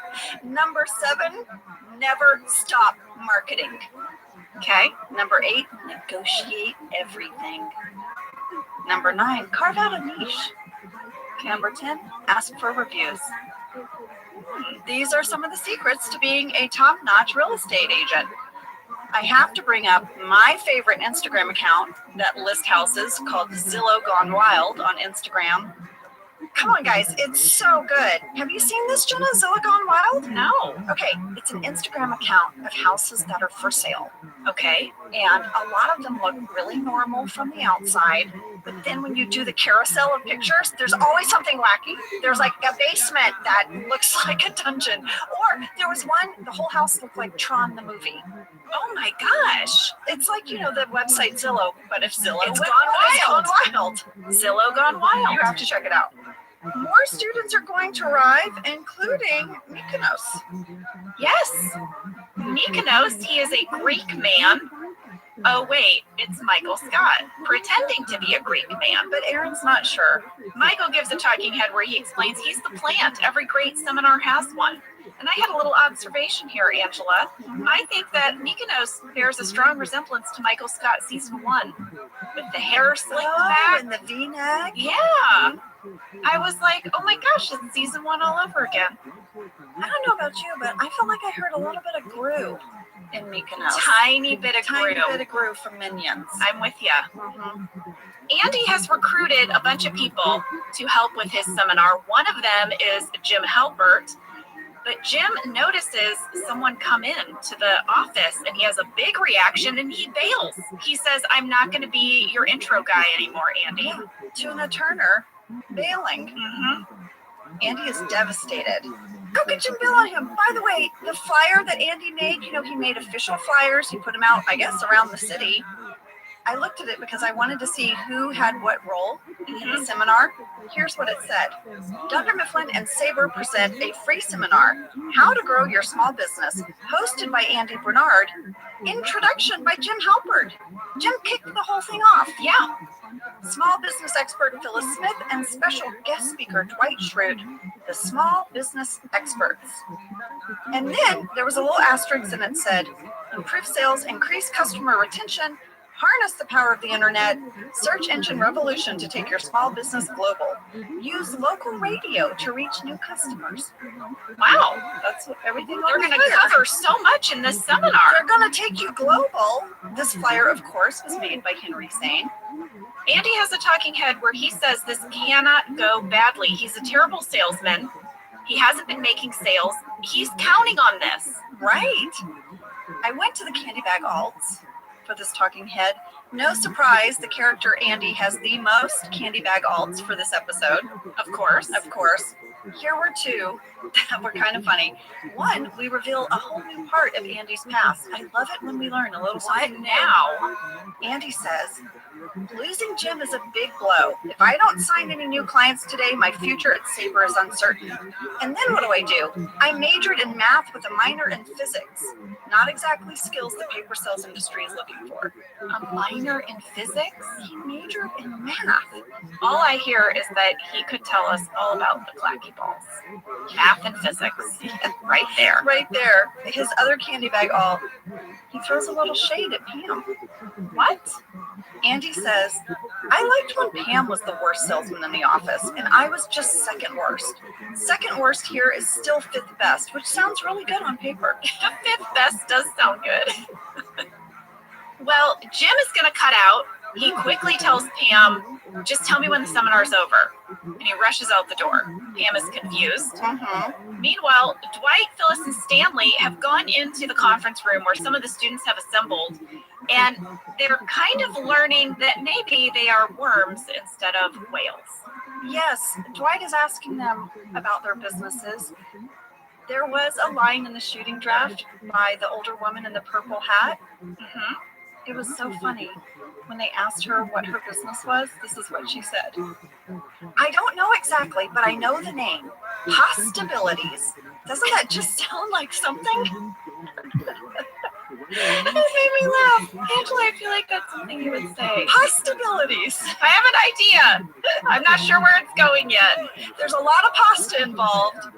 Well, I've got a few guest star alerts here. Mineshaft Guy was played by Charles C. Stevenson Jr. He's had recurring roles on Will and Grace and Gilmore Girls. And the guy I'm calling 2 cents credit card guy, remember, he's going to make 2 cents. Yeah, 2 cents. I loved it. That was Christopher Nichols Smith. Chris attended the NYU Tisch School of the Arts and trained at the Atlantic Theater Company. He is the founder, head writer, and principal performer of the sketch comedy troupe Harvard Sailing Team. He has appeared on The Mindy Project, How I Met Your Mother, The Newsroom, and Friends from College. And we got a fan catch about Chris from Kanako in Australia, who said, "This is a fast fact. Chris Smith happens to be the co-host of another fun podcast that I listen to, the Alarmist Podcast. It's a podcast about different events in history and who's to blame." I would love this podcast. Okay, ever since I read this fan catch, I have been listening to the Alarmist Podcast. Is it so good? I am obsessed. No way. It's hosted by Rebecca Delgado Smith, and they take a major event in history. Yeah. For example, like the Battle of Little Bighorn. Okay. First, they give you background history, which is awesome because I love learning stuff. Me too. Then they go one by one about who they can blame for this incident in history, and they debate it, and they're so smart. You know, I've always regretted that I didn't pay attention more in college. You know? Don't let your parents hear that. Well, Sorry, Mom and Dad. It was 4 years where all I was supposed to do was go and just learn. Don't you wish you had time to learn stuff today? I do. I remember I had an English class, and there was an older woman in the class. She was like, quote unquote, a non-traditional student, like going back to get her degree. And she had the happiest look on her face every day for class, taking notes. And I would think in my brain, like, oh, look at that little old lady. She's so happy. I mean, that would be me. I would be so excited now. That's how I feel when I listen to The Alarmist. I feel like I'm listening to a room full of just smart people saying smart things, educating me on history. I love it. Well, I can't wait to listen. Shout out to The Alarmist. Chris Smith. He is their fact checker. He breaks in from time to time. I actually reached out to him on DMs and I asked him if he had any memories from being on the show. What did he say?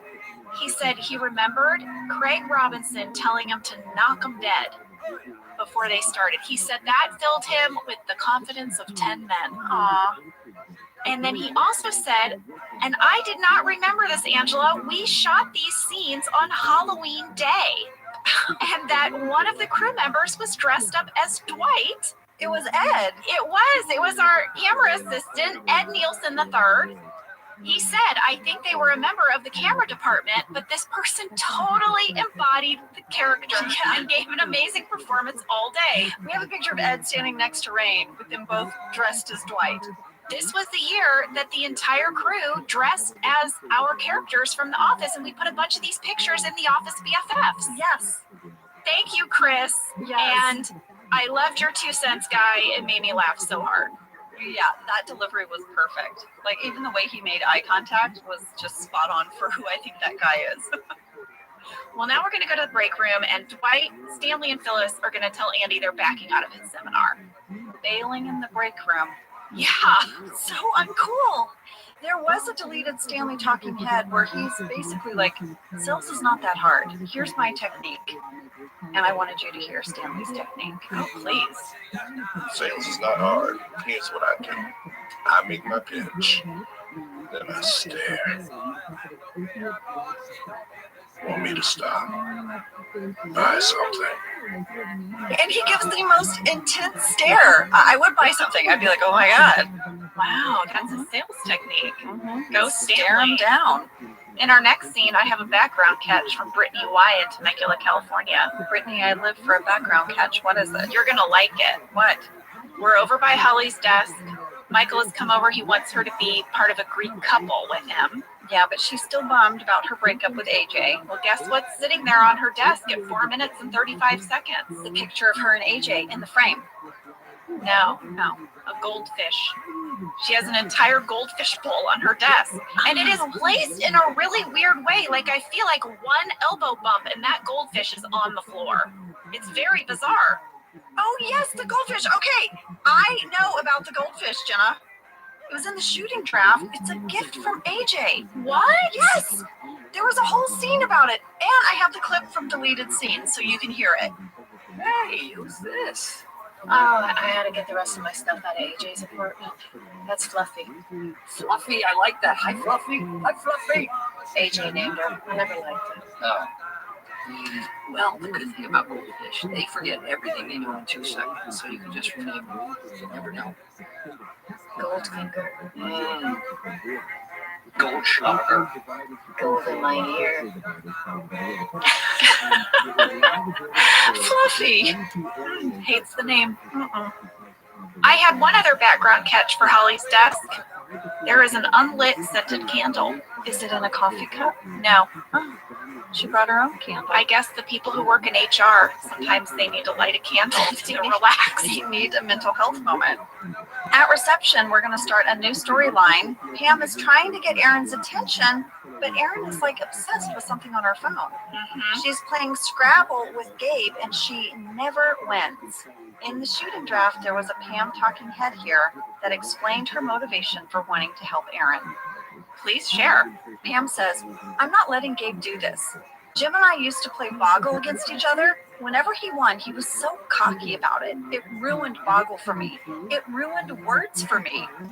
Then this would have cut to Jim, and he would have said, yeah, I'm pretty good at Boggle. And it says super cocky. Oh my gosh. Oh, I like that background. Well, Pam isn't the only person who's going to help Erin. Oscar's going to get involved as well. And I absolutely love filming scenes with Oscar. I love Pam and Oscar together. Whenever I see those two characters, I just want more of them. I love their dynamic. Same. I mean, we go all the way back to the Finer Things Club. Yes. We have a similar thing, you know? Well, this whole storyline was based on a very real life thing that was happening on the set of The Office, which was that we were obsessed with Words with Friends. Yes. It was the cast and the crew. We would sit in hair and makeup in the morning and we would do Words with Friends. We would play each other. We would play strangers. Do you remember this? I so remember it. And I remember like Rain would trash talk quite a bit. Oh, yes. I would play Rain. Well, you know, a few years ago, Rain and I played each other in Scrabble Go, and I beat him. I remember. I was so proud of you. He was so stunned. I was like, take that, Rain. Well, I noticed we're not playing Words with Friends on the show. We're playing Scrabble, and I became curious, what is the difference between these two games? Is there a difference? Well, Words with Friends was an online app that then became a board game version that you can buy. It came out in 2009, and there's only a few differences. It's basically the layout of the bonus squares. In Scrabble, they go in an X, and then in Words with Friends, they're sort of scattered around. Yeah. And also the point value of certain letters. Like in Scrabble, the letter B is worth 3 points, but in Words with Friends, it's worth 4 points. I thought it was so interesting that you could just knock off a game and give it another name and then... Well, you know my game that I love. What? Monopoly. I remember when you invented it, I was like, where did you think of this? I know, and I was like, oh no, it just kind of came to me. It's amazing. You buy all these properties. Yeah. And the best, you got to get Fordwalk. Fordwalk is you get a little car, on a Fordwalk. Amazing. And then there's a whole side that's like a bunch of wineries you can buy. You get little glasses of wine. Monopoly. I love it. Well, Andy is scrambling. He needs to find people for his seminar now. Yeah, he's got people in the conference room waiting. He's going to ask Kevin to be his intro guy. Did you notice at 6 minutes and 41 seconds that you can see the top of my head as I sit at my desk? Yes, I did, Angela. I also noticed that's about all we see of you in this episode. Yeah, top of my head. I was having, I think, a pretty good part day. Like, you couldn't see my cowlick. That's what I got. Well, that's good. You might also ask yourself, Jenna, where was Meredith? Oh. Yes. Neither of the characters, Angela and Meredith, were on camera in this episode, but we did have lines in earlier drafts. Here were the scenes you did not see. Okay. Meredith had one scene. She's going to find Dwight as he's trying to pump himself up for his speech at the top of the episode. You know, this is when he was still going to be the guest speaker. Okay. This is how it was in the script. Exterior Dunder Mifflin parking lot. Meredith walks past Dwight's car where she sees Dwight screaming a speech into his rear view mirror. Dwight says, "Ride the wind, jump the mountain, boil the ocean, hunt an angel, fly!" Meredith yells at him, "No one can hear you, idiot!" That was Meredith's scene. Here was my scene. When Pam and Oscar are helping Aaron, Angela pops over. Oh! It read like this: interior office reception area. Pam, Oscar, and now Angela look over the desk at Aaron's phone. Angela says, "It's not very polite for an unmarried woman to beat a man at a game." Oh. She just pops in to throw some shade, and then she leaves. That's where Angela and Meredith would have been in the episode. I have a little bit of fan mail here that I'd like to call Welcome to the Party, Ashley C. from Perth in Australia. And I mean that genuinely, Ashley, because like me, it took you until this episode to notice that Angela has a pelican on top of her divider. And Ashley, thank you. Thank you for being with me on this journey of not noticing that until season 7. Late in the game, Ashley said, "I love pelicans." And I was wondering if there was a story behind it or just completely random. It's completely random, but since I'm throwing out a few there is no spoons, okay, let me throw this at you, Ashley and Jenna. What if the pelican was Kevin's? What do you do? Yes, to antagonize me. I don't know. So it stares at her all day. Ashley, from the bottom of my heart, thank you for your fan catch in this episode. Yes, Ashley, welcome to the Pelican Party. Andy is still scrambling. He's going to now go to Ryan. Ryan has a business degree. Maybe Ryan could say something at the seminar. Listen, he'll do it. He doesn't like to commit to things, but he'll do it. But he also doesn't not like committing to things. Both are a form of commitment. Here's the thing. If he flakes, he flakes. Yeah. At 7 minutes, 22 seconds, over Kelly's shoulder, because she's also in this scene, you can see her print in all colors certificate of completion. Hey, It's right there on the wall. next up, let's call this pep talk in the break room. Okay. Because Andy really needs to get this group, like, on fire. Mm-hmm. They need to sell stuff. He's got Kevin, he's got Ryan, he's got Creed. There was more to the scene in the shooting draft where they talk out who is going to do what. Okay. There's a candy bag alt when Creed pitches himself to Andy. Okay. Just made me laugh so hard. You're laughing? I know. You can't even read it. Creed says, "Way I see it, you're trapped in a room of your own making. But there's a door. And the name on that door is Creed. I'll be your guest speaker. I might not be as good as Dwight, but I guarantee it will be the most thought-provoking, hilarious, moving 6 hours of their lives." 6 hours. I have a big question. Yes. Here's my question. What is happening in the conference room while Andy is making all of these plans with people? Why are these people sitting in our conference room for all of this dead space? What is it? I mean, It was a big logic loophole for me. that they wouldn't just leave. Yes, that clearly this is not going to be a great seminar. I can see it. Can't you see it? Why are these people also, it hasn't started on time, clearly. So anything where you're going to give me a bunch of advice, if you can't start on time, I'm immediately suspicious. You know what I'm saying? I hear you. I want to throw this out. Yeah. Free lunch. I think some of them are just there for the free lunch. And the lady on the front row is there to pitch possibilities. You know what I'm saying? Okay. Free lunch. They're sticking around for the free lunch. All right, I'll take it. Speaking of free lunch, I could use a snack. Why don't we take a break? And when we get back, the seminar starts. And my favorite line of the entire episode is going to happen. Oh, I can't wait to hear what it is. I have some guesses. Okay.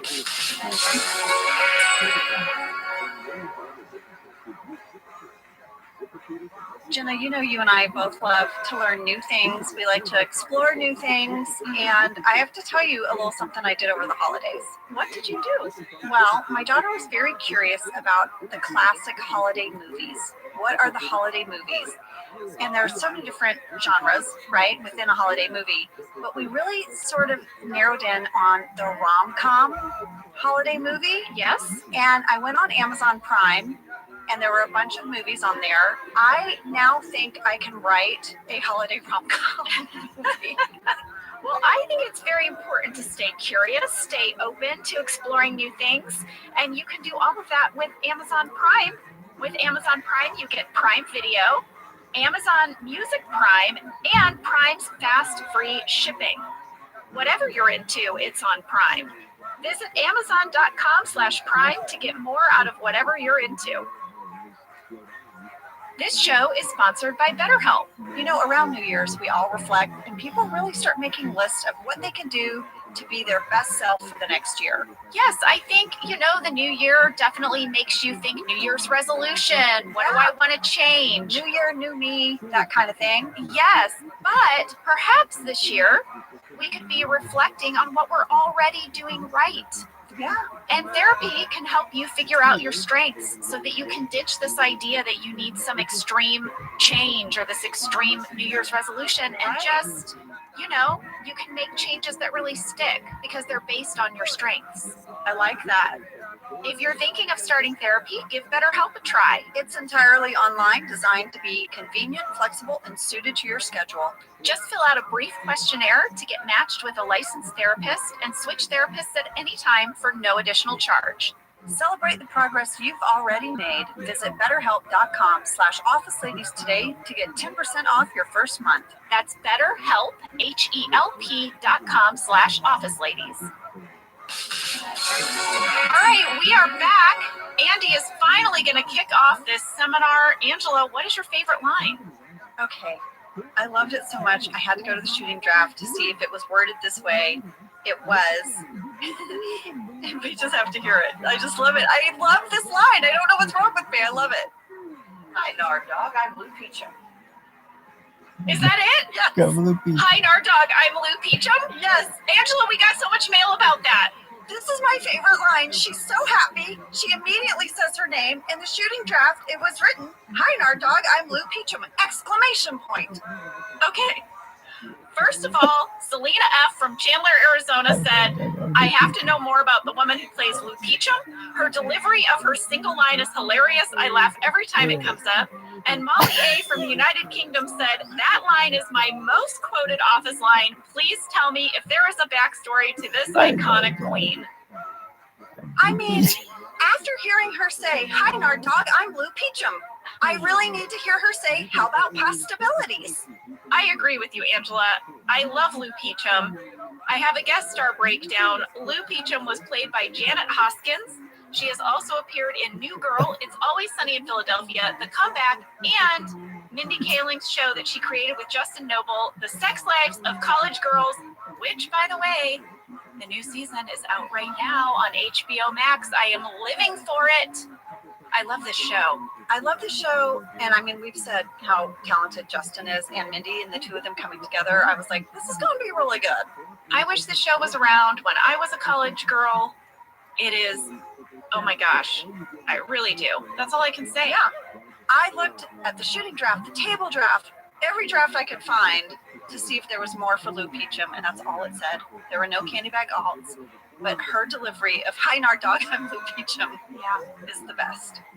Next up, 8 minutes, 26 seconds. Kevin is going to hit play on a boombox, and we hear a very long musical introduction. It is Ozzy Osbourne's Crazy Train. I loved it. Randy told me that we licensed that song for $50,000. Whoa! Yeah.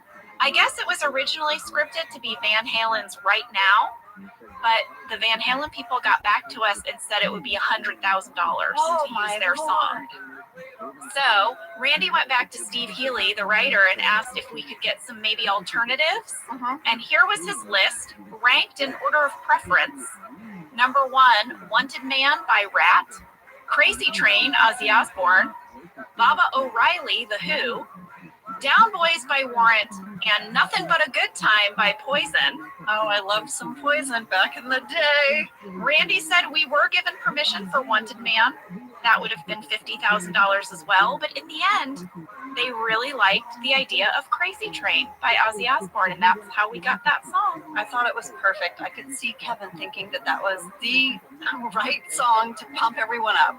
Yeah, I agree. All of those songs are great and funny for like an introduction in this scenario, but if you add the piece that Kevin had to think of it, I think Crazy Train is the choice. I thought Brian just crushed the scene. This was my favorite part of the episode. Was Brian. Yes. Kevin and Lou Peachum. Yes. This scene. And also maybe Creed. Oh, yes. Creed's. We'll get to it. We'll get to it.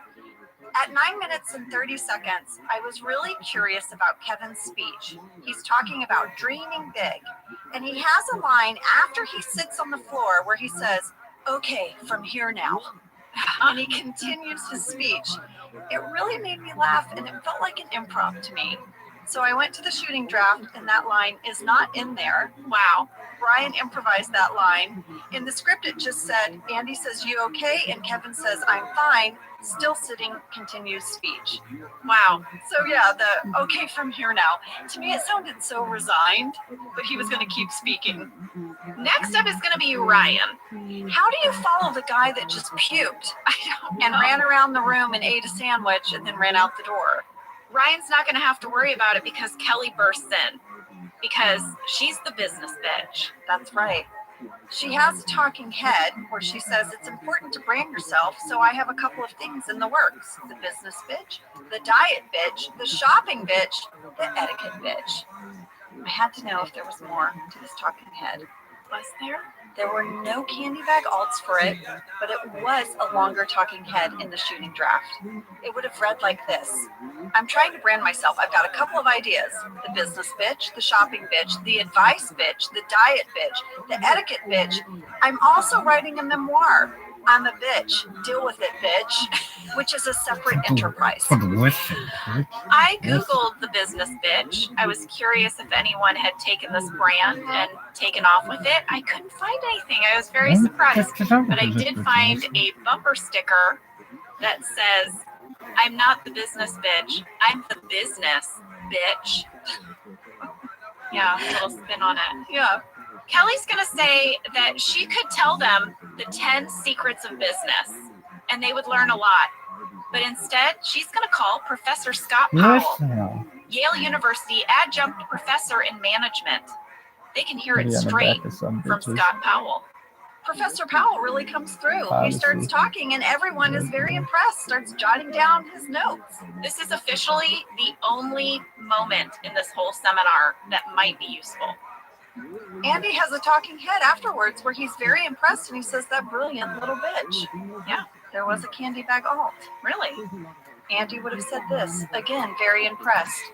I always kind of thought of myself as the business bitch, but after today, Kelly can have it. I like that one. Back at front reception, Oscar, Aaron, and Pam are still trying to beat Gabe in Scrabble. This scene has maybe my favorite Pam and Oscar couplet of dialogue. Oh, yeah? When Pam says, you could have just told us what you were thinking, and Oscar says, yeah, but there's no theater in that. And Pam says, there's no yelling in that either. Oh, yeah, I did like that line. We had a fan question from Emma L. in Toronto, Ontario, who said, while watching this episode, I absolutely loved the Scrabble storyline with Aaron, Oscar, and Pam. I think this was the episode that made me realize how similar I am to Oscar. Oh, yeah? If I was in this situation, I would definitely be the Oscar. That's the one that's way too into the game, starts getting impatient, and is definitely capable of winning. My question to you is, who would you be in this group? Would you be the Aaron, who kind of sucks at the game, the Pam, who just wants to help and is there to have fun, or the Oscar, the one that needs to win? Fuck you, what's the grand? Go to win a motherfucker. Yeah, I vacillate between Pam and Oscar. I'm very competitive in games, and sometimes it's hard for me with my kids to tone it down a little bit because I don't want to model bad behavior. Right. But when my sister and I were young and we would play games with each other, the winner got to sing a song to the loser. Oh, yeah? Yeah. This is an interesting family tradition. It went like this. I'm the winner. I'm the winner. You're the loser. You're the loser. I'm the winner. Winner. Winner. Winner. Loser. Loser. Oh my gosh. So awesome. So, and you know what? As you did it, you like went back in time. I did. I have so many memories of us being, we mostly play games at Lake of the Ozarks. We would go down every summer. My parents had a cabin there, and we would spend a lot of time together playing games. I have memories of sitting in our little kitchen at Lake of the Ozarks and singing that song, or having the song sung to me, right? My parents did not like it. Here's maybe one of the places where I got such a competitive streak, other than my mom. I I was playing tennis in high school, and my coach was Coach Lund. And he would say to me after a game, because he had multiple games he would have to be watching, you know, so he'd make his rounds. And if he wasn't able to see the end of my game, he would just come up to me and say, Kenzie, victory or death? Oh, yeah, baby. If I had lost, I'd be like, death, coach. Oh my gosh, victory or death? Yeah. Wow. I learned as an adult that you're supposed to be more, I don't know, what would you call it? Gracious? Yes, exactly. When playing games with people, if you win. It was a learned skill. I guess I started as an Oscar and I've tried to move more toward a Pam. I'm realizing you and I have never played a game one-on-one. We've done group games like at the Super Bowl, we do bingo, but we haven't really done a game where we might have to sing loser to each other. I mean, I want to be your friend, so I've maybe actively avoided playing this a game moment with you. Mm-hmm. All right, where are we? Oh, Holly and Mykonos are hanging out with Hank in the lobby. Yeah, at Caffeine Corner. And guess what? Holly decides to participate. Yeah, she's going to be a character with Michael. It's very sweet. She's going to have a talking head where she looks at camera and says, I don't know. And she's smiling. He's getting through. He's sneezing. And he's now going to introduce Creed, his special guest speaker. Creed walks up to the front of the conference room and says, 2 eyes, 2 ears, a chin, a mouth, 10 fingers, 2 nipples, a butt, 2 kneecaps, a penis. I have just described to you the Loch Ness Monster, and the reward for his capture, all the riches in Scotland. So I have one question. Why are you here? Angela, we had a fan catch from Walker D in Evanston, Illinois, who says this. This is the only thing I had to write about in the whole series. Oh my goodness, what? In Gossip, Creed says, if I can't scuba, then what's this all been about? What am I working toward? And then he has this speech in the seminar. I think we're finally learning why scuba is so important to him, because he wants to hunt down the Loch Ness Monster for a reward. It's art at its finest. I like that. I love that Walker made that connection between scuba and this speech about the Loch Ness Monster. Well, Walker, get ready for this. There was a candy bag alt. It actually was filmed. It's in deleted scenes. Here's another version of what Creed says to the room of people.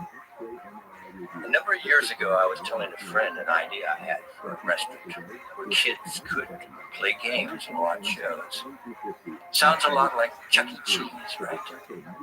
Well, the guy who invented Chuck E. Cheese was sitting at the next table. I have evidence, affidavits, and documents that they locked me out of the deal. And someday, his day will come. The craziest thing about all this, the restaurant where it took place, Chuck E. Cheese. Was your idea also called Chuck E. Cheese? Nope, it's called Woodstock's Freakout Zone. What was that? Exactly. Exactly. The camera pans over to Andy, and Andy just looks like he wants to disappear into the floor. Have we discussed my idea for a business called Date Night? No, we haven't. You sure you want to give it up? Well, hear me out. Okay. So it's a business, and what you get is just a room with a couch, a really cozy couch. Okay. And like a room service menu. There's a TV, and it has a cable box thing, and you can sign into anything you want. Netflix, HBO Max. You have to sign in on your account. This keeps it legal. Okay. But basically, if you're a parent, the idea is that you can go there for date night. They'll bring you food, and you can just binge your favorite show with your partner. So instead of a hotel room, right? You rent it's like a building room with full a of couch. living rooms. Yes.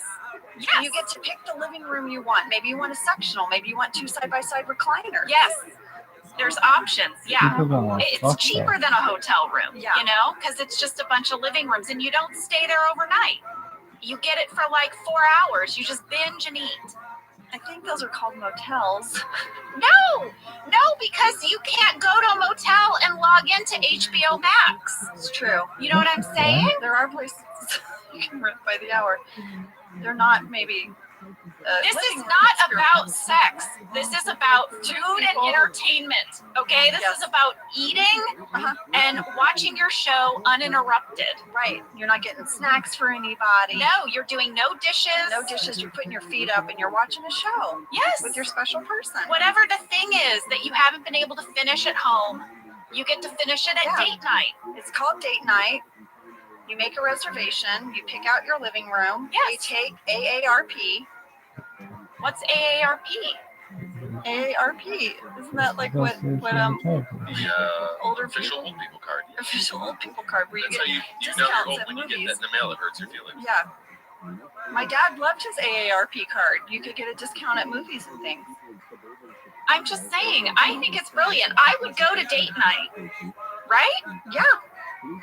You know, but there's a rule. You're not supposed to get sexy in there. It's, we don't have time to like turn over the room. There's rules. Yes. Yeah. It's not about that. It's not about that. It's about just watching a program. Yeah. With your special person. And maybe having like some French fries. Yeah, exactly. Yeah. There'd be good food. There are so many possibilities for this. I think this business could really take off. You know what, Jenna? I am here for you. When you get it up and running, I'm going to rent a living room. Thank you. Okay, let me know. I'll give you a discount. I'll But bring my no- AARP card. I think I'm eligible. But don't get sexy in there. Oh, Okay? okay. You have to do that at home before you get there or after. Okay. And we serve liquor. You're going to get two people alone who never get to be alone. You're going to give them liquor and then say, don't mess around. Exactly what they're going to do is mess around. Maybe Sorry. we need to rethink People are it. going to have a little action on your sofa. Sorry. Well, we're not going to put a bed in there, so you're going to have to figure it out. All right. Where are we in this episode? Gabe has selected his next movie. His next scary movie. Aaron doesn't like scary movies, and he keeps picking these creepy movies. His next movie is Suspiria. She wanted Wall-E. First of all, did you see Pam eavesdropping in the background on this conversation? That was scripted.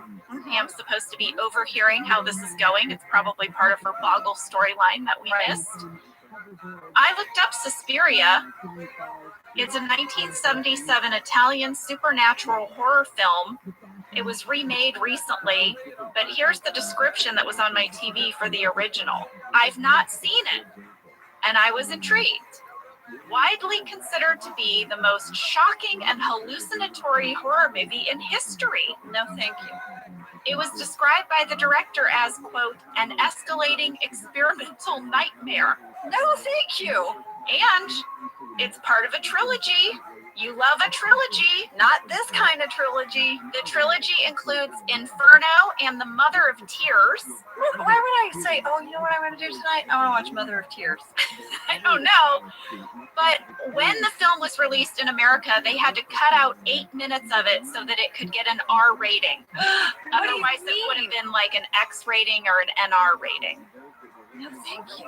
It has a 93% on Rotten Tomatoes, and it is ranked number 61 on their list of top 100 horror films. Guess what's number 1? I have no idea. Psycho. Okay. I tried to watch it. Can't find it anywhere because they did the remake, so that's all over streaming. You know what? What? If I get date night up and running, I'm going to figure out how to play Suspiria. Well, that sounds like a wonderful date night. Oh, You no. should take Gabe. Dwight is going to start chatting up Tuba. Tuba's back. Yes. Remember our script supervisor, Veda? Her husband appeared in an episode previously. He is back. He is Golf Guy. And he has sat down at Jim's desk and is just using Jim's computer. What? I mean, Golf Guy's very comfortable. He's also been there for hours with nothing happening. I mean, don't get me started on that. Dwight's going to realize that some of these people are for real. He's going to get Phyllis and Stanley in the kitchen. They're going to go up to Andy, and Dwight, he thinks he's so smooth. He goes, hey, friend, how's it going? Oh, you know what? Let me steep that for you. Angela, is there any possibility that you were able to zoom in on the cup that Andy is making his tea in, and you figured out what it said, and you're going to tell me all about it? No. You say no as if I would never do that. But I'm sorry, did we not have a major breakdown about the hot dog people? Coney Island lunch. Yeah. Here's the thing. She's talking about Dwight's coffee mug that he holds with his feet. I probably would have done that, Jenna, if I wasn't so thrown by this line, let me steep that for you. I became obsessed with it. I kind of feel like it's one of those lines that would happen in like a Game of Thrones, and if someone says it to you, is about to go down. If they're like, let me steep that for you, and then you get a dagger like in your neck. Well, first of all, you don't steep tea by dunking the bag. You steep tea by covering the cup. That's how you steep. So I was annoyed by the incorrect steeping, but I did try to zoom in on that cup, and I couldn't make it out, and I was so frustrated, and I just hoped maybe our brains were in the same place, and you were able to read it. I couldn't read it. It doesn't matter. I can let it go. Well, now I need to see it. Well, I don't know. Anyone out there, please, will you write us? You can put it in the general mailbox. You go to officeladies.com. We have a place where you can submit questions, and there's a folder called General Questions. If you figured out what's on that coffee mug, please let Jenna know. I would appreciate it. By the way, you could also just go there and submit questions for different episodes. After the steeping business, Daryl's going to go, ahem, ahem. And Andy very earnestly says, hey, do you need a lozenge? And Daryl's like, they're a bunch of jackals. They left you in the lurch, and if they want to jump in, it means you're almost there. You did this. Bring it home. This gives Andy some confidence, and he's like, you know what? I don't need your help. It's true. Andy is going to welcome everyone back from lunch, including Mykonos and his girlfriend, His lady friend. And for some reason, everyone has stayed after lunch. And Andy's going to let everyone go. Yeah. He's just going to say goodbye, basically. So they took a whole hour for lunch. Now he's just going to say goodbye. But Michael's not going to let that happen. Michael's like, come on, you got this. You can do it. And Andy bursts back in the conference room and he pitches this package. The small business package. That's right. You need one of these. After all this great business advice I've given you, you're going to want this package to get started. No takers until Mykonos says he wants one. And that kicks it off. Yeah. Andy makes 3 sales. Here is my question. Was this whole day worth it to sell 3 small business packages? No. But for Andy, yes. Andy does get a win, I guess, in a sense. Maybe his sales are so bad, these 3 little packages are going to be a big deal. Meanwhile, Erin is about to win the Scrabble game. Oscar is trying to hint at her to play the word apoplexy. Erin plays ape, and she loses. Yeah, I did look up the definition of apoplexy because Oscar says that he will have apoplexy if she loses. Apoplexy is the incapacity or speechlessness caused by extreme anger. Oh, he has some apoplexy. We are finally going to see Jim. Yes. Where has Jim been? Has John been on a movie? Where was he? I think that this did spill over. That is why we took him out of the office again and gave him a very truncated storyline that basically consisted of him kicking a rock in the parking lot and sitting in his car. Well, we're going to find out because Pam's like, what's going on? The guy in the conference room is one of his childhood friends, Tom. When they were in the 3rd grade, Jim was placed in the top reading group, which was the blue group. Actually, it was the second from the top. I like how Pam tells the story a little off. And Tom was in the green group, and Jim's mom suggested that Jim spend time hanging out with the kids in his reading group. She thought that would be a good influence for him. But guess how Jim worded that to Tom? Yeah, not very delicately. My mom thinks you're too dumb to hang out with. Yeah. But also, what the heck, Jim's mom? I know. Let him have his pal that's not as good of a reader. No kidding. Well, Jim is going to finally come up into the office. I guess he thinks the seminar is over, but Tom is going to walk into the kitchen while Jim is there. And wow. Talk about some snark in the kitchen. Yeah. Guess what? Tom remembers everything. He's like, so you work here, huh? Jim's like, sales. And Tom goes, must be a front for some kind of famous laboratory because you're so smart. And then he goes on at the end. He calls him like a salesman genius and goes, you know what? Great catching up. Where's your jetpack, Zuckerberg? We had a fan question from Andrew E. in Brandon, Mississippi, and many others who said, wouldn't Jim's old elementary school friend Tom know that Jim was going to be there based on the original flyer that Andy posted with Jim's picture? And if so, do we think that it was Tom's intention the whole time to confront Jim? 100%. You think Tom sat in that conference room all day just so that he could get his moment? I mean, he got a sandwich and he finally got to give it to Jim Halpert. Guest star alert, Tom was played by Greg Tukulescu. I hope I'm pronouncing that right, Greg, who has regularly appeared on Drunk History, College Humor Originals, and UCB Comedy Originals. Greg also lends his voice to Adam Ruins Everything, and he played Ellie Kemper's husband in Bridesmaids. Well, Greg, you were hilarious. You know, Angela, also in this scene, we see a photo of Jim Halpert. Young Jim Halpert. We had some fan questions about that. Natalie M. from New York said, is that really a photo of John in 3rd grade? He looks like he's in at least middle school. Also, is that the name of the elementary school he went to?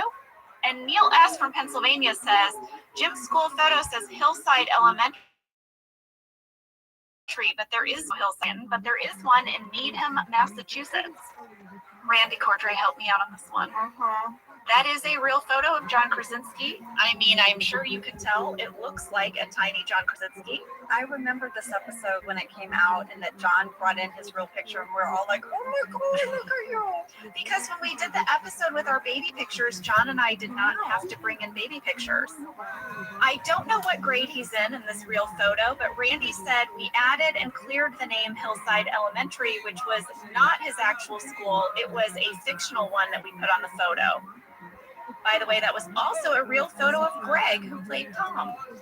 This episode is going to end with Gabe going up to Aaron's desk. He's won, but he's going to compromise on the movie. Old Tech Alert DVD boxes. Yeah. Look at all my DVDs.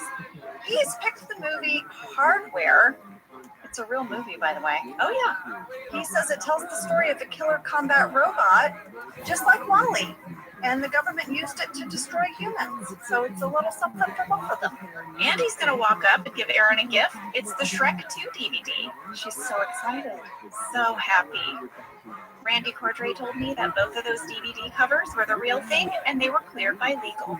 Have you seen Hardware? I have not seen that movie either. I've seen Shrek 2. Same. Love it. It's so cute. The Shrek movies are great. Well, you guys, that was the seminar. Thank you so much, Randy Cordray, for behind-the-scenes details, and Dave Rogers for sharing with us about those funny bloopers. Thank you to everyone for writing in. Please don't forget to check out our awesome holiday merch. You can still get it in time for the holidays. Go to officeladies.com. Super cute stuff. We hope you have a great week. We love you. See you next week.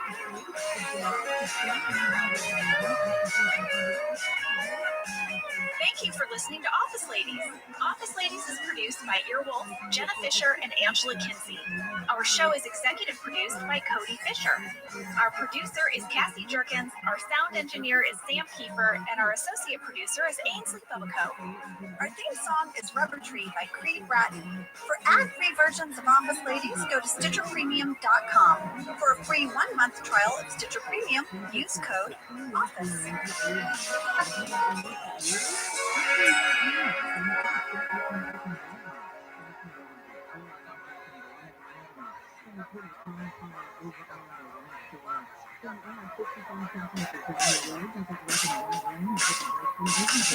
I'm Jenna Fisher. And I'm Angela Kinsey. We were on The Office together. And we're best friends. And now we're doing the Ultimate Office Rewatch podcast just for you. Each week, we will break down an episode of The Office and give exclusive behind-the-scenes stories that only 2 people who were there can tell you.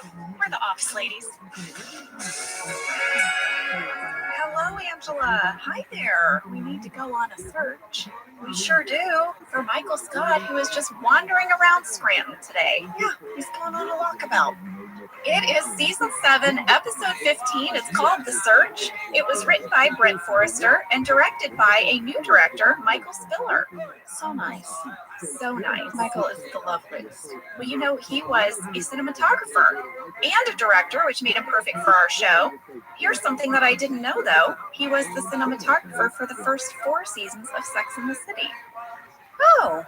Why didn't I know that so I could pepper him with questions? So many questions. Right? This is before we Googled. I know. It wasn't We before were not Google. Google was there, but it's before you and I Googled. We were not ladies who Google yet. Michael also won an Emmy for Outstanding Direction for a comedy series for Modern Family. So we were in very good hands. How about a summary? Yep. When Jim leaves Michael at a gas station without his phone or wallet, Michael goes on a walkabout around Scranton. Meanwhile, Dwight, Aaron, and Holly set out to find him. Back at the office, Pam's artwork on the office fridge inspires some silly captions from her coworkers, resulting in a caption contest at Gabe's expense. Are you ready for fast fact number 1? I am. Well, this one is coming at you straight from Brent Forrester. Brent is awesome, and his enthusiasm about writing these episodes is always such a delight. I love hearing from him. I know. He loves writing in general. He loves storytelling. Well, he sent in an audio clip about how this episode is the perfect rom-com. I got so lucky when I was assigned to write this episode because it's the climax of the Michael Holly romantic subplot that's been running through the show for years. And the episode itself is structured like a classic rom-com. Holly denies that they're made for each other, but each beat of the story seems to prove that they are made for each other. And then they meet in this classic romantic comedy trope, the meeting on the rooftop of the Empire State Building from An Affair to Remember and Sleepless in Seattle. But because it's The Office, it's not a glamorous Art Deco setting. It's this seedy rooftop in Scranton. All of that story material was just handed to me. Greg and the writing staff came up with it, and I was assigned to write it. And I get to say, written by Brent Forrester. It's funny, when I saw that rooftop kissing scene at the end of this episode, I had the thought, why did they pick such an ugly roof? And it was clearly intentional. They're like, this is the Office version of the rom-com, right? Empire State Building. I recently rewatched Sleepless in Seattle. It's so charming. It totally holds up. I don't remember that one. I think I'm mixing it up in my mind. Hanks and Meg Ryan. I thought that was You Got Mail. Well, they did that later. They did that later. But okay. Sleepless in Seattle is so sweet. You know, oh my gosh, you have to watch it. Maybe we should watch it together. Ooh, maybe we should watch it and break it down. Oh. Okay. All right. Put a pin in that. Okay.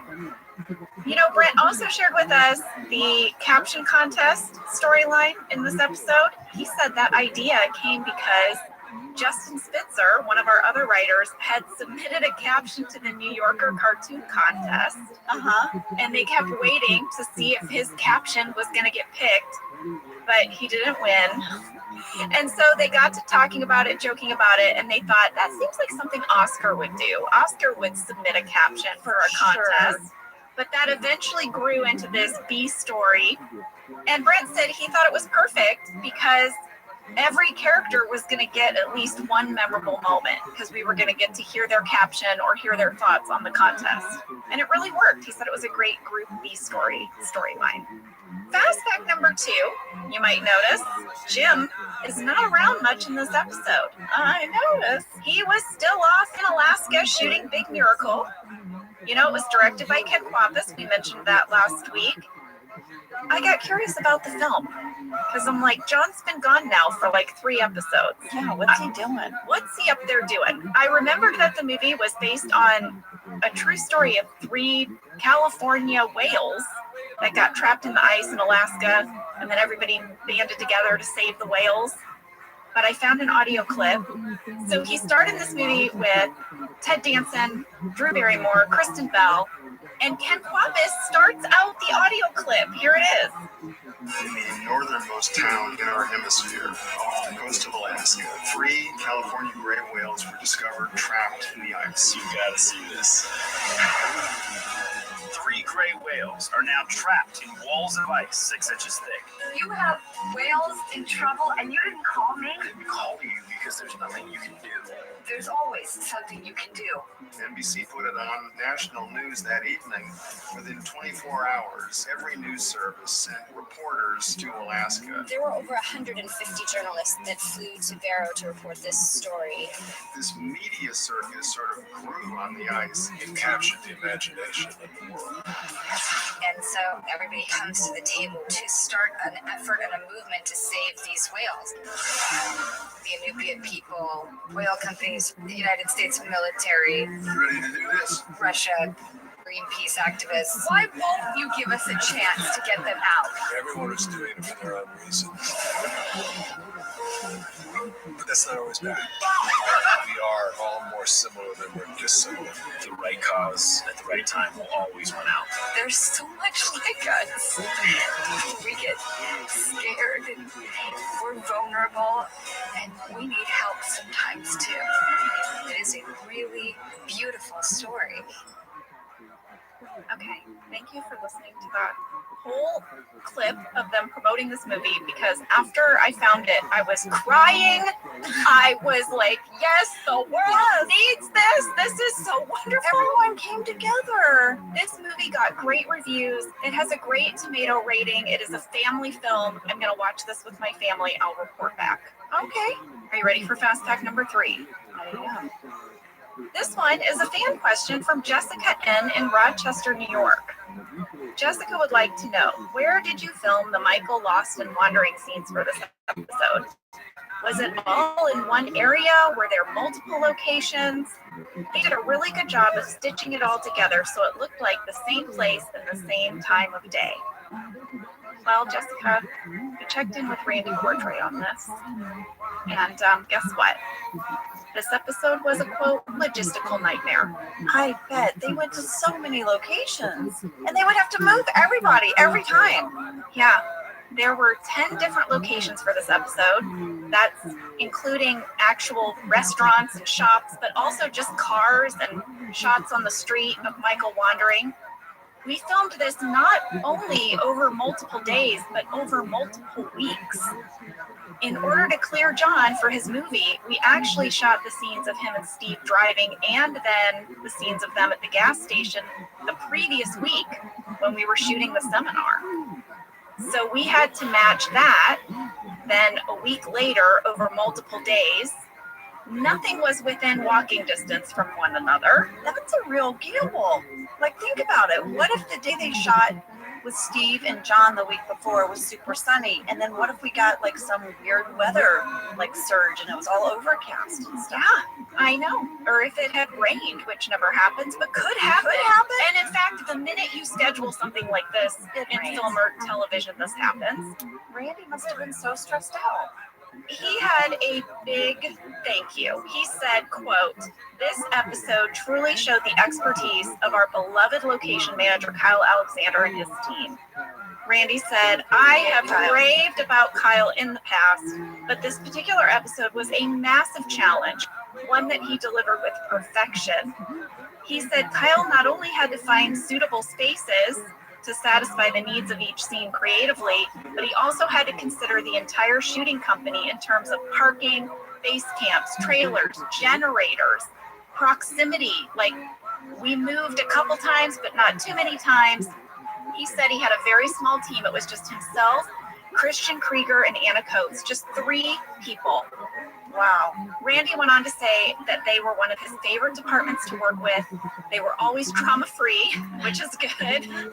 And he says, "As I always say about putting together a crew for a comedy, quote, the last thing I want to see is drama." So I will share more about each of the individual locations as we break them down, but we were everywhere from North Hollywood, Studio City, all the way to downtown LA. I can't wait. I love your location breakdowns, lady. Well, I got some fun little tidbits about them too. Okay, I love the tidbit. But before we go to break, Angela, I got this fan question in the fan mail inbox.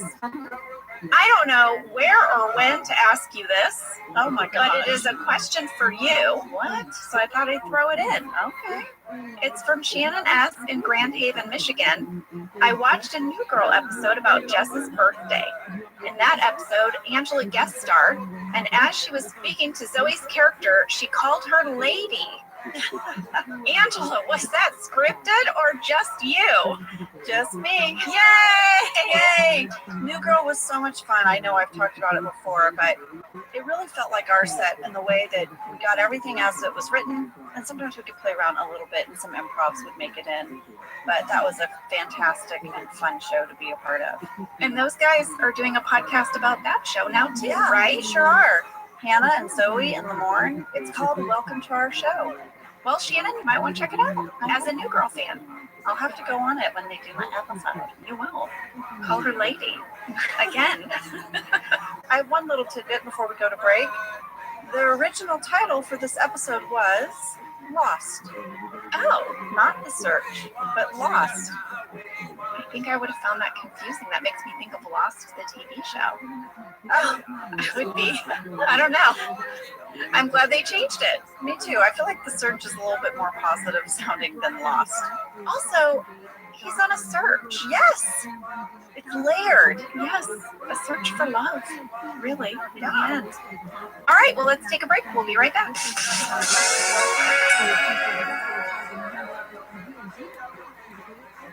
Whether your resolution is to save money, eat better, or stress less, HelloFresh is here to help you do all three.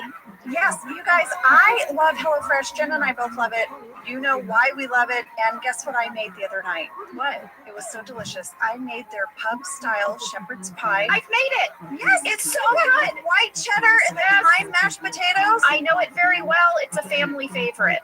Well, you know, Josh normally makes dinner, so this was my turn, and I made this, and he loved it, and I was so happy. I was like, I made a shepherd's pie. I'd never made one before. It's so good. Everyone, you can say hello to your most delicious year yet with fresh ingredients, chef-crafted recipes, all at a price you'll like, delivered right to your door. Go to hellofresh.com/officeladiesfree and use code officeladiesfree for free breakfast for life. One breakfast item per box while subscription is active. That's free breakfast for life at hellofresh.com/officeladiesfree with code officeladiesfree. HelloFresh, America's #1 meal kit. This show is sponsored by BetterHelp. You know, around New Year's, we all reflect and people really start making lists of what they can do to be their best self for the next year. Yes, I think, the new year definitely makes you think New Year's resolution. What do I want to change? New year, new me, that kind of thing. Yes, but perhaps this year we could be reflecting on what we're already doing right. Yeah.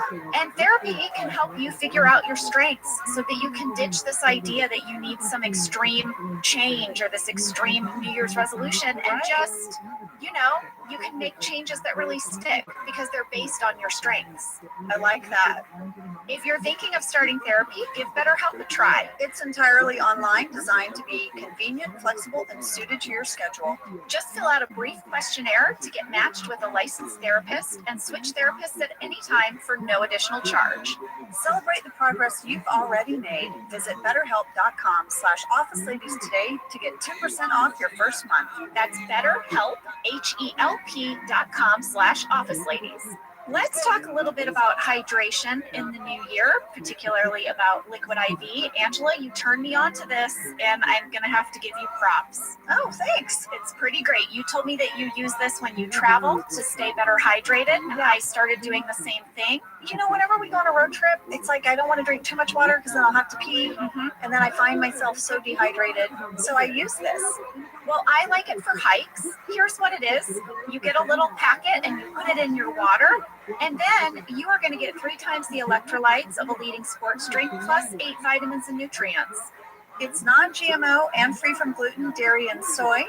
It is perfect for daily use before a workout or when you feel run down or after a long night out, hint, hint, hint, hint, or even on really long flights. Rehydrate yourself for the new year. Grab your Liquid IV Hydration Multiplier sugar-free in bulk nationwide at Costco, or get 20% off your first order when you go to liquidiv.com and use code OfficeLadies at checkout. That's 20% off your first order when you shop Better Hydration today using promo code OfficeLadies at liquidiv.com. Kelly and Ryan are going to make a very important announcement. They got divorced over the weekend. And the whole bullpen is like, wait, what? When were you married? Like, what are you talking about? I have some background catches for y'all. Yeah? If you go to 3 seconds, you will catch 2 people who are not ready for this scene to start. Who are they? They are not in character. They are, number 1, Rainn Wilson. He is putting his phone away quickly in his top left desk drawer. Okay, that's where he'd keep his phone. Busted. Number 2, I am surfing the internet.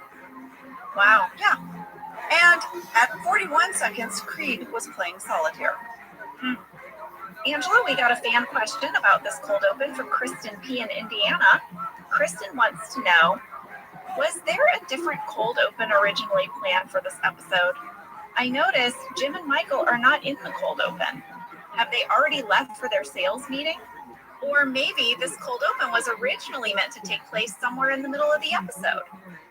That is a great question, Kristen, and really good background catches. I noticed that Michael and Jim weren't there either. I did go to the shooting draft because I was curious, and this scene was always the cold open, always, in every draft that I read. But it was longer, and it was immediately followed with Jim trying to get Michael out the door. Interesting. I want to read to you guys the extended part of the scene that was in the shooting draft because it really made me laugh, the Kelly and Ryan dialogue.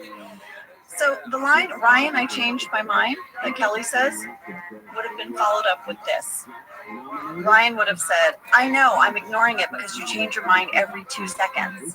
And then Kelly would have said, "Well, I'm not going to have sex with someone who's not my husband." Then Ryan says, "We should take baby steps, maybe start dating again." And Kelly said, "I don't date divorced guys. There's always something wrong with them."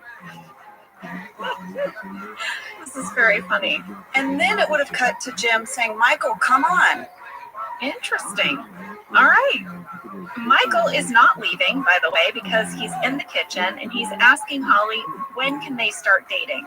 She broke up with AJ and he doesn't understand. Like, why can't they date? They're like magnets. They're meant to stick together.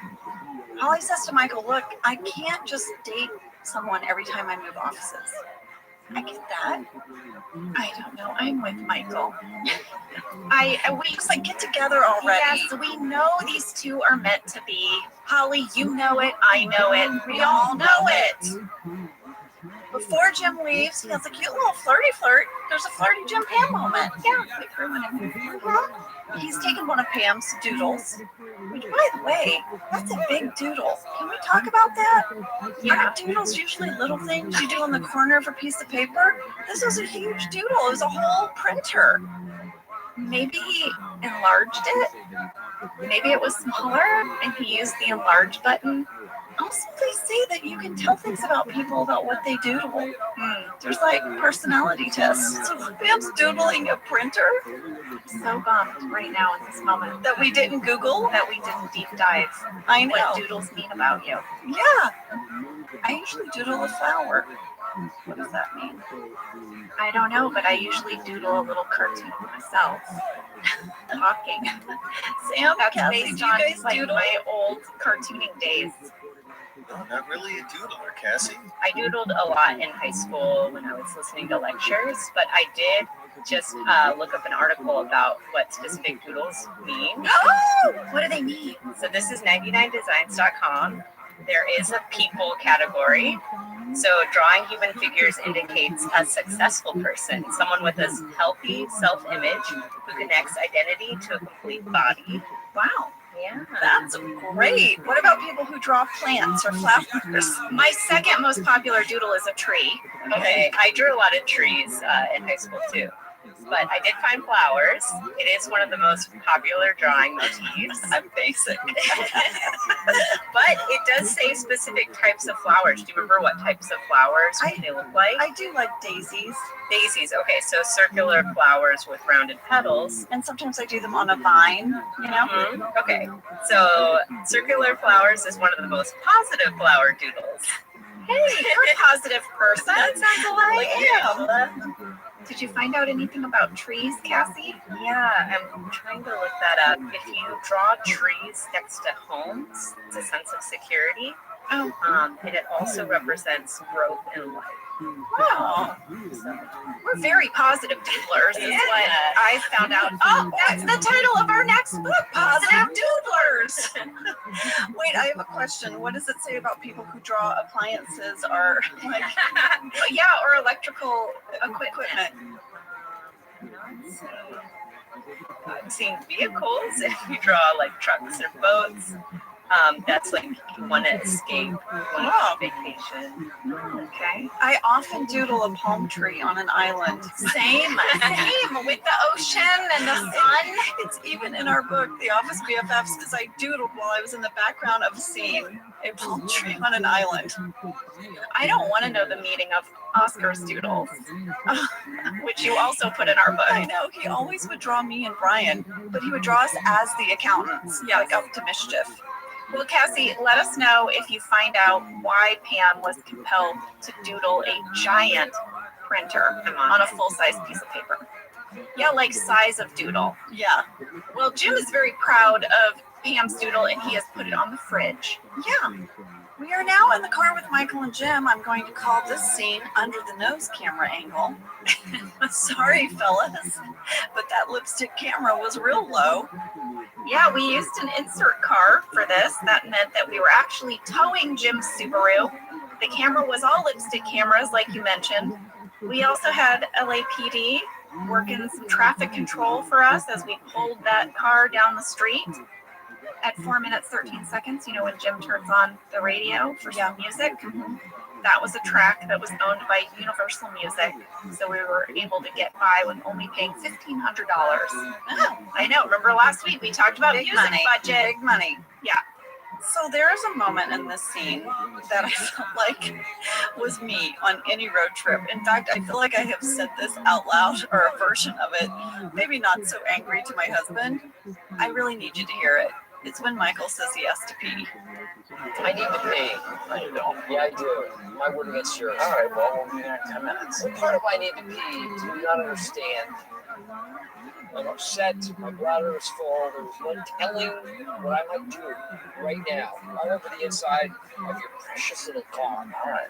Well, if I see a gas station, I'll go over. Well, I hope I make it. I feel like I've said, well, I hope I make it. I feel like I have. Oh, you guys, I'm horrible on a road trip. I can't drink anything because I have to pee like every 30 minutes. Even if I don't drink anything, I have to pee every 30 minutes. Well, this is why I like road tripping with you, because you don't sass me at all when I have to pee. You're like, let's find a spot. I know. Do it. Well, Jim does stop, and while Michael is in the bathroom, Jim gets a phone call from Helene. Guess what? She locked Cece in her car on the way to the doctor. Yeah, Jim freaks out. He's like, oh my gosh, I'll be right there. Yeah, he knocks on the door. He tries to get Michael's attention. Nothing coming from the bathroom. It must be the most soundproof door in the world. So Jim just leaves. Well, he does tell a man that's getting gas, listen, there's going to be a guy come out of there. Please tell him I had to go. And then, of course, the guy just makes no effort and leaves. Yes. He has a shirt on that says Ben, so I'm calling him Ben Gas Station Guy. He was played by Jesse Mackey, a great actor. He's been on Better Things, This Is Us, Parks and Recreation. He played the dad in the revival of Saved by the Bell. It's very clear that Jim thinks he works there, maybe, but he doesn't. If you go to 5 minutes, 40 seconds, I don't know why this made me laugh, but you guys, it made me laugh every time I watched this episode, and I rewatched this episode like 3 times, and every single time when Michael walks out of the bathroom with that giant blue stick that's attached to the key, I one time, you guys, went to get my teeth cleaned, and I had to pee, and I asked the dental hygienist, you guys have a bathroom key? She's like, yeah, 1 second, let me get it for you. It was attached to the biggest spatula, and I was like, what's up with this? And I guess people kept leaving the key in the bathroom, so they just were like, what do we have here? And in their kitchen, they just tied it to a spatula. I loved that detail. When I saw it, it made me laugh. We've all carried that We giant all had to carry like a spatula to the bathroom. We had 2 fan catches.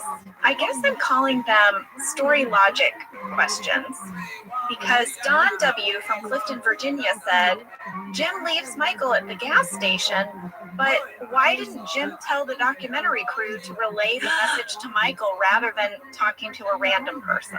Oh my gosh, yes! And then Jessica M. from Dayton, Ohio says, we don't see the documentary crew in the backseat of Jim's car, so we have to assume they drove a separate car to the gas station. Why didn't they just take Michael back to the office? In both cases, I kind of get it. I think the documentary crew really doesn't get involved. If Jim left Michael, they're not supposed to. They're supposed to literally just watch and not participate and not change the outcome of things that are happening. I would have maybe, though, actually loved a moment where Michael looked at them and said, "Where'd Jim go?" And then, like, maybe he calls them out, like, "Seriously, guys, come on." I agree. Jim is now going to call Pam and let her know about Cece. He's like, "Don't worry, it's all okay." I have a background catch. I have one too. It's a busted. Is it at 5 minutes 56 seconds? Is it you playing freestyle in the background of this whole scene? Yes, I move a whole stack of cards over. I'm not trying to hide it at all. Not at all. Jim is going to tell Pam that he left Michael at a gas station on Bennett Street. I went to Google Maps. There is a Bennett Street in Scranton, but I could not find a gas station. Yeah. Pam says, "Don't worry, she's going to put out an APB and ask Pam Beasley." And then she's like, nothing, like Jim is silent. She's like, "Did you not hear me?" He goes, "No, I heard you." It's like, it's so harsh. Pam had some candy bag alts for this line. You know she did. Yeah, Just you for did. this APB? That's right. Okay. All right. What else did I say? You said, "Got it. I will pass that information on to someone who cares even more than me." Pam says. Here's another one. "Got it. Give me the party of people that are not me." Okay. And here's another one. "Aw, speaking of babies in crisis, what's the address? I'll form a search party." Okay. Which I don't think Pam would have said. No. You know what? That brings up remnants of the titay. The titay from the birthing episode. And then the last one was, "I'm sure he's smart enough to find a way." Actually, you know what? You better give me the address. I like that line. Speaking of the gas station, the employee who works there, who was played by Eugene Cordero, who's been in everything, The Good Place, Crazy Ex-Girlfriend, Veep, Brooklyn Nine-Nine, he will not let Michael use the phone. No. But then Michael will not give up, so he's like, "Fine, you can make a call." But then Michael doesn't know the number for the office anyway, because he can't use his speed dial. He only has it on speed dial. I mean, how many phone numbers do you know? Because I feel like this is me. I know, like, my parents' phone number. I know, obviously, like, my husband's phone number. Jenna, I don't think I know your phone number. I actually phone number in my head, and I don't know if it's yours or my sister's. I do know it. You I do? can see it. Okay. But yeah, I know like 4 phone numbers, I think. Is yours? No. Whose number is that? I don't know. Is yours? Yes! Oh my gosh, that's great! Well, you know. Hold on, what is your number? You were close. I was. I was nowhere near it. You got the area. Oh, I got the area code. I mean, big whoop. What number was I called? Oh, it's my accountant. Hey! I mean, come on, that's close. Oh my God! That is hilarious. That's my accountant's phone number. I mean, listen, you know, I have to call that number a lot. Like when I'm in a bind or I have a question. But technically, you're calling an accountant. I'm calling an accountant. Well, when we reached out to Brent about this episode, he wanted to share with us about a joke he pitched for the scene and what he learned about writing for our show in this moment. So we're shooting the scene where Michael Scott is stranded at the gas station, and he borrows the gas station attendant's phone to call the office. And we had written in the script that Michael realizes he doesn't know the number to the office because he always just presses the word office and contacts on his phone. And Steve Carell was prepared to perform that. And right before we were going to shoot it, I pitched this extra joke. I said, what if Michael looks at the guy's phone and he sees contacts and he sees the guy has office in his contacts. Michael presses office, and then the phone on the counter in front of the gas station attendant rings, and the gas station attendant glares at him. And I felt very clever for pitching this. And Steve said, no, Michael is not that dumb. He knows that the number to his office is not on this guy's phone. So, comedy fans, there's a great lesson here. The office is revered in great part because of the tone of realism, what we sometimes call naturalism.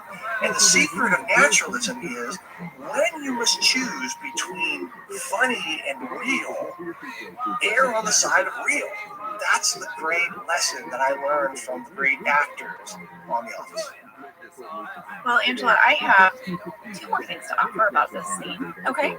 I've got a gas station location tidbit. Not a breakdown, a tidbit. It's a tidbit. It's a breakdown / tidbit. And then I also have a standards and practices. Which one would you like first? Standards and practices, please. All right. Fan question from Corey E. in Denver, Colorado. In rewatching this episode, I noticed that when Michael goes into the gas station, over his shoulder, there is a Grasshopper lawn care sign behind him. That is my friend's Pennsylvania-based lawn care company. I asked her about it, and she said, you guys did a prop drop. Oh, this is true. Phil Shea got this actual sign from a local company. He had it put up in the background of his scene to give it a kind of local credibility. However, Randy said that originally the sign had the real phone number for the business. It was like 1-800-lawn-care, I think, and it is on the sign.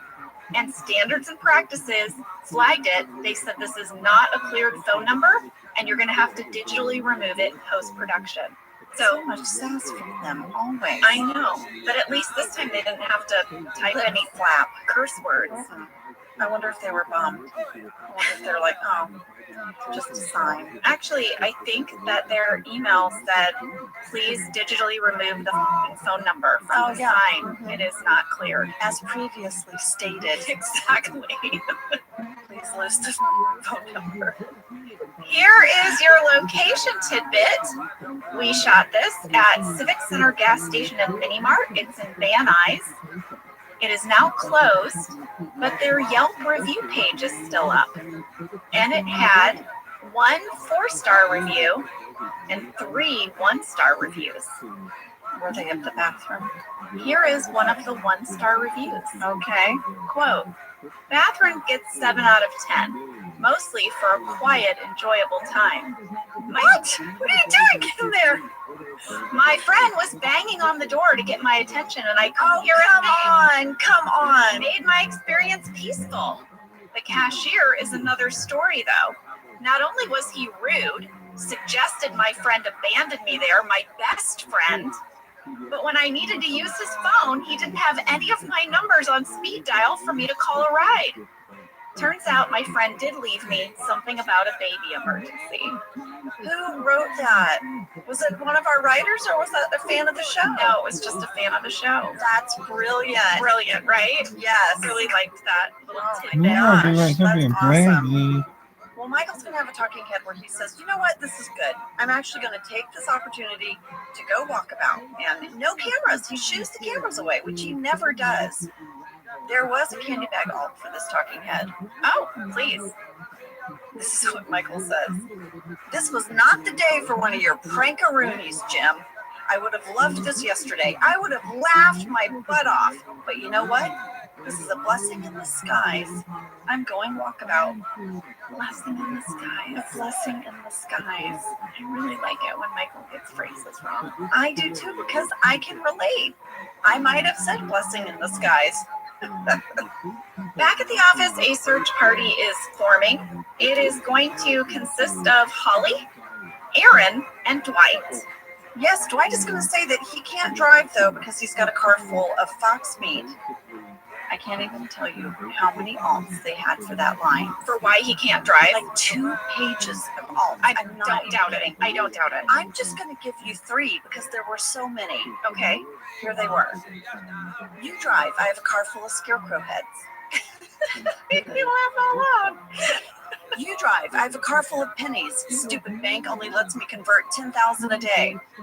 You drive. I have a car full of Christmas ornaments I'm returning. 30 days, and I have the receipts. There were 2 pages of these. I want more. I wish there were more. There were. I just didn't know if I would bore you guys if I just read a ton of them. They're very funny. Goodness. Well, listen, I think we should take a break. When we come back, we're going to learn all about sticky quips.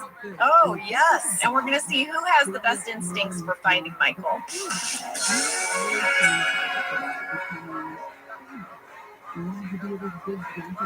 Jenna, you know you and I both love to learn new things. We like to explore new things. And I have to tell you a little something I did over the holidays. What did you do? Well, my daughter was very curious about the classic holiday movies. What are the holiday movies? And there are so many different genres, right, within a holiday movie. But we really sort of narrowed in on the rom-com holiday movie. Yes. And I went on Amazon Prime, and there were a bunch of movies on there. I now think I can write a holiday rom-com movie. Well, I think it's very important to stay curious, stay open to exploring new things, and you can do all of that with Amazon Prime. With Amazon Prime, you get Prime Video, Amazon Music Prime, and Prime's fast free shipping. Whatever you're into, it's on Prime. Visit Amazon.com/Prime to get more out of whatever you're into. This is an ode to the McDonald's French fry. They are so delicious. I get very excited about McDonald's French fries. Because they're the best fries. They really are. From my childhood to my adulthood, I love the McDonald's fry. Why are they so good? What is it? Is it what they're cooked in? Is it the way they're cut? What is it? I don't know. Everyone knows this, though. The McDonald's fry. What? My happiest moment, because I love to get a Happy Meal, it's just the perfect size for me. But sometimes some of the fries fall out and they're at the bottom of the Happy Meal, and I think I'm done with my fries, and then there's a few bonus ones at the bottom. Get your favorite McDonald's fries today. We're in the kitchen at 8 minutes 5 seconds. We get a nice shot of Pam's doodle. Randy shared with us that at this time, Henry Sane, our graphics designer, had left our show to direct a feature. We all loved Henry. He was amazing. But for this episode, we added a new member to our art department, Michael Bayouth. And he would be our graphic artist for this episode. So that is who designed this doodle. Pam is very tickled because she notices that people have added captions to the bottom of her doodle. Yeah. And they're quite funny. So she's actually going to walk into the bullpen and say, guys, these are fun. This starts a whole caption contest runner for the episode, and everyone really wants to get involved, especially Daryl. Yeah, apparently Daryl writes his own captions for Family Circus, and his daughter cracks up. He's really good at it. I did a little mini deep dive on caption contests. Oh, I knew you would. So first of all, this episode of The Office appears on the Wikipedia page about caption contests. Doesn't it History really? of caption contests, yes. So, according to this Wikipedia page, the first printed caption contest seems to have appeared in Life magazine, which ran from 1883 to 1936. But this was fascinating to me. Okay. They were not called caption contests. They were called picture title contests or picture headline contests. And here's why. Why? The word caption didn't exist. Come on. It didn't. Who invented the word caption? I don't know, but it did not show up in the English language until the first half of the 20th century. Huh. Now you on Instagram, people post a photo and say, caption this. Yeah. You better be careful when you write that sometimes. Well, that is true. And I've got a little fun fact as well. Okay. OfficeTally.com ran a caption contest after this episode aired. They put up the drawing of the Sabre printer, and people could submit captions. And here were a couple that I thought were fun. Was there a winner? There was, and the winner got a prize package.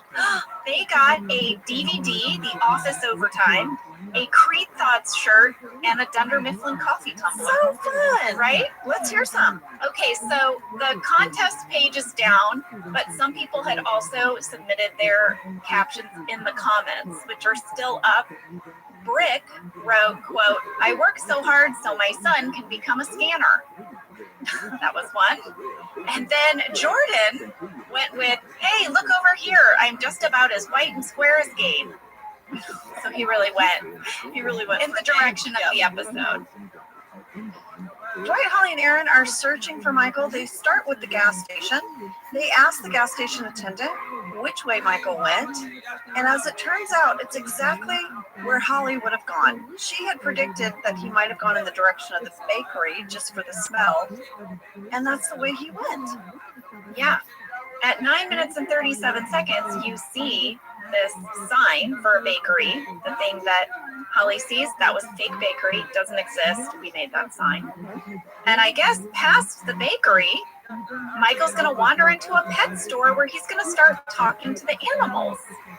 This was a real pet store on Victory Boulevard in Burbank, California. It was filled with animals, but we didn't use their animals. We brought in our own animals. They were provided by Bob Dunn's Animal Services. You know, we use them all the time. Our head trainer was Denise Sanders. Randy sent us the photos of the puppies that they cast. It's so cute. I'll put it in stories. We have all the pictures of these little dogs. That's the job I want. I want the job where I look through the puppy pictures and I pick puppies for a day of work. Oh, we don't know the names of the tiny golden retrievers, but the Yorkie was played by Amos. Michael talks to a macaw who is named Hook. He talks to a snake. We don't know the snake's name. Sorry, guys. And we used 2 puppies to play the, quote, licking puppy. They were very cute. You know, we got a fan question from Natasha C. in Dallas, Texas. When Michael was in the pet store holding the puppy licks his nose. Was the puppy trained to do this, or was this just perfect timing and improv on Michael's part? I'll tell you what, Natasha, all of the little pet store vignettes were scripted. They sound so off the cuff, but everything, the things he says to the snake, the thing he says to the macaw, all scripted, including the part where the puppy was supposed to lick his nose. The puppy licks his nose exactly in the spot it's supposed to. I don't know how they did they pull that off? I don't know, because it's not supposed to lick him at first. It's supposed to lick him in the middle. All scripted.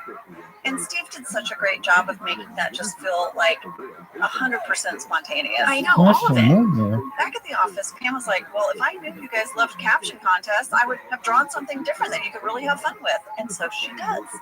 She draws 2 large dogs on an island with 2 palm trees. But before anybody can give their captions, Gabe kind of shuts it down. Yeah, he's a total fun stopper. He says they can do it if they can agree on some ground rules. Number 1, no insulting the company. Number 2, no pop culture references. And finally, they have to write their captions on Dunder Mifflin Saber's sticky quips. Yes, and then Gabe has a talking head. He says sticky quips are fun, they're safe, they're handy. I like to use sticky quips as regular post-it notes when I'm in a fun mood. Not every day. There was an alt for this talking head where Gabe simply just said, I don't have a lot of responsibility here. Oh, so, wow. We had a fan question from Joshua P. in Cincinnati. Did sticky quips already exist out there somewhere, or did Phil Shea have to find a way to create them? Well, Joshua, they did not exist.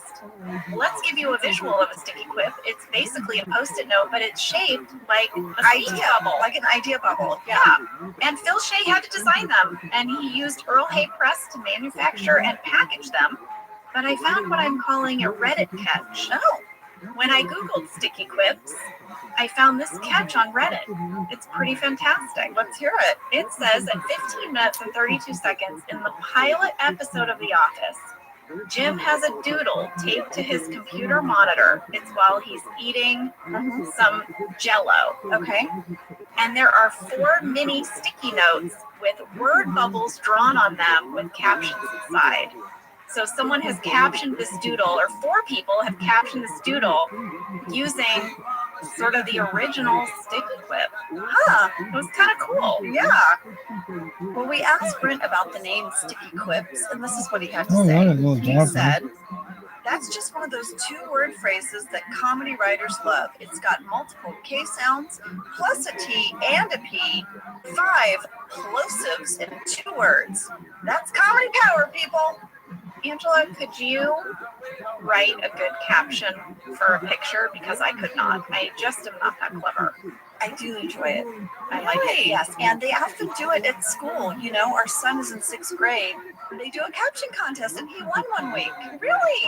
Oh my gosh. I'm very impressed by that.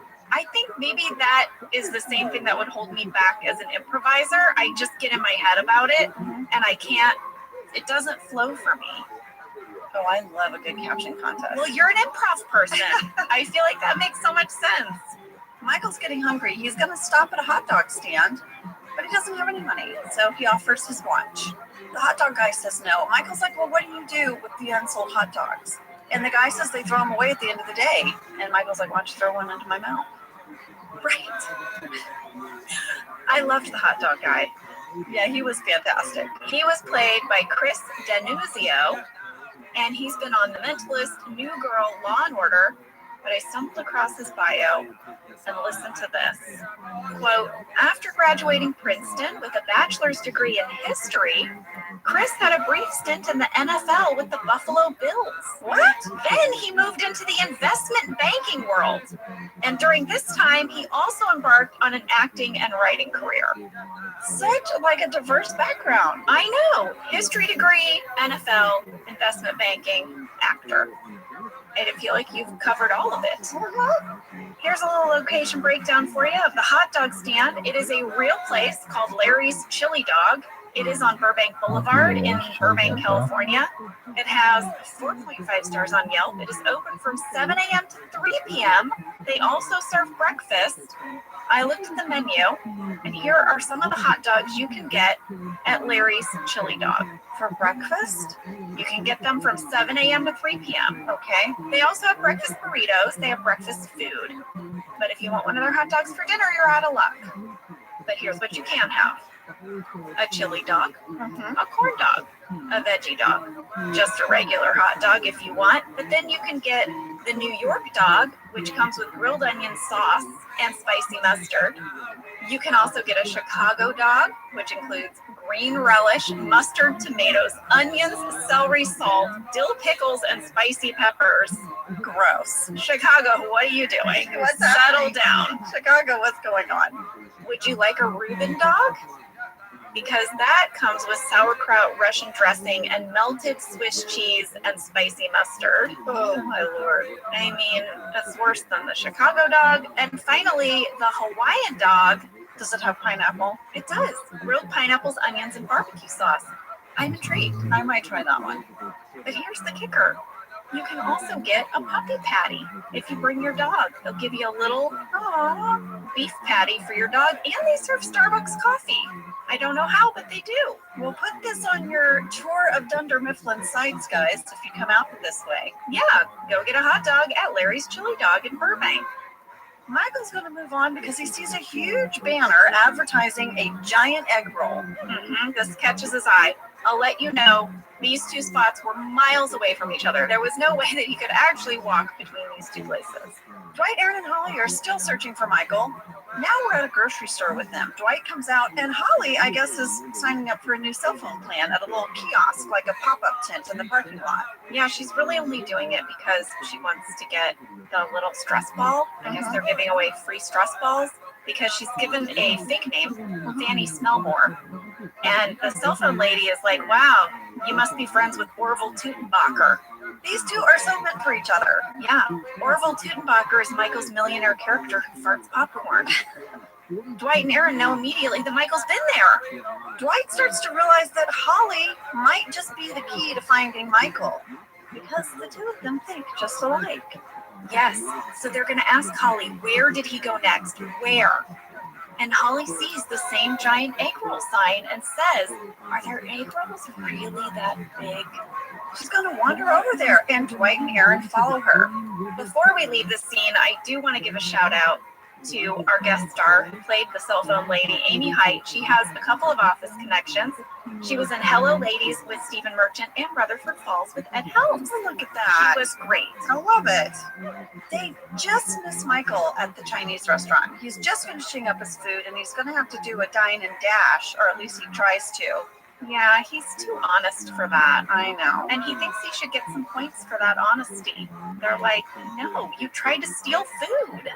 And he ate a lot of food. The number 3. We had a fan question for Bennett H. in Salt Lake City, Utah. Was the Chinese restaurant where Michael tried to dine and dash a real restaurant? And if so, which one? Yes, it was a real restaurant. It still exists. In the show, we called it Mr. Chu's Chinese Food Restaurant, but it is actually Kung Pao China Bistro. It is on Ventura Boulevard in Studio City, California, although it is now called Mr. O's.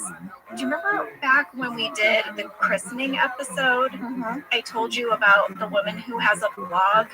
It's called I Am Not a Stalker, and she visits locations from TV shows and movies. All right, she went here. Yeah.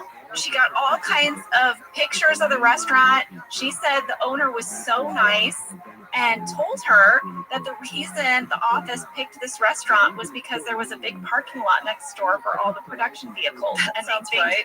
Yeah, that's why they got picked.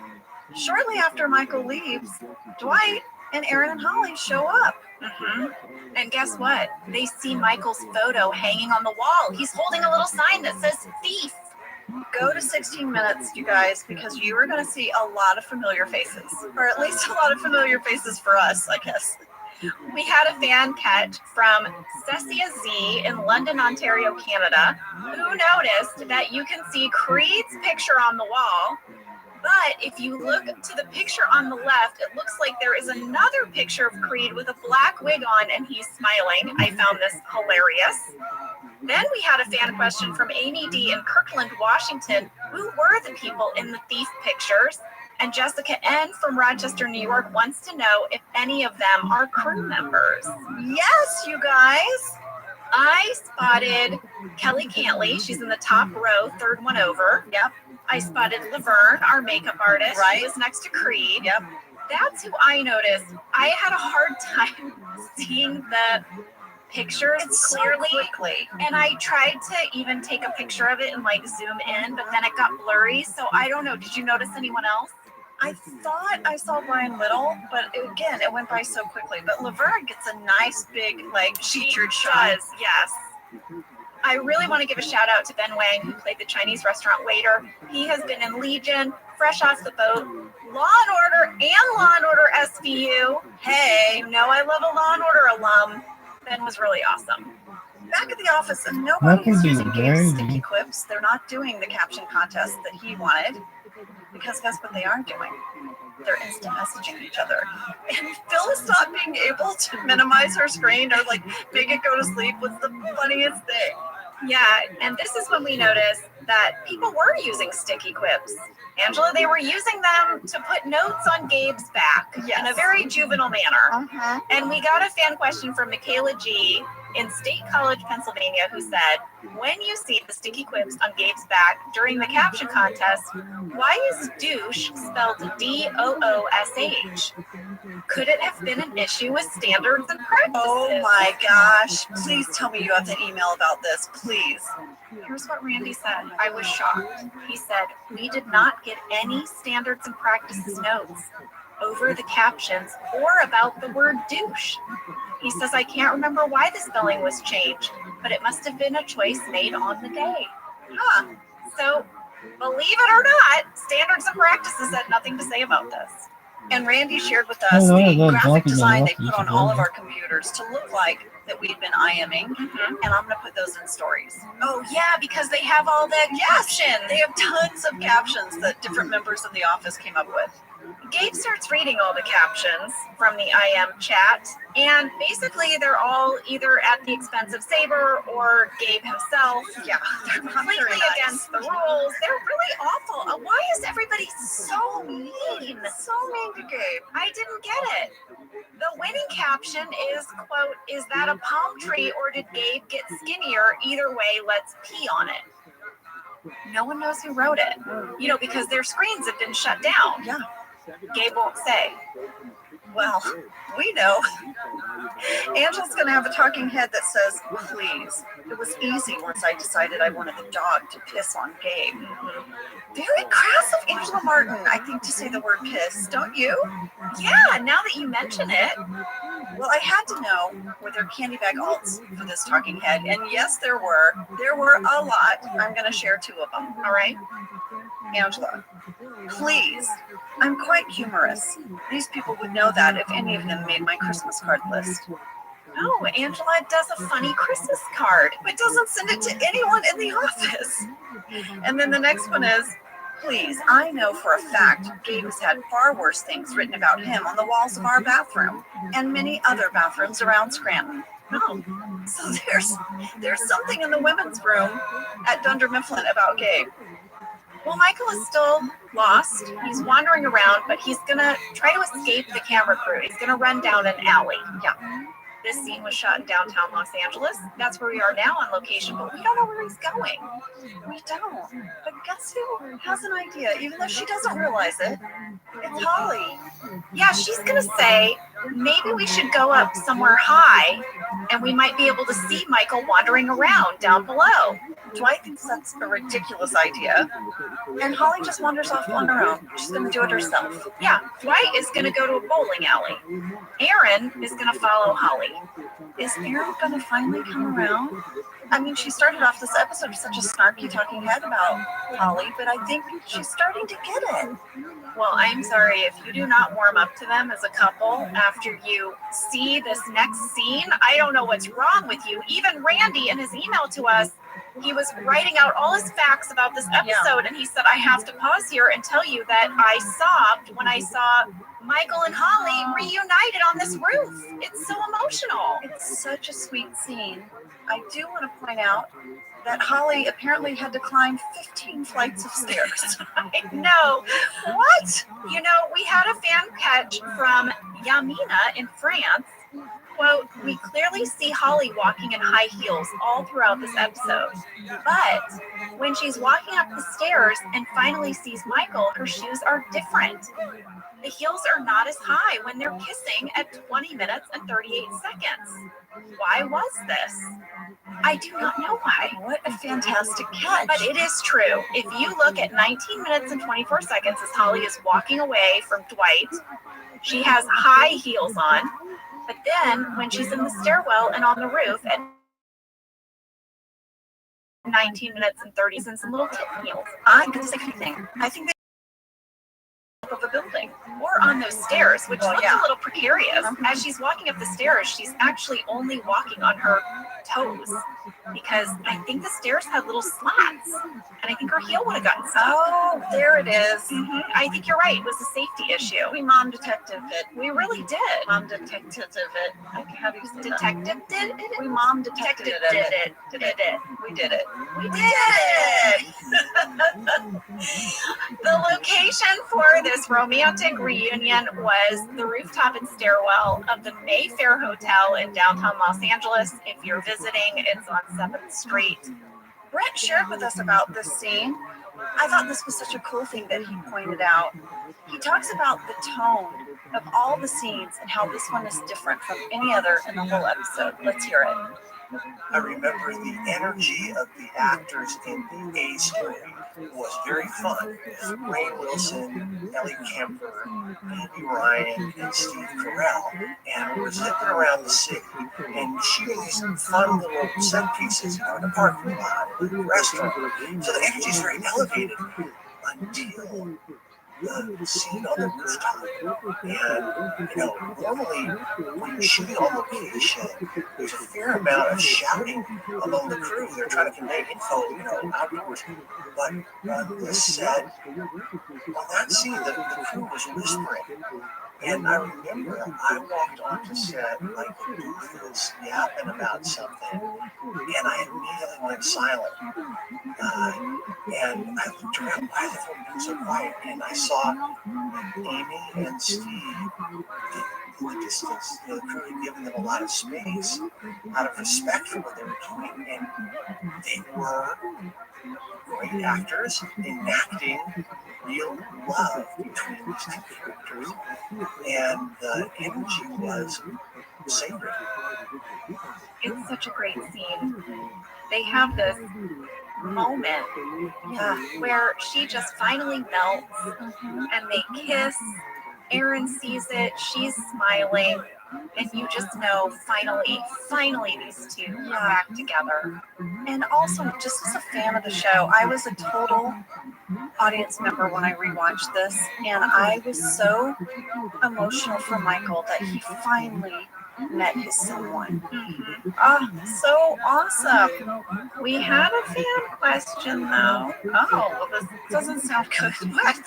From JB in Nova Scotia, Canada, who said, how could Michael get lost in the small town that he's from? Why would he need to go to the top of a building to figure out where he is? This never made sense to me. And Mariah L. from Colorado Springs agrees. Mariah added, in The Client, Michael made fun of Jan for not knowing her way around Scranton and said he spent his whole life here. I realized that the writers wanted to find a way to get Holly to realize that Michael really is her soup snake. So maybe the story makes sense if you think that Michael is so depressed and out of sorts that he really could get lost in his own hometown. I have to say, why are you making that face? She's making that face like, you know, like when your mom is maybe talking about someone, but your mom doesn't normally gossip, but maybe she's saying something gossipy and she makes a face like, this is hard.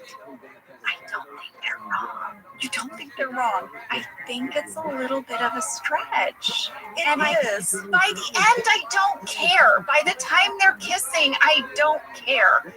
But I will admit, I thought about it. I thought, how is he so lost in his own city? You know what's interesting is when I watched it, I didn't think about that at all. Really? Yeah, I watched it and I just thought, this is someone who is having a little bit of a life crisis, right? He thinks he's at a big crossroad with Holly and things are finally going to happen. And when she keeps pushing him away, he just really is searching for it all to make sense. And to me, it just worked. It's like he comes out, he could have found his way back to the office, but I think he wants to go on this walkabout. I think it's intentional. You disagree? I just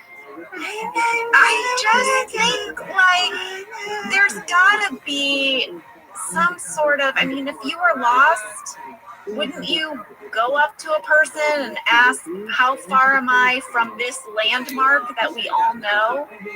Well, you know what I'm saying? I don't think Michael was physically lost. I think he was emotionally lost.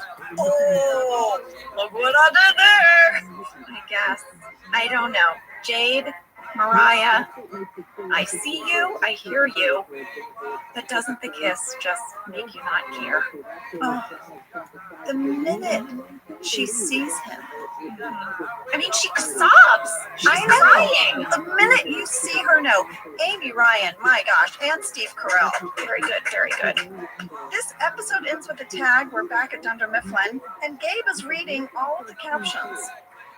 Guess what? We're going to end this episode with standards and practices, Angela.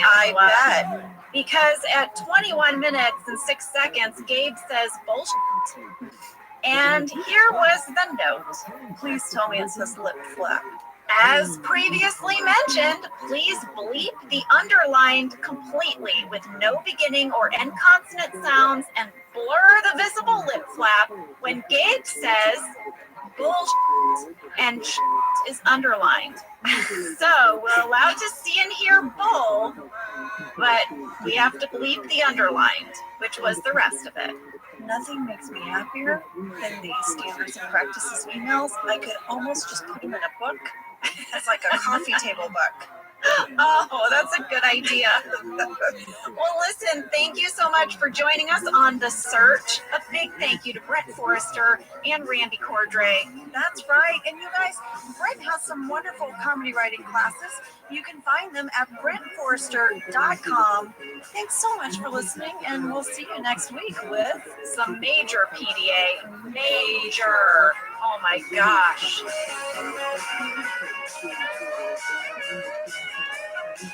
Thank you for listening to Office Ladies. Office Ladies is produced by Earwolf, Jenna Fisher, and Angela Kinsey. Our show is executive produced by Cody Fisher. Our producer is Cassie Jerkins, our sound engineer is Sam Kiefer, and our associate producer is Ainsley Bubico. Our theme song is Rubber Tree by Creed Bratton. For ad-free versions of Office Ladies, go to StitcherPremium.com. For a free 1-month trial of Stitcher Premium, use code OFFICE.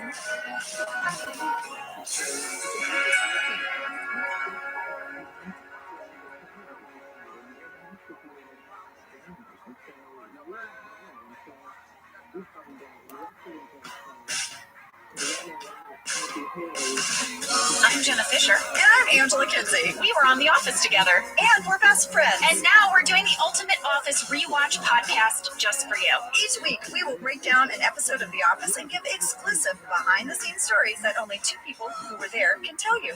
We're the Office ladies. Hello, everybody. Hi there.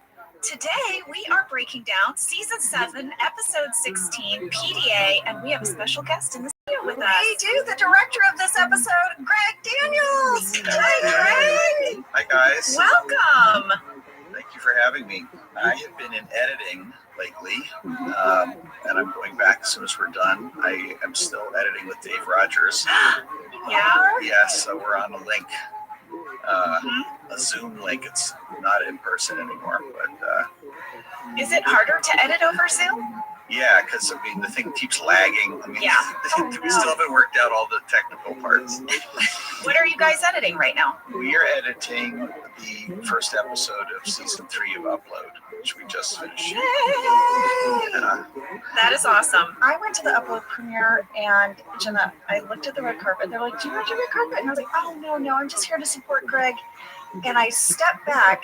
The most beautiful people walked by onto that red carpet. Your cast is so beautiful. I took a photo with Rabbi and Mel and Aunt Gallo, Laker Edwards, and Zainab, and they all kind of got into that model pose where they put 1 foot forward and like cock their hips, and I was like, what the hell am I doing on this stage with these people, you know? I thought you looked very handsome that night, and we have a great photo I took with Greg. I put myself on the side so that it would be easy for them to edit me out for the publicity photos. But anyway, this episode that we're about to talk about was edited by Dave and Claire Scanlon, whose birthday it is today. Oh, happy birthday, Claire! Yeah. Greg, you know there is a commentary for this episode, and you and I are both on it. Oh, I forgot about that. You say some interesting things. I'm really curious because you guys told me about this, and I literally forgot that I directed it or had anything to do with it. And I was looking, I was like, God, I don't have any anecdotes. I don't even remember doing this. And I went back and watched it again. And it's a really fun episode. And you should be very proud of your work. I am it's actually, very good. as a craftsman, as like a directorial craftsman, I'm like, oh, that was a good shot. Oh, look at that reveal. Oh, there's some good things here. There's so so I many like good to like that. Yeah. I thought one of the things I was a big fan of, and I know we're sort of jumping all over the place, but in the conference room, when Gabe is like, look, you guys can't act like this, right? In the office, and they're having this meeting about it. It's a really long scene, but you have them first sitting facing Gabe, and then once they realize it's about them, you turn them around in the chair, and now they're facing all of us. It was so hard to get through that without laughing. That was so tough. That was very funny. I think to me, some of the best part was there was a lot of B-roll in this episode, and it was B-roll of like Jim and Pam trying to find some place to mess around in. Yes. And the one where you guys are going up the ladder and into the warehouse, spot. Yeah. Yeah, and then the camera just reveals Calvin, and you guys zoom down. Yes. That was pretty funny. I feel like I remember there's a shot of John, and he's gonna suggest maybe we get into a box. There is. Yeah. So for some reason, I feel like we saw that box, and that was an idea on the day. Mm-hmm. I thought that was really funny. I went back and looked at the script, which I sent to my phone in case we would reference it. But now the thought of digging it out and finding it on my phone, my tiny little phone, is impossible. But I was looking for certain things because I felt like, oh yeah, was that practically scripted? Like, and there was a good bit of improv, like the thing about the monkeys throwing their poop was all, of course, improv. Yes. Yeah. That scene ended much sooner. Yeah. Well, would we want a summary for this episode? I always like a summary. Thank you, Angela. All right. Since you write them, I want to hear it. All right. This was written by Robert Padnick. Yes. Yes, who has gone on to write on so many other shows.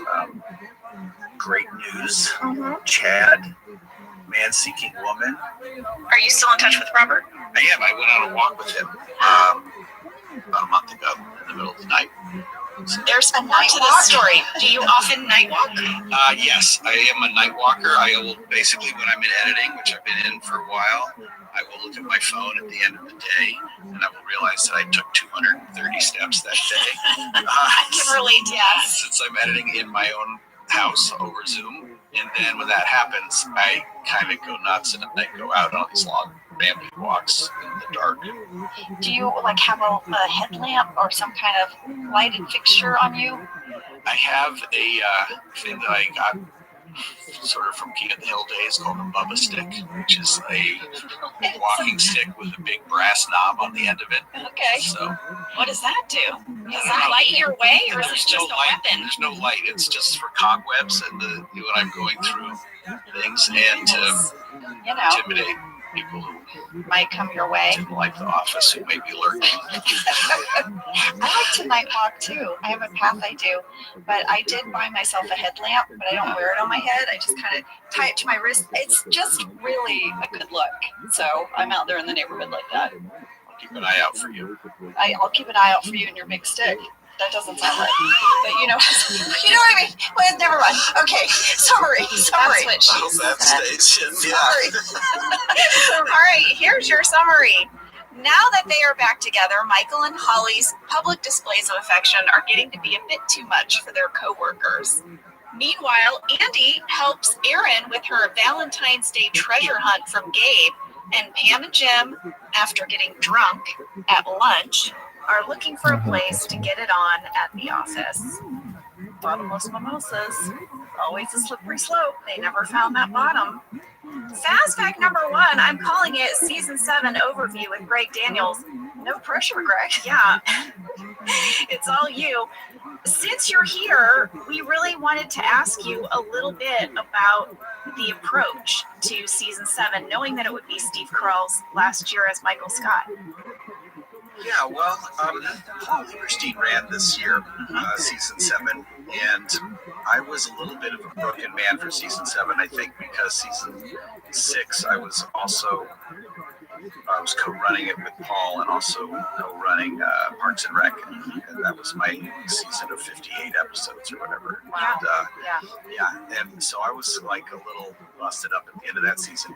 So the main thing that I remember is a lot of discussions about how do you round the psychological arc for Michael. Like he's learning little things each episode sometimes, or backsliding, and he has massive psychological issues that he's been working out, and I think we wanted to give him sort of a happy ending, which meant fixing a lot of his things and just keeping track of what remained to be addressed. And another big challenge this year was Jim and Pam, I think, because we really wanted to make sure that we didn't put in any kind of cheap soap opera moves for them, but they had also hit a lot of the big milestones and gotten together and gotten married and had a kid. Yeah. And so one of the things I loved about this episode was they have a really good comedy story that is not pushing anything in their relationship. It's just like they're both on the same page, and they're pursuing this very funny story. Yeah, I really liked this episode because John was back. John had been gone for about a month. He was shooting the movie Big Miracle with Ken Kwapis up in Alaska, and he only had these little moments in each episode because he was gone a lot. And as Pam, it was really hard not to have Jim. I had some fun storylines with the resolutions and things, but I didn't realize how hungry I was for a Jim Pam storyline. Yeah. I loved seeing them together. Yeah. I loved their drunken stumble out of the cab. I loved them being confronted by Ryan in front of Ryan's office. I really liked having us together. If you weren't the host of this, I would gush probably 10 times more about you in this episode. But I think, first of all, I have to do a little gushing. If you need. She's leaning back with her cup of coffee. She's Yeah. ready. Here, Bring for it on, Greg. I mean, first, I think it's very hard to act drunk, first of all. You guys did that really well. but it's also just such a endearing episode for Pam, I think, especially at the end. But there's just like, I love the part where you were at the vending machine, you were like, and nobody knows, except me and him. And that was like a cool way to say it. Yeah. And it's just kind of, I don't know, it's exciting to see Pam be interested in the way you played drunk. The big, I'm sure we talked about it at the time. I don't know who initially said it. It's like this truism about playing drunk is that you're supposed to be fighting it the whole time. Yes. Not playing drunk or attempting to not play drunk. And I thought actually this episode turned out to be really interesting because the main plot is somewhat similar to that in that it's all about like they're not supposed to be touching each other and showing affection, and yet this amazing thing has happened that they both say that they love each other. I'm talking about Michael and Holly. Yeah. And yet they're not allowed to touch each other. It's like that little limitation that they have to sort of work around. I thought was really a good game to play. Well, Greg, that leads me very well into my fast fact number 2, which is that this was our Valentine's Day episode. It aired on February 10th, 2011. Angela, you had a tidbit. Yes, Greg. So when I watched the commentary, you guys talked about this big debate about whether Michael and Holly should say, I love you, this early into the courtship that we're seeing this season. Like, what would that do? And then you said you saw the performances by Steve and Amy, and you're like, of course they have to say I love you. Were you worried about that? Like, how serious was that conversation? Well, so interesting that you prepared by listening to the commentary, which I should have done because I have no memory of that or saying that. I think the performances were great in this, and there's a number of moments where I thought, oh, well, this is the whole point, and I feel like the episode is very Paul Lieberstein to me in a way because he's a very subtle writer, and like important things happen, but on the surface they're small things, and he found, and obviously with Padnick, but he found this this way for it to be buried in a comedy story, for them to say that and to say, do you love me, I love you, that's to me feels really Paul in my head. But and Amy's amazing, Amy Ryan, the way she's flushed and everything, and there's like a really big romantic story point in the middle of this episode that seems like it's just about PDAs and everything, but it is a big advancement for them. But it's also episode 16 of season 7, and Steve leaves like episode 20, so it's you gotta move it along. Yeah, I think that was you guys' worry. It sounded like that, well, if they say this here, what does that mean for the next, few episodes? Yeah. But it made me cry. I teared up at that scene. I thought it was so beautiful. Well, I have a fun little personal tidbit about this episode. So, shortly before this episode aired, I found out I was pregnant in real life. So I was not pregnant when we were shooting it, but between shooting it and it airing, I found out that I was pregnant with my first child. And what's really crazy about that is because later, when I came into your offices, Greg, and I told you and Paul that I was pregnant and you were wondering if you should write it into the show, I can't remember if it was you or Paul, but you said, it's perfect! Jim and Pam got pregnant at Dunder Mifflin. They conceived Philip in that closet. So it really points to, like, if you back up the dates, not only did Pam and Jim get it on, but this is the episode they conceived Philip. Wow, but you did not conceive during the week of shooting. You were already pregnant. Oh my gosh. I know where I conceived. That to myself. But it was over the Christmas hiatus. Yeah, that makes more sense. So we were not shooting. No, but there must have been something was happening, right? Yeah. While we were, because we shot this when we got back from breaks. Well, now I want to watch it again and just picture the idea that your baby is directing some of your performances somehow. Perhaps. Hormonally. Maybe so. All right, fast fact number 3.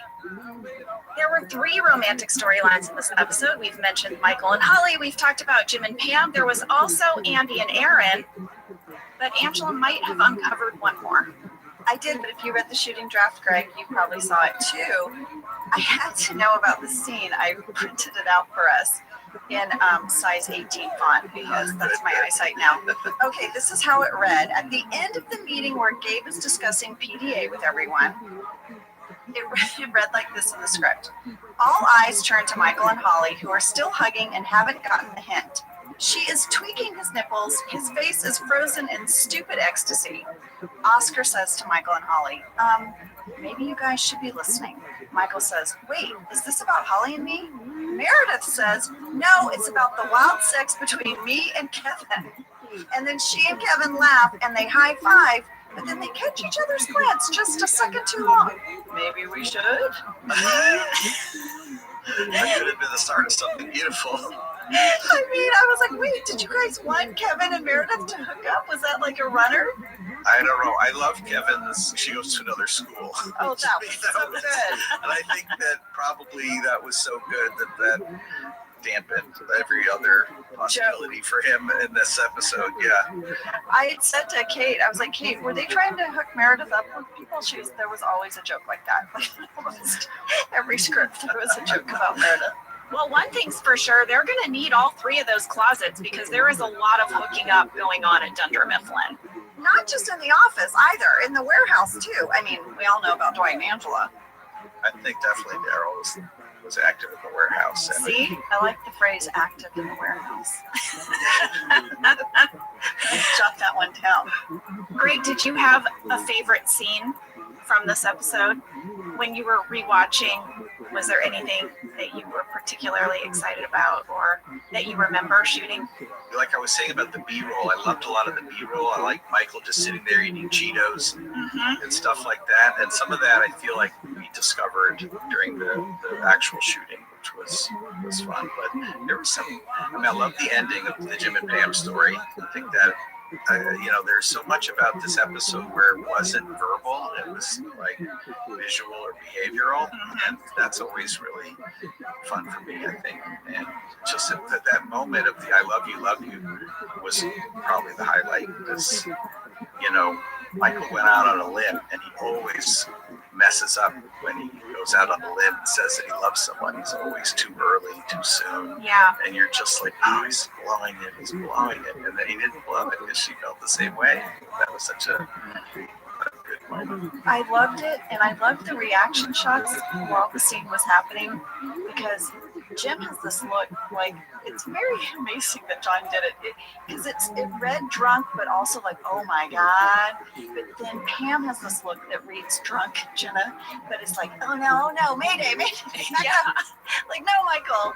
And it just helped it build, and then she was right there where he was, and it was so perfect. Yeah. Well, when you were talking about the debate of having Michael say I love you and is it too soon, I almost feel like it needed to be too soon because we needed the partner who was going to meet him where he is, which is a person who says it too soon. Yeah. Right. Even though, come on, he's earned it. He has loved Holly for a year now. And they should have said I love you the last time they were dating. We all know they're perfect for each other. Yeah. And so in that sense also, it's not too soon. She needed that nudge, I think. The second scene that just warmed my heart was when she tells him they're over back in human resources by her desk. And she's like, work doesn't get to decide who we are to each other. Yeah. We get to decide that. Yeah, that's a great scene. That's really well written. Right. And the look like that comes over Michael's face. Okay. And even just the way Steve did it, I was like, oh my God, my heart. Do you remember who said I love you first in your couples? Oh, I always say things first. You're a first? I'm a Michael. I mean, yeah. The minute I feel it, I'm going to tell you. I can't hold it in. I'm still saving it. I think there's nothing better on a 50th anniversary. And that first I love you. Yeah. You earned it. Yeah. You earned it. Here it is. It was Lee. Lee said I love you first, and he blurted it out on accident. But I came right in, and I was like, no, I love you. Oh, nice. So you're just like the show. A little bit, yeah.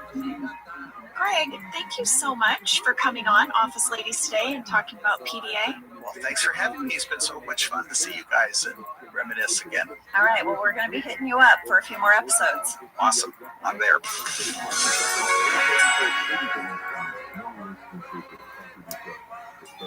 Whether your resolution is to save money, eat better, or stress less, HelloFresh is here to help you do all three. Yes, you guys, I love HelloFresh. Jen and I both love it. You know why we love it. And guess what I made the other night? What? It was so delicious. I made their pub-style shepherd's pie. I've made it. Yes, it's so good. White cheddar and then lime mashed potatoes. I know it very well. It's a family favorite. Well, you know, Josh normally makes dinner, so this was my turn, and I made this, and he loved it, and I was so happy. I was like, I made a shepherd's pie. I've never made one before. It's so good. Everyone, you can say hello to your most delicious year yet with fresh ingredients, chef-crafted recipes, all at a price you'll like, delivered right to your door. Go to hellofresh.com/officeladiesfree and use code officeladiesfree for free breakfast for life. One breakfast item per box while subscription is active. That's free breakfast for life at hellofresh.com/officeladiesfree with code officeladiesfree. HelloFresh, America's #1 meal kit. This show is sponsored by BetterHelp. You know, around New Year's, we all reflect and people really start making lists of what they can do to be their best self for the next year. Yes, I think, you know, the new year definitely makes you think New Year's resolution. What do I want to change? New year, new me, that kind of thing. Yes, but perhaps this year, we could be reflecting on what we're already doing right. Yeah. And therapy can help you figure out your strengths so that you can ditch this idea that you need some extreme change or this extreme New Year's resolution and just, you know, you can make changes that really stick because they're based on your strengths. I like that.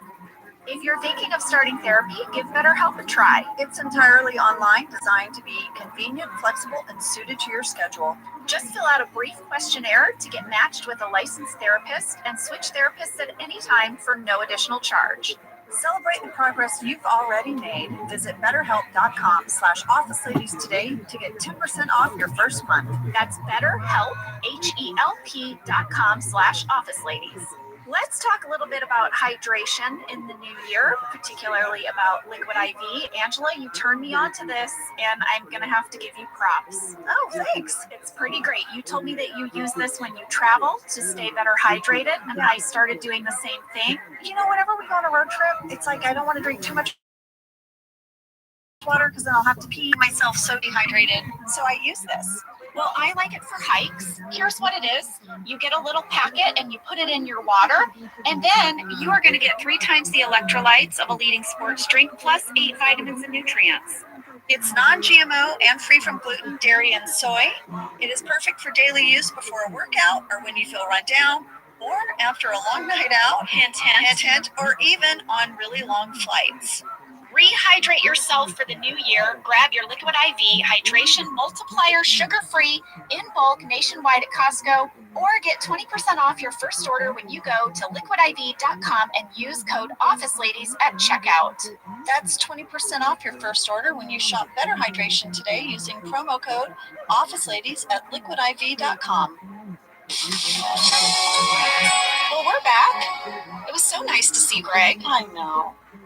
You know, before we start breaking down this episode, Angela, I realized I have some writer news that I didn't get to share. Okay. So beginning with this episode, writer and cast member BJ Novak was promoted. He was promoted from co-executive producer to executive producer.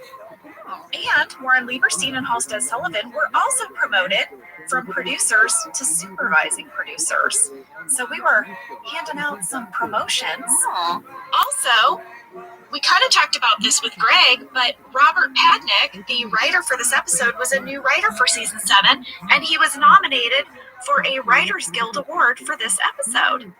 I have a Robert Padnick story. I sold a show with Robert after The Office. I remember that. Jenna, I went to my digital clutter because I was like, oh, do I have a synopsis or a log line about our show? And I found it. Oh, share. Robert and I pitched this show. It did not end up getting made.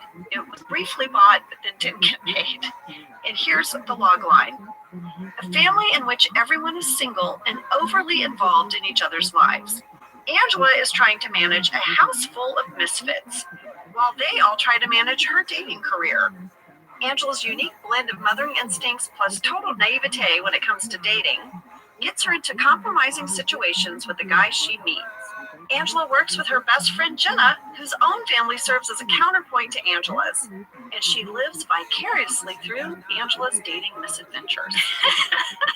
Well, I want everybody to know how very hard it is to sell a show.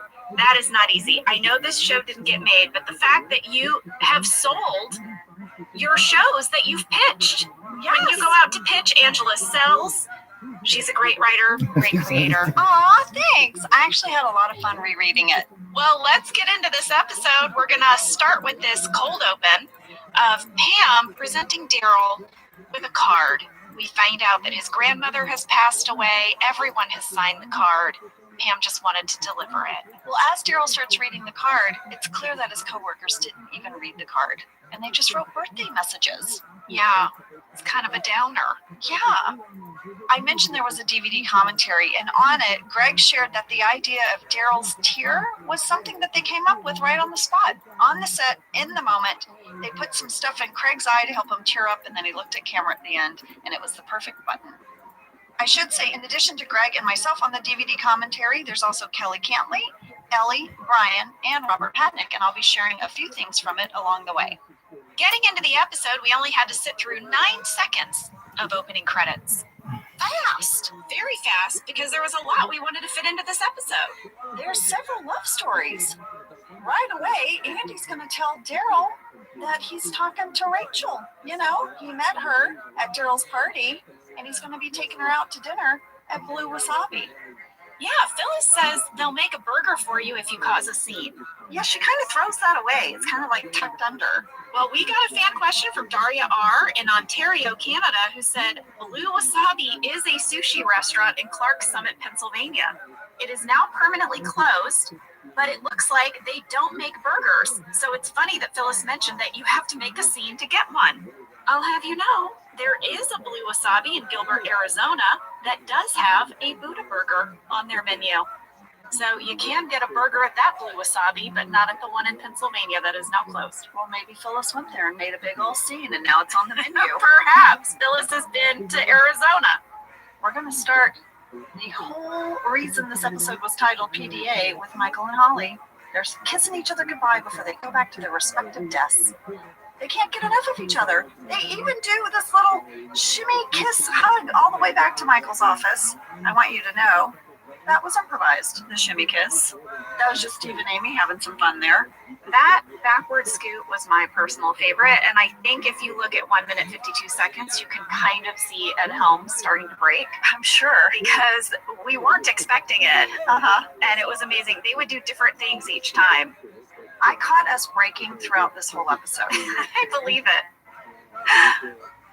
Next up, Erin is going to get a beautiful bouquet of flowers from Gabe, and when she opens the card, she realizes that there is going to be a romantic treasure hunt. Not to be confused with a scavenger hunt. This is a treasure hunt. Yeah.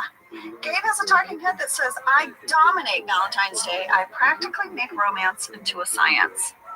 On the commentary, Greg shared that his note to Zach for this talking head was, imagine he was like a UFC fighter, like a mixed martial artist, like kind of calling out to his other opponent. I dominate Valentine's Day. Erin's first clue is a puzzle. She's going to have to put this puzzle together to figure out the next step in the treasure hunt. We got a fan question from Laura W. in La Crosse, Washington, related to the puzzle that Erin and Andy are putting together. Laura says, when I was in college, I worked a lot of random odd jobs, and one of them was for a tiny custom puzzle making facility right here in La Crosse, Washington. It's a family-owned and run business. They are the sweetest people. At one point, we were quizzing the owner on his weirdest custom puzzles, and he said they've gotten to make a few famous puzzles, including the one for this episode of The Office. Hey! Laura says Wisconsin doesn't get a lot of movie magic opportunities, so shout out to Portrait Puzzles. Yes. Our set designer, Michael Gallenberg, took 3 photos, and Phil Shea used portrait puzzles to make 3 different puzzles. Then Greg got to choose the one he liked best. The company Portrait Puzzles have been in business since 2005. They still make custom puzzles today, anywhere from 16-piece postcard puzzles to 30-piece puzzles, 1,000-piece puzzles. They ship to the U.S. and Canada, and they range in price from $29.99 to $49.99. Aw, we need an Office Ladies puzzle. I like this idea. Yeah. Portrait Puzzles, we might be calling you. Well, Jenna, I looked into my digital clutter for the week that we filmed this episode. Okay. We were emailing each other about what? You want to hear? Yeah. This tickled me so much. All right, here's our email exchange. First, I emailed you and I said, hey, I'm going to try a new recipe for dinner tonight. Here's what I'm making. Spicy shrimp coconut rice. And then I sent you the recipe. Oh. You wrote back, how spicy are you making it? I wrote back and said, pretty spicy. I know, we're such dorks. Then I wrote you and I said, hey, I'm on set and Patrice has your red book. So Patrice was our set medic. She sat right by the back door as you walked in. Jenna, you were on the cover of Red Book magazine, and Patrice had bought it, and I wrote you, and I said, I just read your interview. It is great! 3 exclamation points. I felt like it was such an awesome interview, and you look fantastic. Oh my gosh! So then I went and looked for the cover of the Red Book magazine. Jenna, you look amazing. I'm going to put it in stories. The article read, Jenna Fisher, totally candid and too cute. And this was the opening paragraph of the interview written by the writer, Lori Sandell. I have to gush on my BFF because I thought it was so adorable. This was what Lori wrote about meeting you. Jenna Fisher's quote, How I Met My Husband story, sounds like the plot of a quirky indie romance, which is fitting since they fell in love while working on one. I'm hearing all the details over dinner at the Beverly Hills Hotel. Rigatoni with short ribs for Jenna, tuna tartare for me. She arrived 5 minutes early for the interview, unheard of in the celebrity world, walking right over to me with a wide smile, like she might be about to ask my advice on a gem dilemma. In dress pants, a gray cardigan, and a pretty red blouse, Jenna looks as all-American as 2 scoops of vanilla ice cream. And as we start to dish about love, fade, and favorite nail polish colors, parentheses, she's loving Essie's Angora Cardi, I have to keep reminding myself that I don't actually know her. She's so laid back. She could easily pass for your fun friend from high school, just like on The Office. My gosh! I know! I made a good impression that day. Well, reading that made me smile because that's exactly who you are, Jenna. You do feel like everyone's best friend because you're just such a nice, kind person. And why are you making me cry today? What is happening? What is going on? Am I dying? No. Is this my memorial? Stop This it. is so kind. Stop it. Oh my gosh. I just was really happy that Lori wrote that because that's how I feel. I was not expecting that.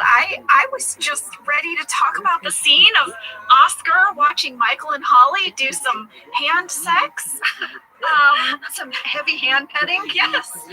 Thank you. Thanks for digging that out. I actually completely remember doing that interview. I loved her. She was so nice. She felt like an instant friend too. So, she must have come into the interview with a warmth and it was disarming and we had a lovely dinner. Well, I'm going to put the photo and stories of you on the cover and the article, and I'm also going to put my spicy shrimp coconut recipe. Please do. I love, my question was how spicy. Mm-hmm. Real spicy. That was before texting. Now we would just text each other. I know, you guys, this is when we had flip phones. I love it. Well, now a very giggly Pam and Jim are going to arrive to the office via a cab. They are completely tooted. It's true. We had a fan question from Rochelle R. in El Dorado, California, who said, please help settle a decades-long friendly debate between my husband and I.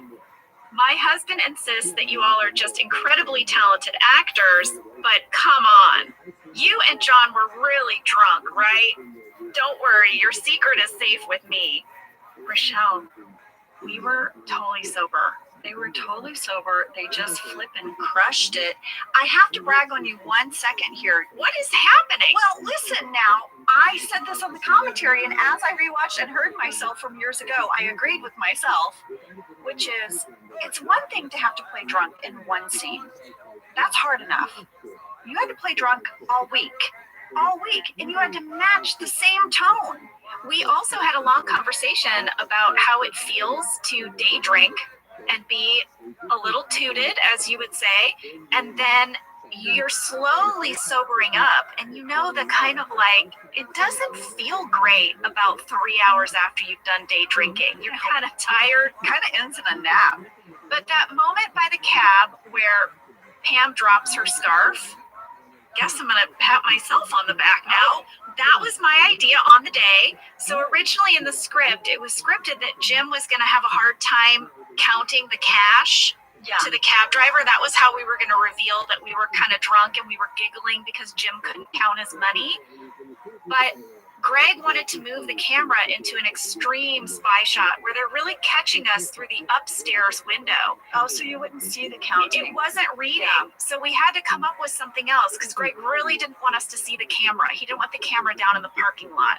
So I am always dropping stuff like that when I have had a couple of drinks. So like in New York City, if Lee and I go out to dinner and I have a couple of glasses of wine, you can count on me leaving a glove or my scarf or something on the side of the road or in a taxi.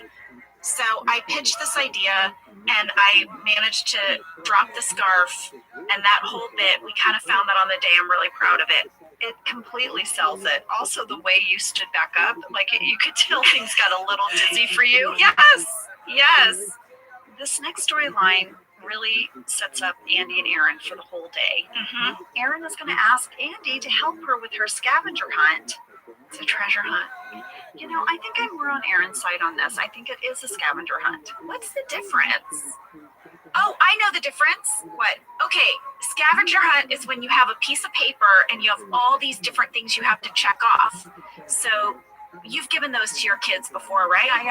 Yeah, so that's a scavenger hunt because you're collecting multiple items or you're checking off multiple items, like find some sticks, find a rock, find a penny, find a leaf that's orange. And it all builds into a little hut at the end. Well, it builds into nothing. That's the point. A treasure hunt is one clue after another leading to an ultimate treasure, a single item. Oh, well, okay. So, you know what? Whatever it is, it's a lot of work. It is. If you go to 4 minutes, 19 seconds, Andy is going to say, okay, fine, at least until Stanley calms down. And Aaron's like, oh, is he? And Andy's like, don't look. I accidentally did his Sudoku. And then there's the shot of Stanley glaring at Andy. That was all scripted. Robert said he wrote this moment for his mom. He said his mom loves the character of Stanley and Sudoku, and he wanted to make sure that there was a funny Stanley moment in the script. He had been thinking about it from the day he was told he was going to work on The Office. That is so sweet. I know. Oh my gosh, I love that moment was for his mom. Yeah, two of her favorite things, Stanley and Sudoku. Jim is now going to give Dwight a little Valentine. You know, like those ones that you buy for your kids and they're perforated and they're little squares and sometimes they come with candy. I guess Jim's handing those out because he's a little tipsy. But in deleted scenes, there was a bigger moment here. Jim goes on to give Dwight a compliment and we find out what Dwight finds funny. Oh, here it is. You know, Dwight, I don't tell you this enough, but I think you're really funny. Thank you. I'm not known for my sense of humor. That would appall me. But I have one. I find inversions of fortune funny. Upside down houses. How a man spends his hard-earned money on art. How a map distorts the size of Antarctica. Tickling always makes me laugh. Tickling. I like that he would be appalled if he was known as funny. So now we're going to go to the break room, and Angela, you have a very interesting line here. We got some mail about it. Oh. This scene starts with Angela saying, I don't know if anyone else feels this way, and don't get me wrong, I love Michael and Holly, and maybe I'm being overly sensitive, but The PDA? Yes, and for once her and Oscar are on the same page. He's like, yes, the PDA. Oh, everyone's so glad she brought it up. Well, we had a fan question from Becca in Northumberland, England, who said, is it me or is Angela kind of out of character in the break room when she says, don't get me wrong? Since when has Angela ever added a caveat to her opinions? I have to agree. You are being like so diplomatic in that moment. Yeah, I agree, Becca. You know, if you listen to the commentary, we have a conversation about this, and Greg brings up the fact that one of the things he told me when I auditioned for the role of Angela was, he said she's the type of person that would say, well, I would never say anything about them, but You know it's coming. So I think this was on theme a little bit for who she is. But there is the sassy Angela that might have just said enough with the PDA. Well, I feel like she might say that to their faces. But when she's leading the group discussion, she is, I don't know. She also wants the group on her side, so maybe she has to start out with a little bit of honey. Listen, we had another fan question from Jade M in Paris, France, who said, this was a really complicated episode for Europeans to follow because we do not know what PDA means. Not even Gabe in the conference room explains PDA. Oh my gosh. Now I know it means public display of affection, but my partner and I had to look for the meaning on the internet, and then it suddenly made so much sense with all the Michael and Holly kissing. I never even thought of that. Me either. Well, Jade, the PDA is going to continue. It's going to level up even. We should probably go to break because when we get back, Gabe's going to have a meeting about it.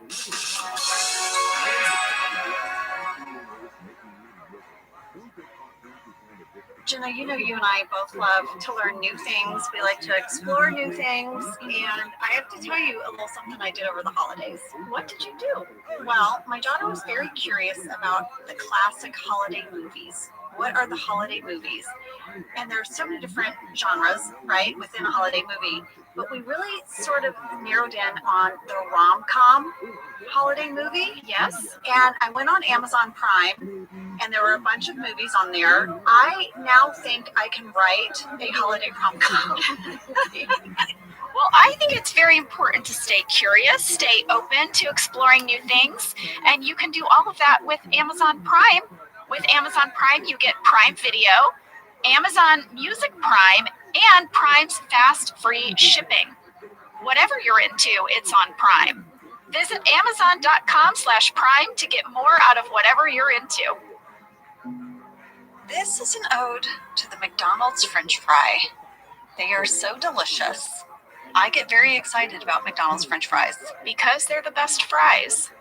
They really are. From my childhood to my adulthood, I love the McDonald's fry. Why are they so good? I don't know. Is it? Is it what they're cooked in? Is it the way they're cut? What is it? I don't know. Everyone knows this, though.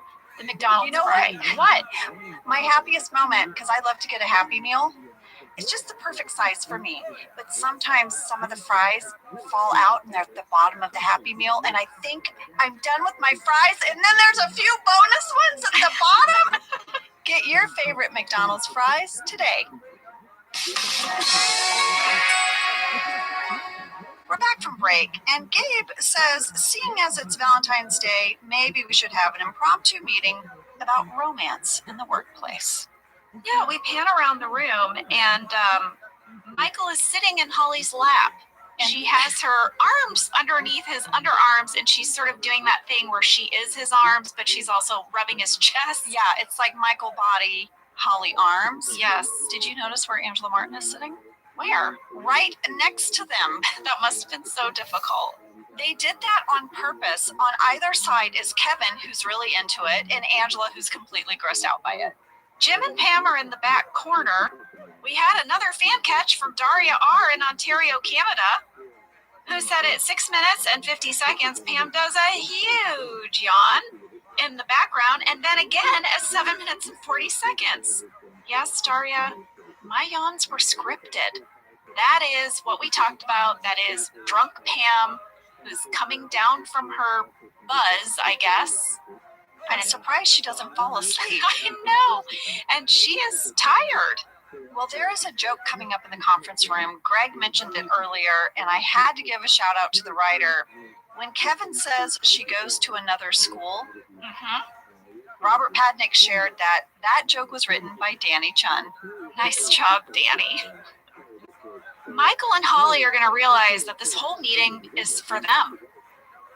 They are the PDA that is making everyone uncomfortable. They are shocked to hear this as they're sitting on each other's laps, like touching each other. Yes. Shocked. Yes. Michael agrees, fine. No more PDA. Instead, we're going to designate an office closet as a hookup zone. Dwight mentions there's so many people who might be hooking up. Michael agrees they're going to need 3 closets. My personal favorite moment here, this was totally scripted, is when Dwight says, "What is your position on masturbation in the hookup closet?" And Michael takes a long pause and then says, "Pro." That was scripted. The pause was all Steve, and the pause really sells it. You can see Michael thinking about it. Pro. There were so many things that made me laugh, like genuinely laugh out loud in this conference room. Just the phrasing when Dwight's like, as has Ryan, as has Kelly, as has Meredith, as has Phyllis, as has Daryl, as has Creed, as has Michael, as has Holly, as has Kevin. Like Kevin yells. Yeah, this is when Jim and Pam realize they're really the only people who have not hooked up at work. Yeah, I can't tell if they're bummed out by it or just they feel like they need to be in the club. I don't know. Pam gets a bee in her bonnet about it. She does. Before we go to the break room where she starts to muse about where they can hook up, everyone please do yourself a favor. When Dwight says, as has Creed, please look at Creed's face. Please. We talked about this scene a little bit with Greg. It's a wonderful spy shot of Jim and Pam in the break room, and Pam is going to get the idea that her and Jim need to hook up at work. I think one of the things about this storyline that really works is that it does seem really driven by Pam. Yeah, and Jim's like, well, okay. This is a total TMI question, okay? We don't have to share any details, okay? Have you ever hooked up in a public place? Yes.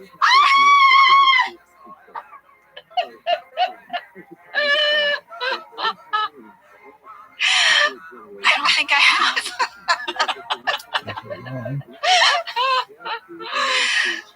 Oh, well. Moving on. Take a sip of tea. Okay. Move on. Moving on. Erin has solved her puzzle, and they have moved on to the second clue, which is on the boombox in Daryl's office. Craig as Daryl is so funny in this scene. He's like, pick it up, pick it up.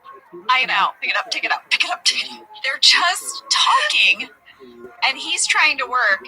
At 8 minutes and 58 seconds, we have a sticky quip callback. Mm-hmm. Did you notice? The play me is on a sticky quip. It was also on the puzzle. I saw that as well. Also in the background over Andy's shoulder is a photo of Daryl and his daughter. It is clearly taken from the Christmas episode. And I just want to give a shout out to Michael Gallenberg.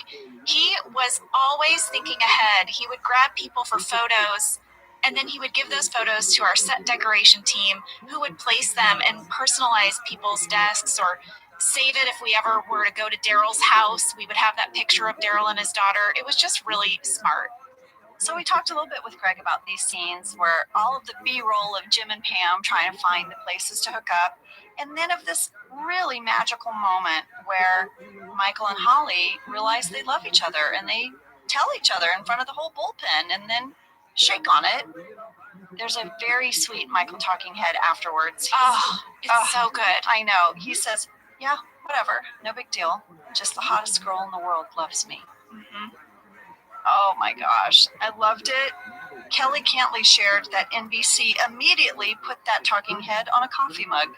Really? Yeah. Oh my goodness. I looked for it, I couldn't find it, but I did find that quote on several things online. Andy and Erin are going to go into Ryan's little office. Uh-huh. This is the next step in the treasure hunt. There are these little glow-in-the-dark sticky stars all over the wall, all over the ceiling. So cute. It's very romantic. Very romantic. Kelly shared on the DVD that the glow-in-the-dark stars were actually painted. Yes. Randy said that this was really hard to pull off and that the sticky stars were not showing up on camera when they tested it. And I guess they had to paint over them with a bunch of extra, what do you call it, like glow-in-the-dark paint. Kelly said she thinks it was special paint like they use on the highway. Yes! Randy also said that they had to add tons of extra ultraviolet lights, including a special ring light that went around the lens of the camera. Just so those would pop? Just so those would pop. They popped in the room, but when they did a camera test of it, you didn't see it the way you wanted. So that was like a high-effort gag. Oh my gosh. When I first saw it, I was like, oh, so cute. I have those in my daughter's room on the ceiling. Yeah. But no, highway paint, guys. Highway paint. As Andy and Aaron exit Ryan's little office, Jim and Pam were trying to get in there. They were going to have sex in Ryan's office? Come on.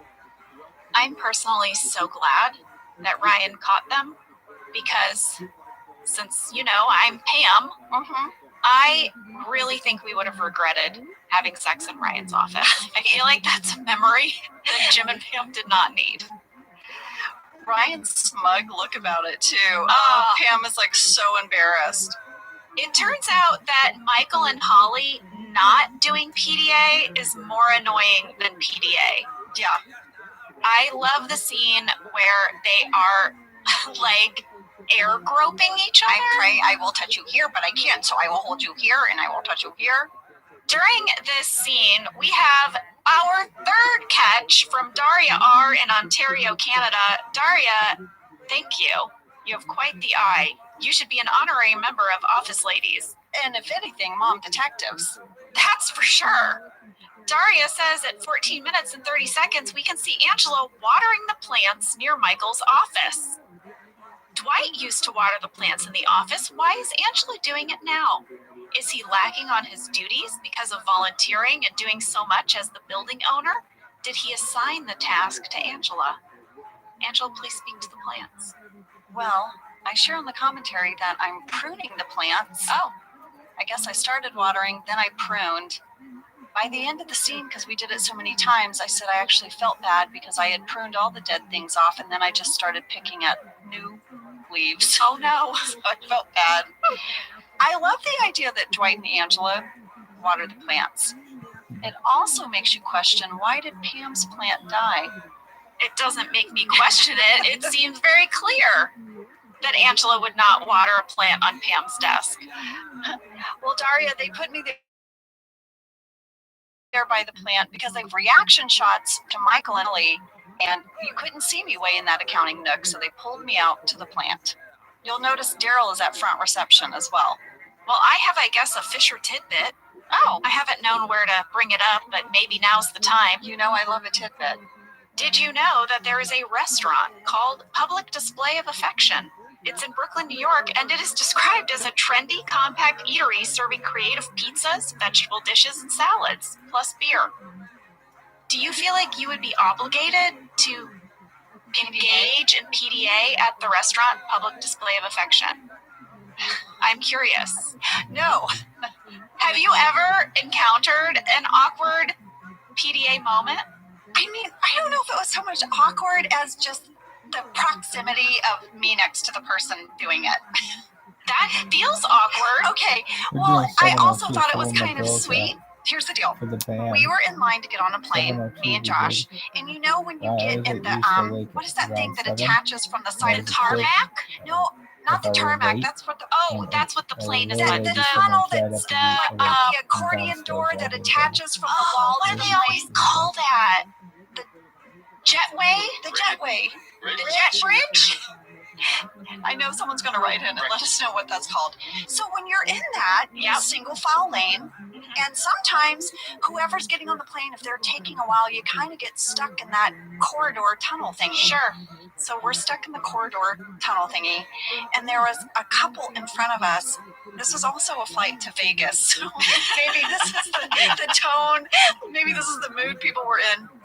But the guy just kept putting his hand on her like butt cheek and just giving it a little squeeze. But like we take a few steps, he'd give her a little squeeze. Then we take a few more steps, he'd give her a little squeeze. Well, I think we know what he was hoping would happen in Vegas. I think so. I have one that's sort of, it's an oral PDA. What?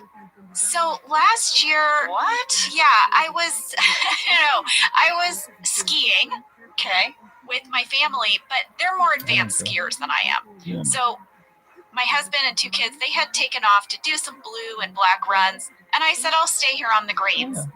So if you ski, you know that if you're a single, you can go to a special lane for the lift. Yeah, for singles. So if a group of 3 people come up and they need a 4th for the lift chair, you just hop on with them. Someone made out on the lift chair? Come on. It wasn't, it was, nobody made out on the lift chair, but I got added to a lift. It was 3 singles. There was a man, and then there was another man in the middle, and then I was on the end. The guy in the middle gets a phone call. None of us are speaking, by the way. You know, we get a hi. Quiet. We're on the lift. The guy in the middle gets a phone call. No. He answers it. And then does sexy talk? No. Oh. He described in great detail to the person on the other end his hookup from the night before. Get out. Like play by play. Oh my God. And you're just stuck there. Just me and the other guy who are on either side of him. Total strangers. Yes. We kind of leaned back and gave each other a look like, wow. This is happening. Information. But also, the guy in the middle, in addition to telling his whole hookup story, was like, and dude, I am still wasted. I'm still wasted. I am so, I am drunk right now. Oh. And we're thinking, what is going on? Why are you on a ski lift? So he gets off the ski lift, and he turns to the guy next to him and says, how do I get to death drop?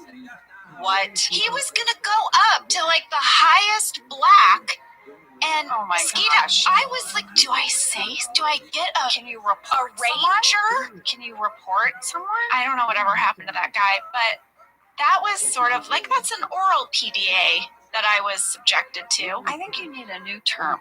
What is it? Oral PDA is very off-putting. I don't know what to call it. I think it's a verbal PDA. Verbal. I hear you.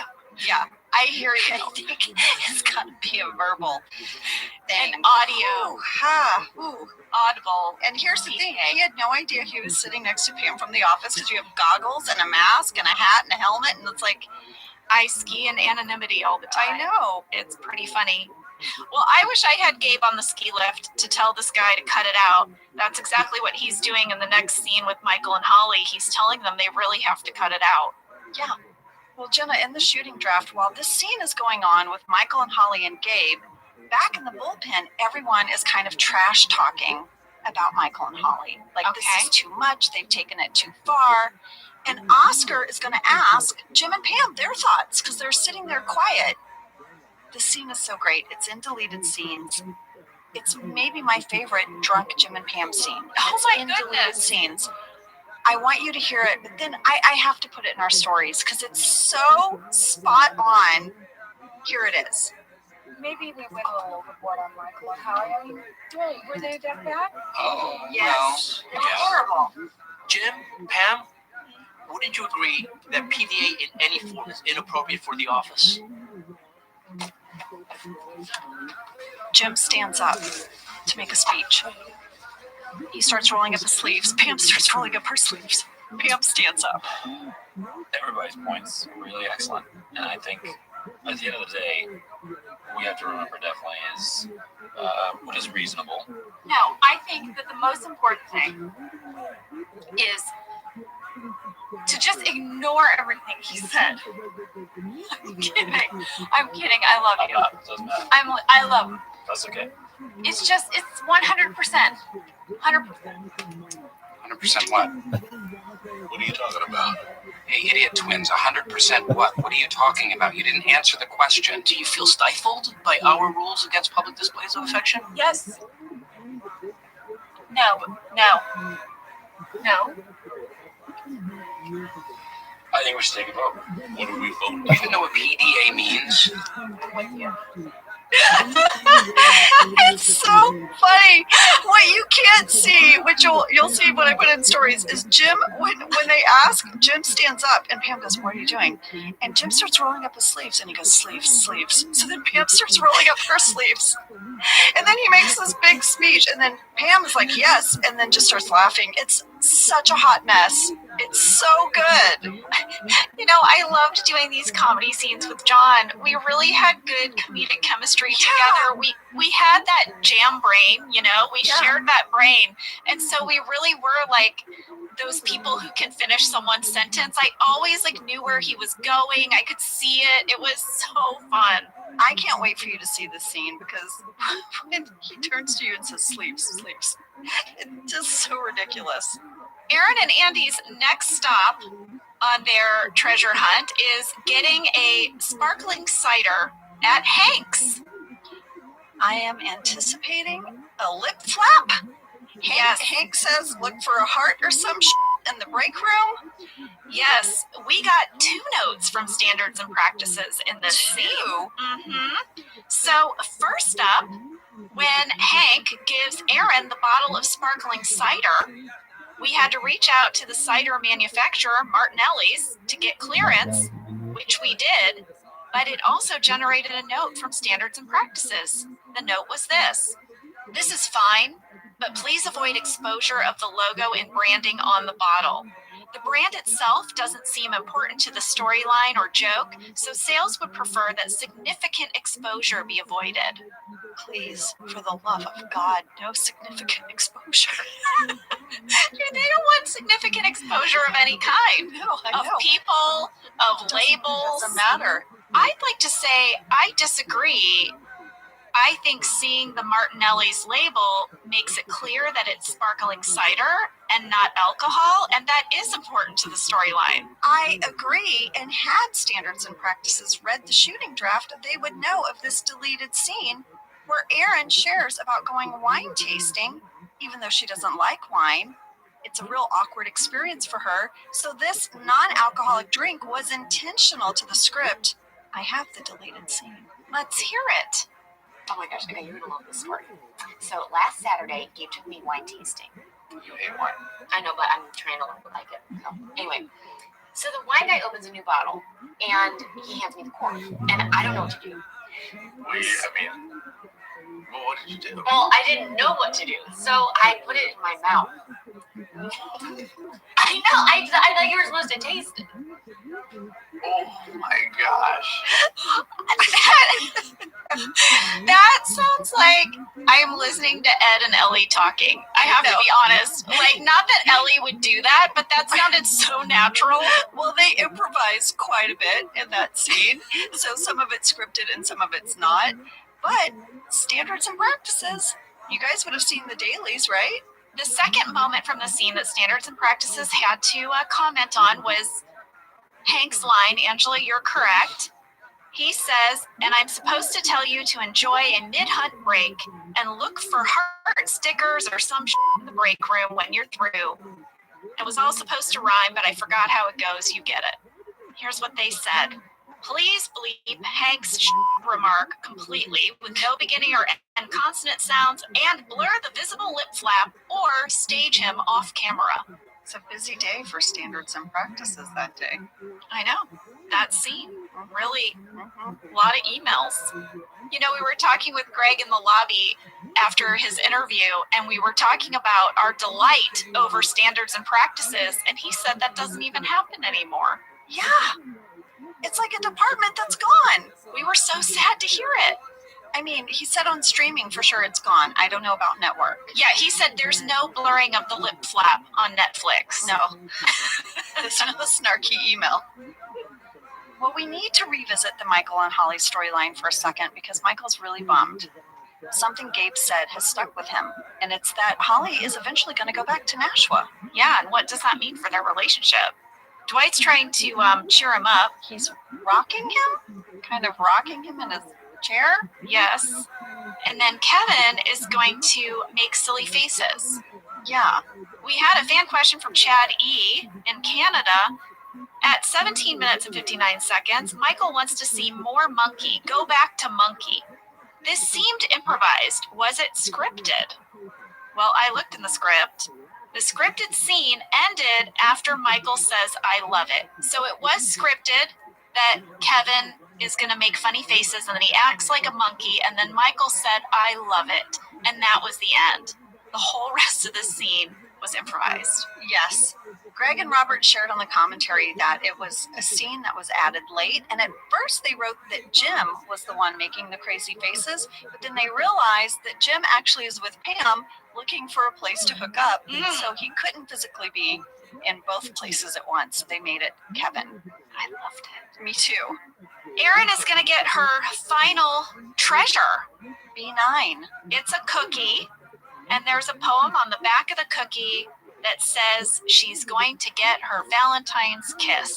Mm-hmm. And then Gabe does the weirdest blow you a kiss I've ever seen in my whole life. He didn't want to walk in and kiss her?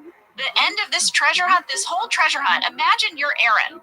You've spent all day on all these things. I mean, she's delighted because she spent it with Andy. But then at the end, could you imagine if the end of it was just Josh blowing you a kiss? Through a window pane, but like blowing me a kiss that he kissed into his fist, and then he kind of like makes it go. Yeah, what? I know. Well, Gabe has made a science out of Valentine's Day. I know, Gabe. Science of what? Meanwhile, Michael's gonna break up with Holly. You know what? Actually, he's gonna wait till tomorrow. He shouldn't do this on Valentine's Day. No. And she's like, we're not breaking up. And this is that moment we talked about with Greg, where Holly says, you know, they don't get to decide our future. We will decide our future. The most precious look of relief and happiness comes over Michael's face. It's so sweet. And they're going to go into the bullpen and they are going to announce to everyone that they are officially moving in together. So I shared on the commentary, and I almost got a clip of it, and then I was like, is that weird to play myself from 10 years ago? I was like, that's probably weird, so I'll just share.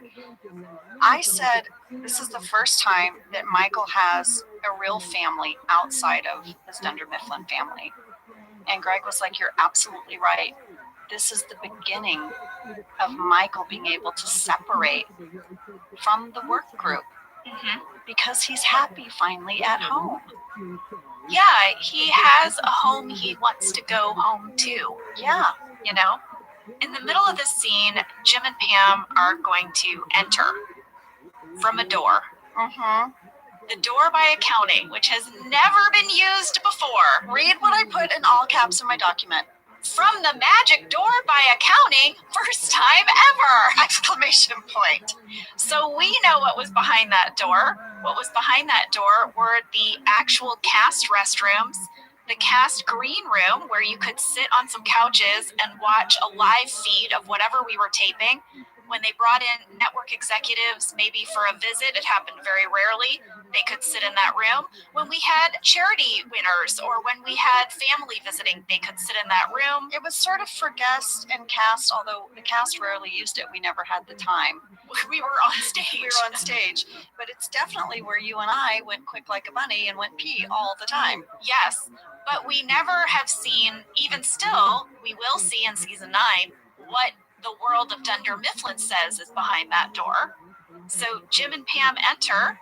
We were originally supposed to enter through the front door.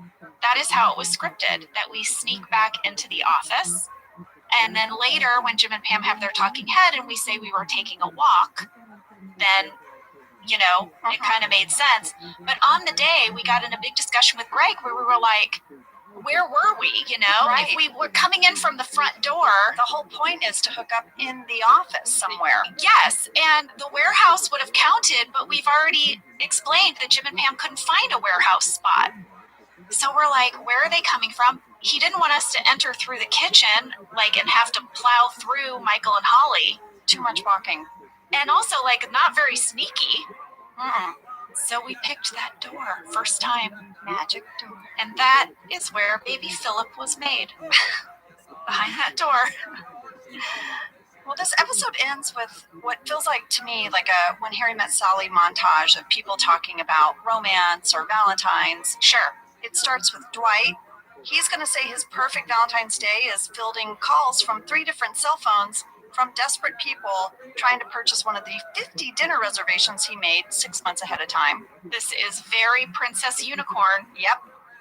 Ryan is going to say anyone can be Prince Charming once a year. What impresses him is a guy that can do it no days a year. Kelly says flowers, diamonds, 3-course meal, private serenade from a violinist. Kevin says pizza, soda, the moon, someone to share it with. Michael and Holly say, what are their plans tonight? Then Holly makes that noise. Like the bed squeaky noise? Yeah. There were even more as everyone else chimed in from the bullpen, and I thought you guys should hear them. The senator is pampering me tonight. At 6 o'clock, we're having dinner at Maison L'Orange, followed by homemade marzipan. And then at 8:30, he has to meet his aide Thomas to talk about work.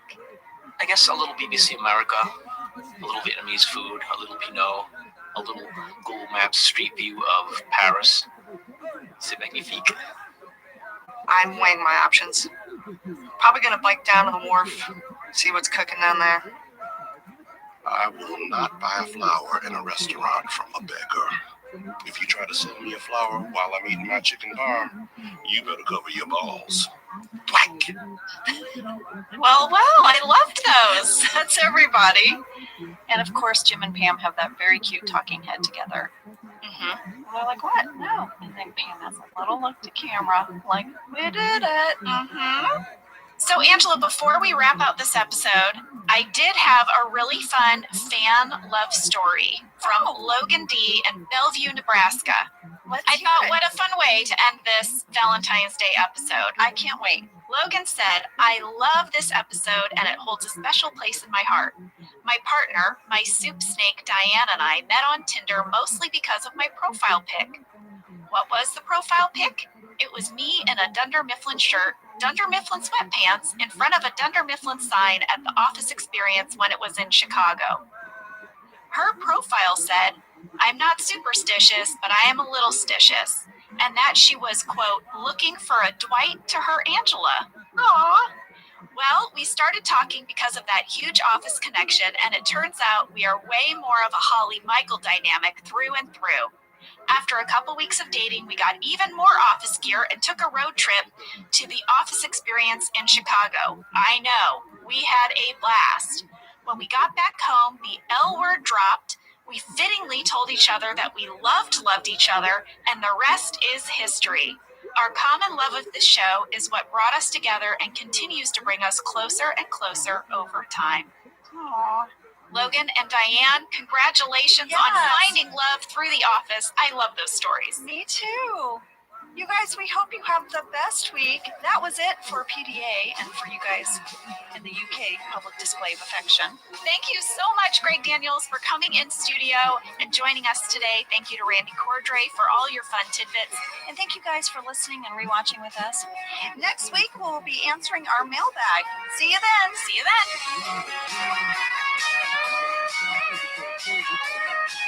Thank you for listening to Office Ladies. Office Ladies is produced by Earwolf, Jenna Fisher, and Angela Kinsey. Our show is executive produced by Cody Fisher. Our producer is Cassie Jerkins, our sound engineer is Sam Kiefer, and our associate producer is Ainsley Bobico. Our theme song is Rubber Tree by Creed Bratton. For ad-free versions of Office Ladies, go to StitcherPremium.com. For a free 1-month trial of Stitcher Premium, use code OFFICE.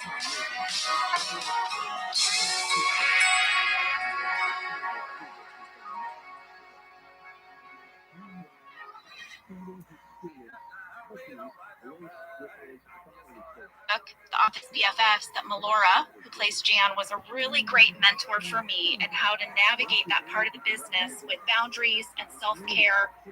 You know, it just requires a lot of thought, a lot of strategy for me. But yeah, this anxiety has never gone away. It just ebbs and flows. But here you are, crushing it, lady. Here I am. Listen, like you said, I'm also very stubborn. I don't like to be stopped. So I am a stubborn social introvert with social anxiety and an actor. and a podcaster and a mom and a friend. And I have the best BFF because having someone who will listen to me spiral the morning after a dinner party, that helps a lot. So thank you, lady, for being there for me. I always will. Now, Angela Anook also had a question for you, which is this. I know that Angela has shared that she grew up in Indonesia. And as a TCK myself, I was wondering if she could share some of her experiences and difficulties in growing up there and what it was like returning to the US and if and how it has affected her identity. Oh my goodness. And first of all, I think I went into comedy because we moved so much and I was such a fish out of water growing up. And the quickest way for me to fit in was to make everyone laugh. But TCK means a third cultural kid. And you grow up not in your home country. And you have a hard time kind of figuring out where you fit in. Because there's a huge part of me that loves and identifies with my childhood in Jakarta. And when I came to the US, I found it hard to fit in and find other people who had had an experience like that. But yet my family, my parents who were raising me in this other country had all of their traditions from their culture and where they grew up. And when I would go to Texas and Louisiana in the summers and I wouldn't understand pop cultural references or I wouldn't understand colloquialisms or I felt like out of place there too. And it was sort of like, where do I fit in? And then you have this small group of people who also grew up like you that you really hold tight and dear. I am still friends with my friends that I grew up with in Jakarta. We all moved and got dispersed. And that's another thing, because you don't have that constant touchstone of that neighborhood you always go home to, that corner store, that coffee shop.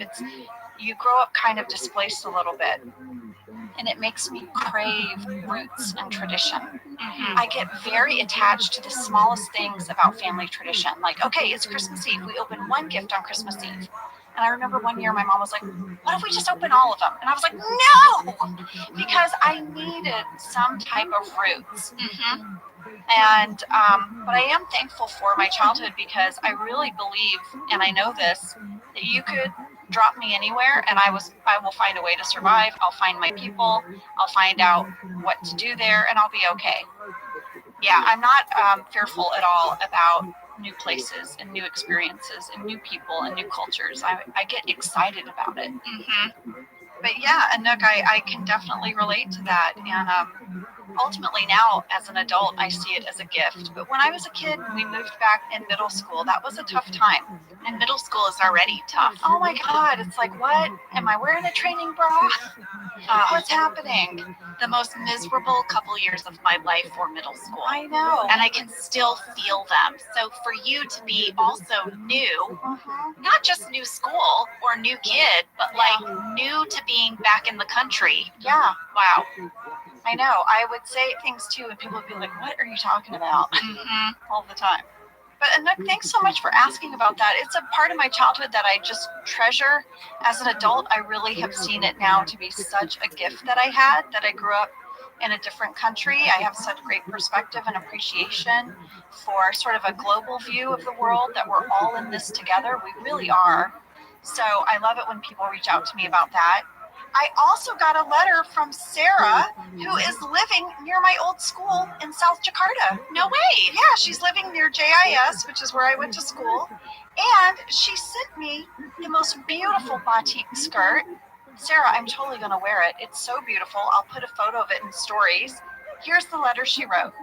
Dear Office Ladies, my family and I have been huge Office fans, and so when your podcast came out, I was thrilled. And imagine our delight to find out that Angela went to school at JIS. We have lived down the street from that school for the last 5 years. And I just had to reach out and send you guys a few goodies. A traditional batik skirt and Javanese coffee from Luwak. Jenna, you would love this coffee. You know I love a coffee. I know. Please keep up the great work on the podcast. So great to enjoy a bit of home when abroad. With much love, Sarah. Sarah, terima kasih. I just said thank you, Sarah. Well, I love when people send us things, Angela, and people get real creative in the things they send. I got a letter from Chris S. in Knoxville, Tennessee, who remembered when we talked about our love of Wheel of Fortune. Oh, my grandmother's favorite show. Chris emailed Vanna White and told her that we were fans.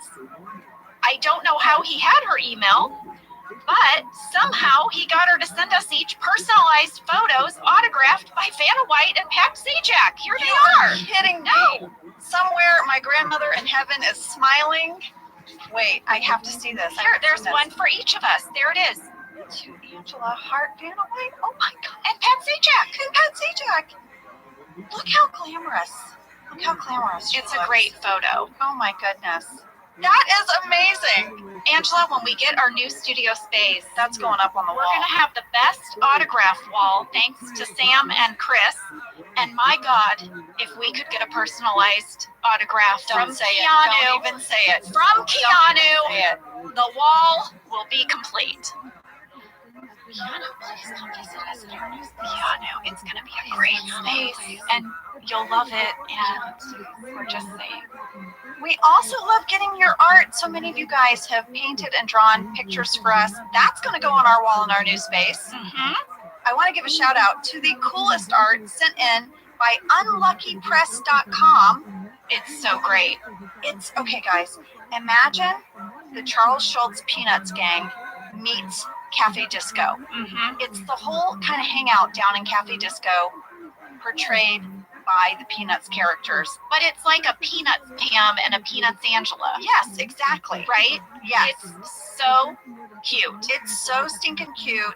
We're going to put it in our Instagram. I love it so much. I have another fun thing to share. What is it? I got a birthday card from Catherine in Lincoln, Nebraska. And she put a business card inside with a note. I am fascinated by her business card. What is I it? did a deep dive on her business card. What is it? It said, quote, blank journals and more. Lady, she makes her own journals. You're kidding me. I found a write-up about Catherine, and here's something she said. Bookbinding has become my passion. Out of a love for beautiful and unique papers, leathers, beads, and other found objects that I collect from my everyday life. By combining these different elements, I create each book as an individual piece of art. They each have a title, a theme, and a voice. Each book is full of blank pages for use as a journal, a photo album, a sketchbook, or simply a personal place to put thoughts. She has a studio in her home where she fulfills custom orders, and she currently teaches and demonstrates paper arts at various locations. Catherine, I found you on Etsy. Your journals are beautiful. I saw you're taking some time off, but when you're back, I will be ordering one. Angela, yes, you will be. I know. I can't wait to write ridiculously stupid things in it, but it will be fine, and it will be beautiful. Well, guys, thank you for all of your mail. I really felt like I spent the last few days with you guys, just hearing your voices, hearing your stories, and it really built me up. So thank you so much. We hope you have a wonderful holiday and a happy new year. We will be back on January 4th. Holidays, guys. Bye. Thank you for listening to Office Ladies. Office Ladies is produced by Earwolf, Jenna Fisher, and Angela Kinsey. Our show is executive produced by Cody Fisher. Our producer is Cassie Jerkins, our sound engineer is Sam Kiefer, and our associate producer is Ainsley Bobico. Our theme song is Rubber Tree by Creed Bratton. For ad-free versions of Office Ladies, go to StitcherPremium.com. For a free 1-month trial of Stitcher Premium, use code OFFICE.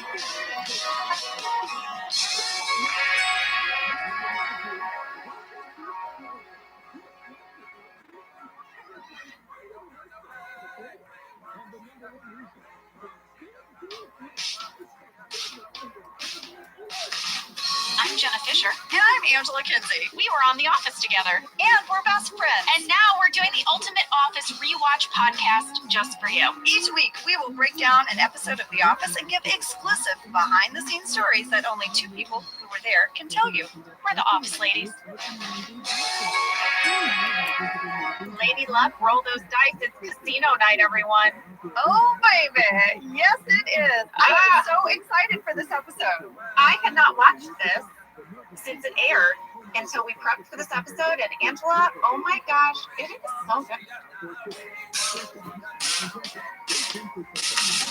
I'm Jenna Fisher. And I'm Angela Kinsey. We were on The Office together. And we're best friends. And now we're doing the Ultimate Office Rewatch podcast just for you. Each week, we will break down an episode of The Office and give exclusive behind-the-scenes stories that only two people who were there can tell you. We're the Office ladies. Hello, everybody. Hi. We are very excited about today's episode. So we have arrived in our rewatch to Threat Level Midnight. But we are not breaking that down this week. No. We're actually going to be breaking that down next week with writer BJ Novak. Yes! So if you do not already subscribe to Office Ladies, you might want to hit that subscribe button so you don't miss that one. Yes, and go over to Office Ladies on Instagram because we're going to be posting lots of photos and behind-the-scenes stuff. But I think we need to talk about what's about to happen today. This week, we thought we might reach out to someone who loved this episode of The Office and is a huge Office fan, so much so, she even sampled the episode in one of her songs. Let's hear it. No, Billy, I haven't done that dance since my wife died. There's a whole crowd of people out there. Right. Let's go. Next question.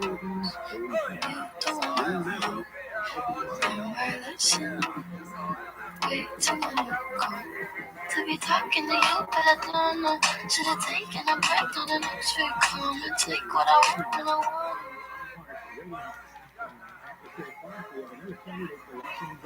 Eilish is in the studio today to have a conversation with us about her love of The Office. Oh my gosh! I know! I can't believe it!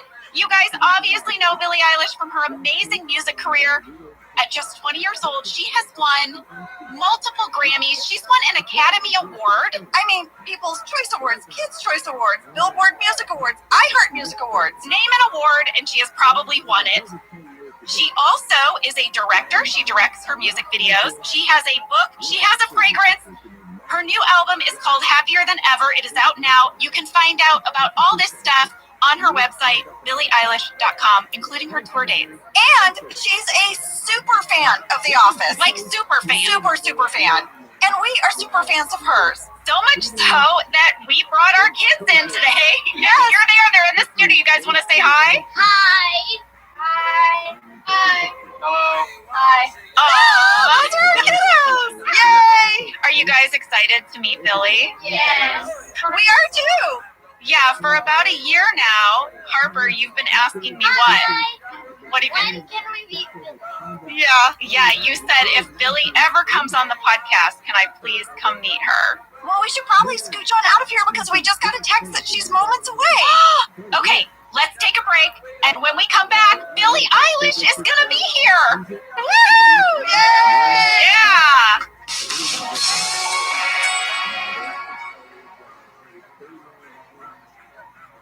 Billie Eilish is here today on Office Ladies. Billie Eilish is here. I'm here. Hi, guys. Thank you for coming. Thank you for having me. In studio, right here, right I now. know. We're really excited to talk all things Office with you. Oh, me too. Where should we start? Oh my gosh. Wherever you would like. Okay, I'm going to kick us off. How did you discover The Office? Was it with your family? Did you watch it with your folks? Well, okay, so as a little kid, when this was all starting, I didn't watch it as a kid because it's not a kid show. But I would, super appropriate. no, it's not. But I would hear it all the time, and I would hear people talk about it, and that's what she said was constantly being said. And I remember it was a really big part of my childhood was not understanding what that's what she said meant. Oh no! And I'd get very, very frustrated, and I would ask people, what does that mean? I would explain it to me. I don't ever remember hearing the first time about The Office. Like it was just, I just knew about it forever. It was like the beginning. Yeah, I don't remember. Part of you. I don't remember finding it. I don't remember hearing about it. It was just part of life. It was like you learn to speak, and you don't. There's not like a day that you learn to speak. You're just speaking. You know what I'm saying? So that was kind of with The Office, and then I just didn't understand. That's what she said, and I remember there was a specific moment. I must have been 9 years old. And I was sitting in my kitchen, and my mom had a bunch of people over that I didn't really know. somebody said something and somebody said that's what she said and everybody laughed, and I remember understanding it for the first time and being like, I figured it out, and then that was like, I was like, okay, got it. And then got it. like TWSS. Got it. Yes. And then I got like into that, and then I must have started watching it when I was probably 11. Do you remember the first episode you saw? I think I started it from the beginning. Really? I've seen it now, I believe, about 30 times. 30 times? All the way through. You're a purist. Yeah. Do you only watch it in order? Do you skip around? Sometimes I skip a specific episode. I can't wait to hear that.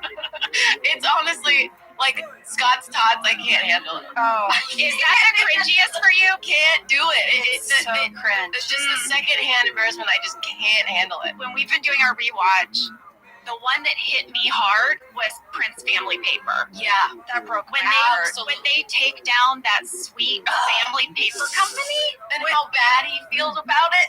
I mean, I don't think I could watch that one again. I think I'd have to skip it. That was hard for me. Also, for you guys, have you guys watched it all the way through fully or no? Okay, this might break your spirit. No, it's okay. I get it. We are rewatching it for the first time all the way through together. I mean, we'll catch an episode here or there, like on a plane, or maybe it'll come up on Comedy Central, or you know what I mean, over the years. But this is the first time I have sat down and actually rewatched. Yeah, watched it in order from beginning to end. Yeah. When it originally aired, we would get together as a cast, and we would have cast screenings on Thursday nights and watch it in each other's living rooms. And so I saw most of the episodes then, but I didn't watch every single episode. And so there's going to be a few that I haven't seen before. I'll be seeing them for the first time, which is crazy. It is crazy. Oh my God, you haven't seen all of them? Not all of them. I would say 98%. Yeah. We tried to watch everyone when they aired. But it is very surreal because you're watching a version of you from, oh my God, what is it, 15 years ago? Yes. You know? I mean, who was the kid that came up to you that was like, you look like an older version of Pam? And you were like, I am an older version of Pam. Yeah. Oh, no. He said, when was that? I was in a Target and he was like, I'm sorry.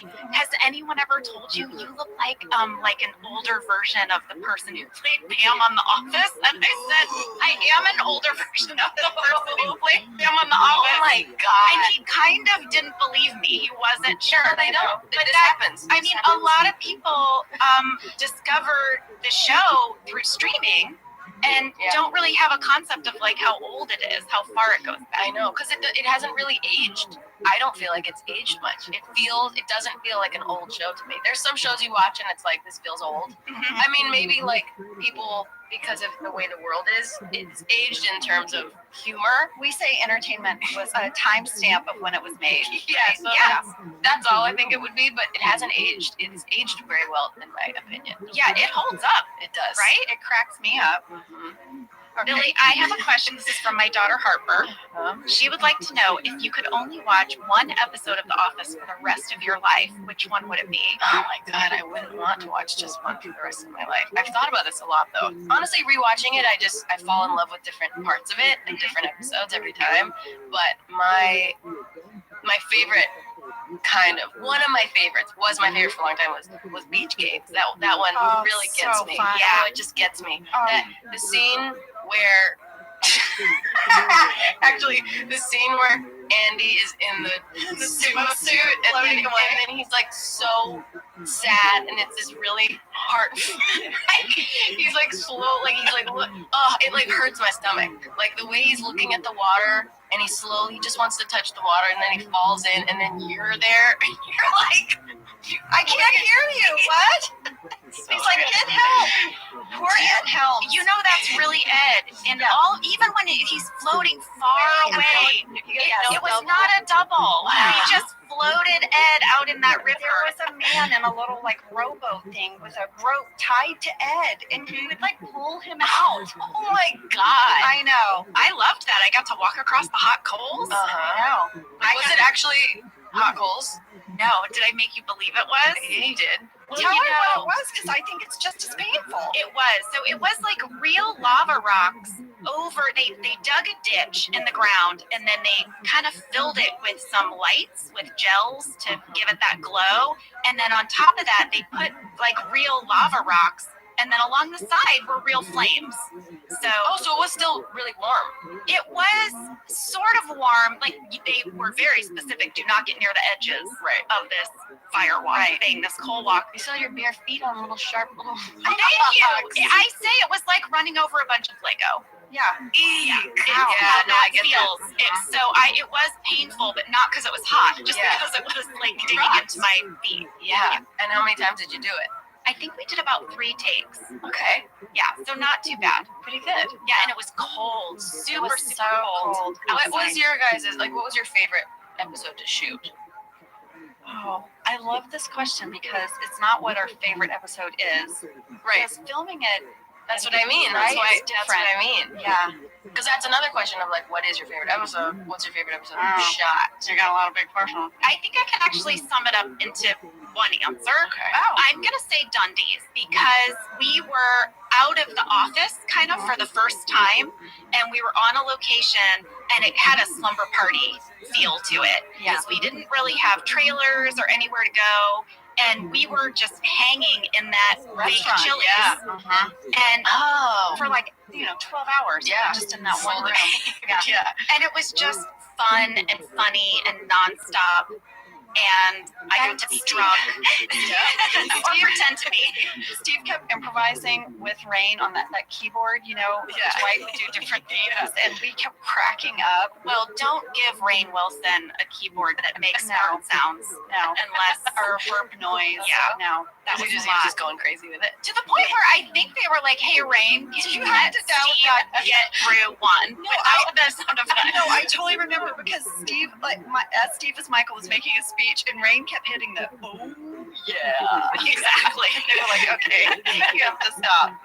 Yeah. So that's your favorite to film, and maybe one of your favorite episodes. Yeah, and here's the crazy thing because, there was a big debate on that episode because we thought it might be the last episode of The Office that ever aired. Because for that season, we only got picked up for 6 episodes. Yeah. And it wasn't looking great. And so we had this big debate. Can you believe that when you think about it now? It's weird now, but that was our life for the first 2 seasons. At the end of the 6th episode, they had our names, on paper that they had laminated and Velcroed to our trailer doors. And I went and I unvelcroed my paper laminated name. I was like, well, that was fun. I'm going to take this home. Yeah. After the 6 episodes? Yeah. This was this was our season 2 pickup. Yeah. And we thought maybe Dundee's would be our farewell. And I remember standing in the parking lot with Greg Daniels and saying, do we think Jim and Pam should kiss outside of the Dundee's just in case there's no more episodes of The Office? Should we have it as an alt? Yeah. And then if they cancel the show, you can put that scene in. And if they don't cancel the show, we'll save it. And Greg said, no. We're not going to give them the option. If they want to see you 2 kiss, they're going to have to pick up the show. Yes. We're not going to give them the footage. That's right. Well, hold up. Pam does kiss Jim. She does kiss Jim. Okay, I think they don't kiss till casino night. Are you crazy? She kisses him. I know, but it was like a sloppy fall into you kiss. It wasn't like kiss. Okay. I know. John and I argued about this too. You say Jim and Pam's first kiss is casino night? Yes.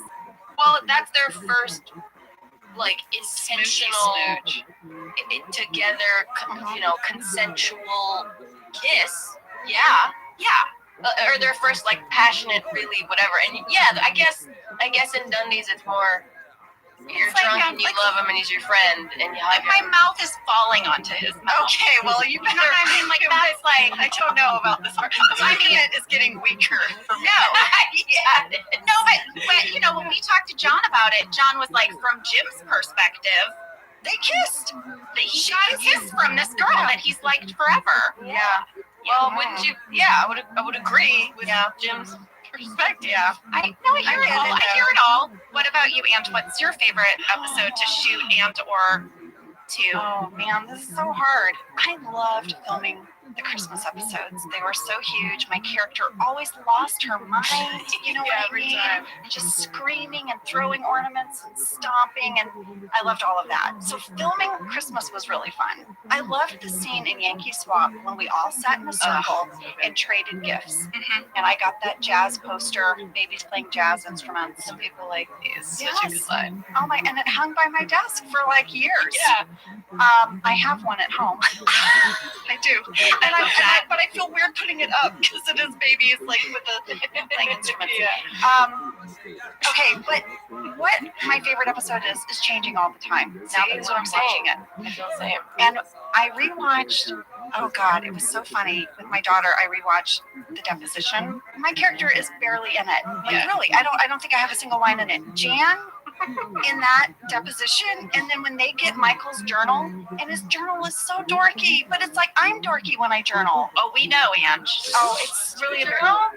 Okay, listen. You do? I do. Okay. You've made Angela so happy. I journal too, but she is such a dorky journaler. Well, oh my God. We brought in one of my journals that I wrote in my 20s, and I was interning on Conan. I was living in New York, and I literally wrote something like, "You'll never believe what happened today, but I gotta run. Stay tuned. I'll fill you in later. XOXO, Angela."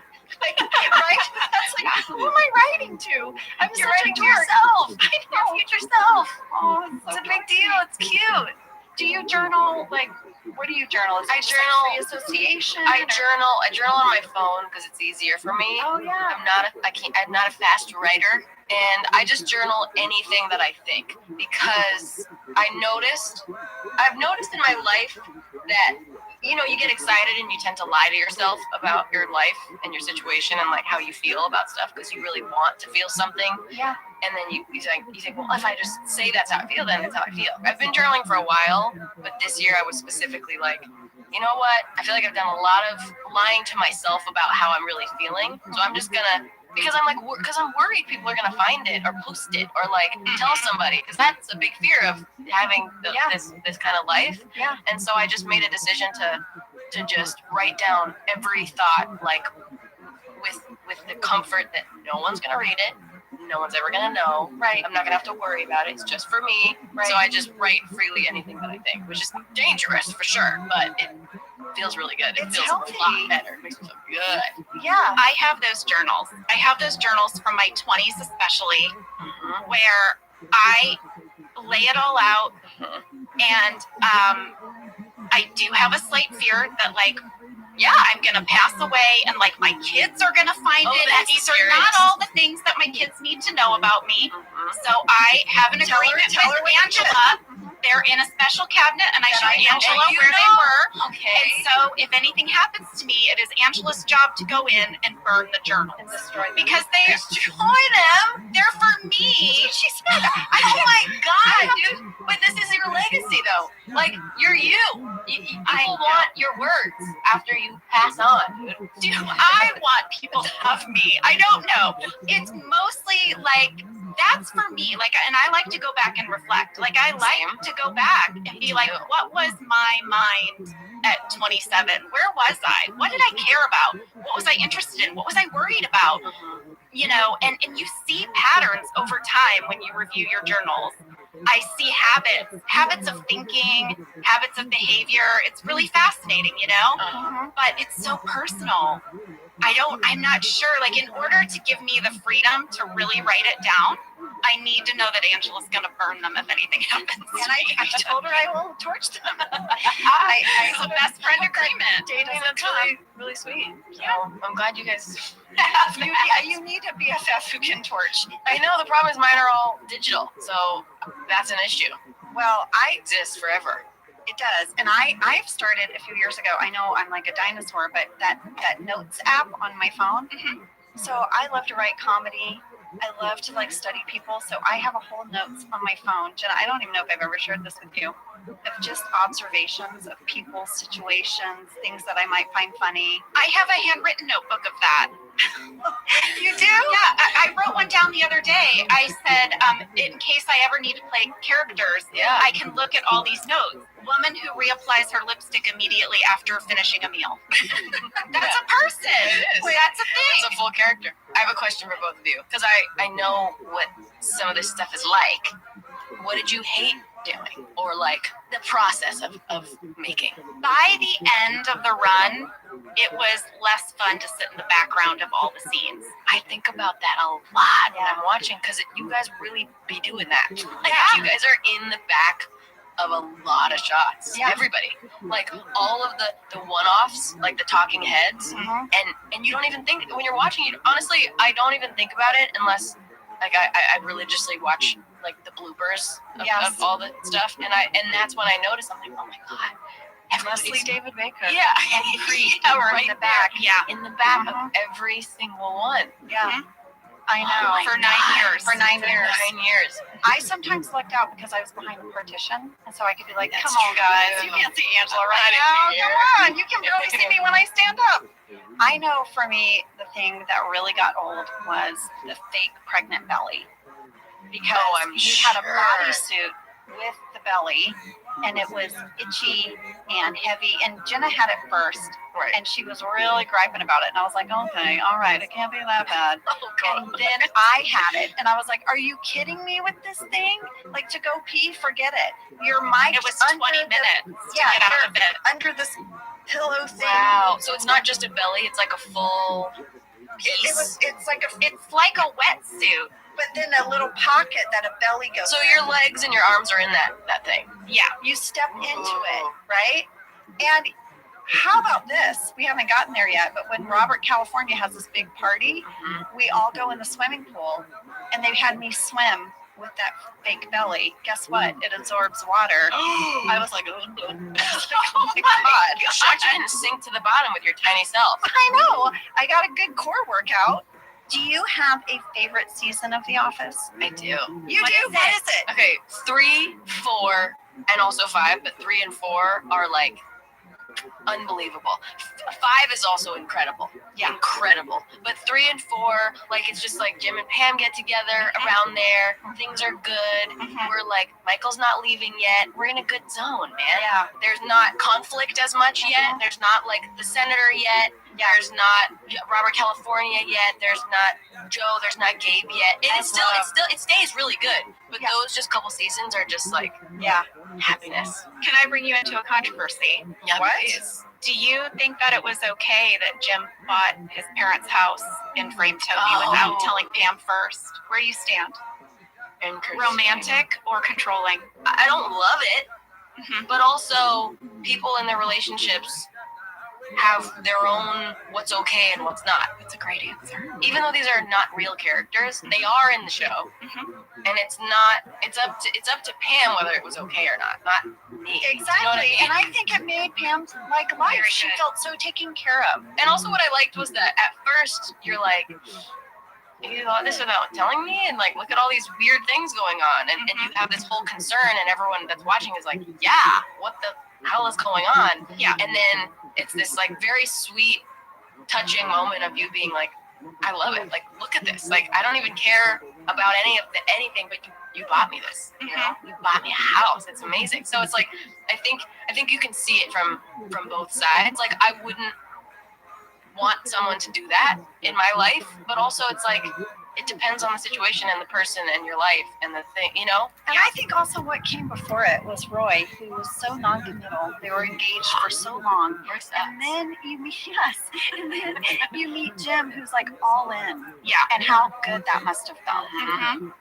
So, yeah, it's true, actually. And someone who didn't do anything for Pam ever, and then it's like, yeah, maybe it's so far the other direction that it could be too far, but it's so nothing like she's ever experienced that it's like really touching to do that, you know, which is sweet. It's interesting because when that episode came up, I said, and we've had these conversations before, what do you do when something has been written for your character that you don't agree with? Yeah, that you're like, how do I get behind this? I don't know how to wrap my head around it. And Greg said something similar, which is that Jenna wouldn't like this, but Pam does.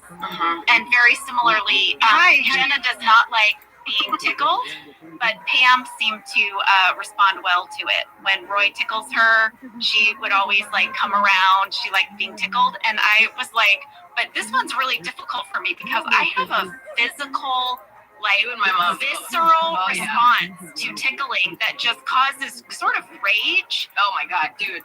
My mother Is over this there. true? Am I? My mom will. I'm getting a thumbs up from your mom. Furious. I have to resist with all my might. Hitting the person who tickled. Yes. Thank you. I Yes. can see.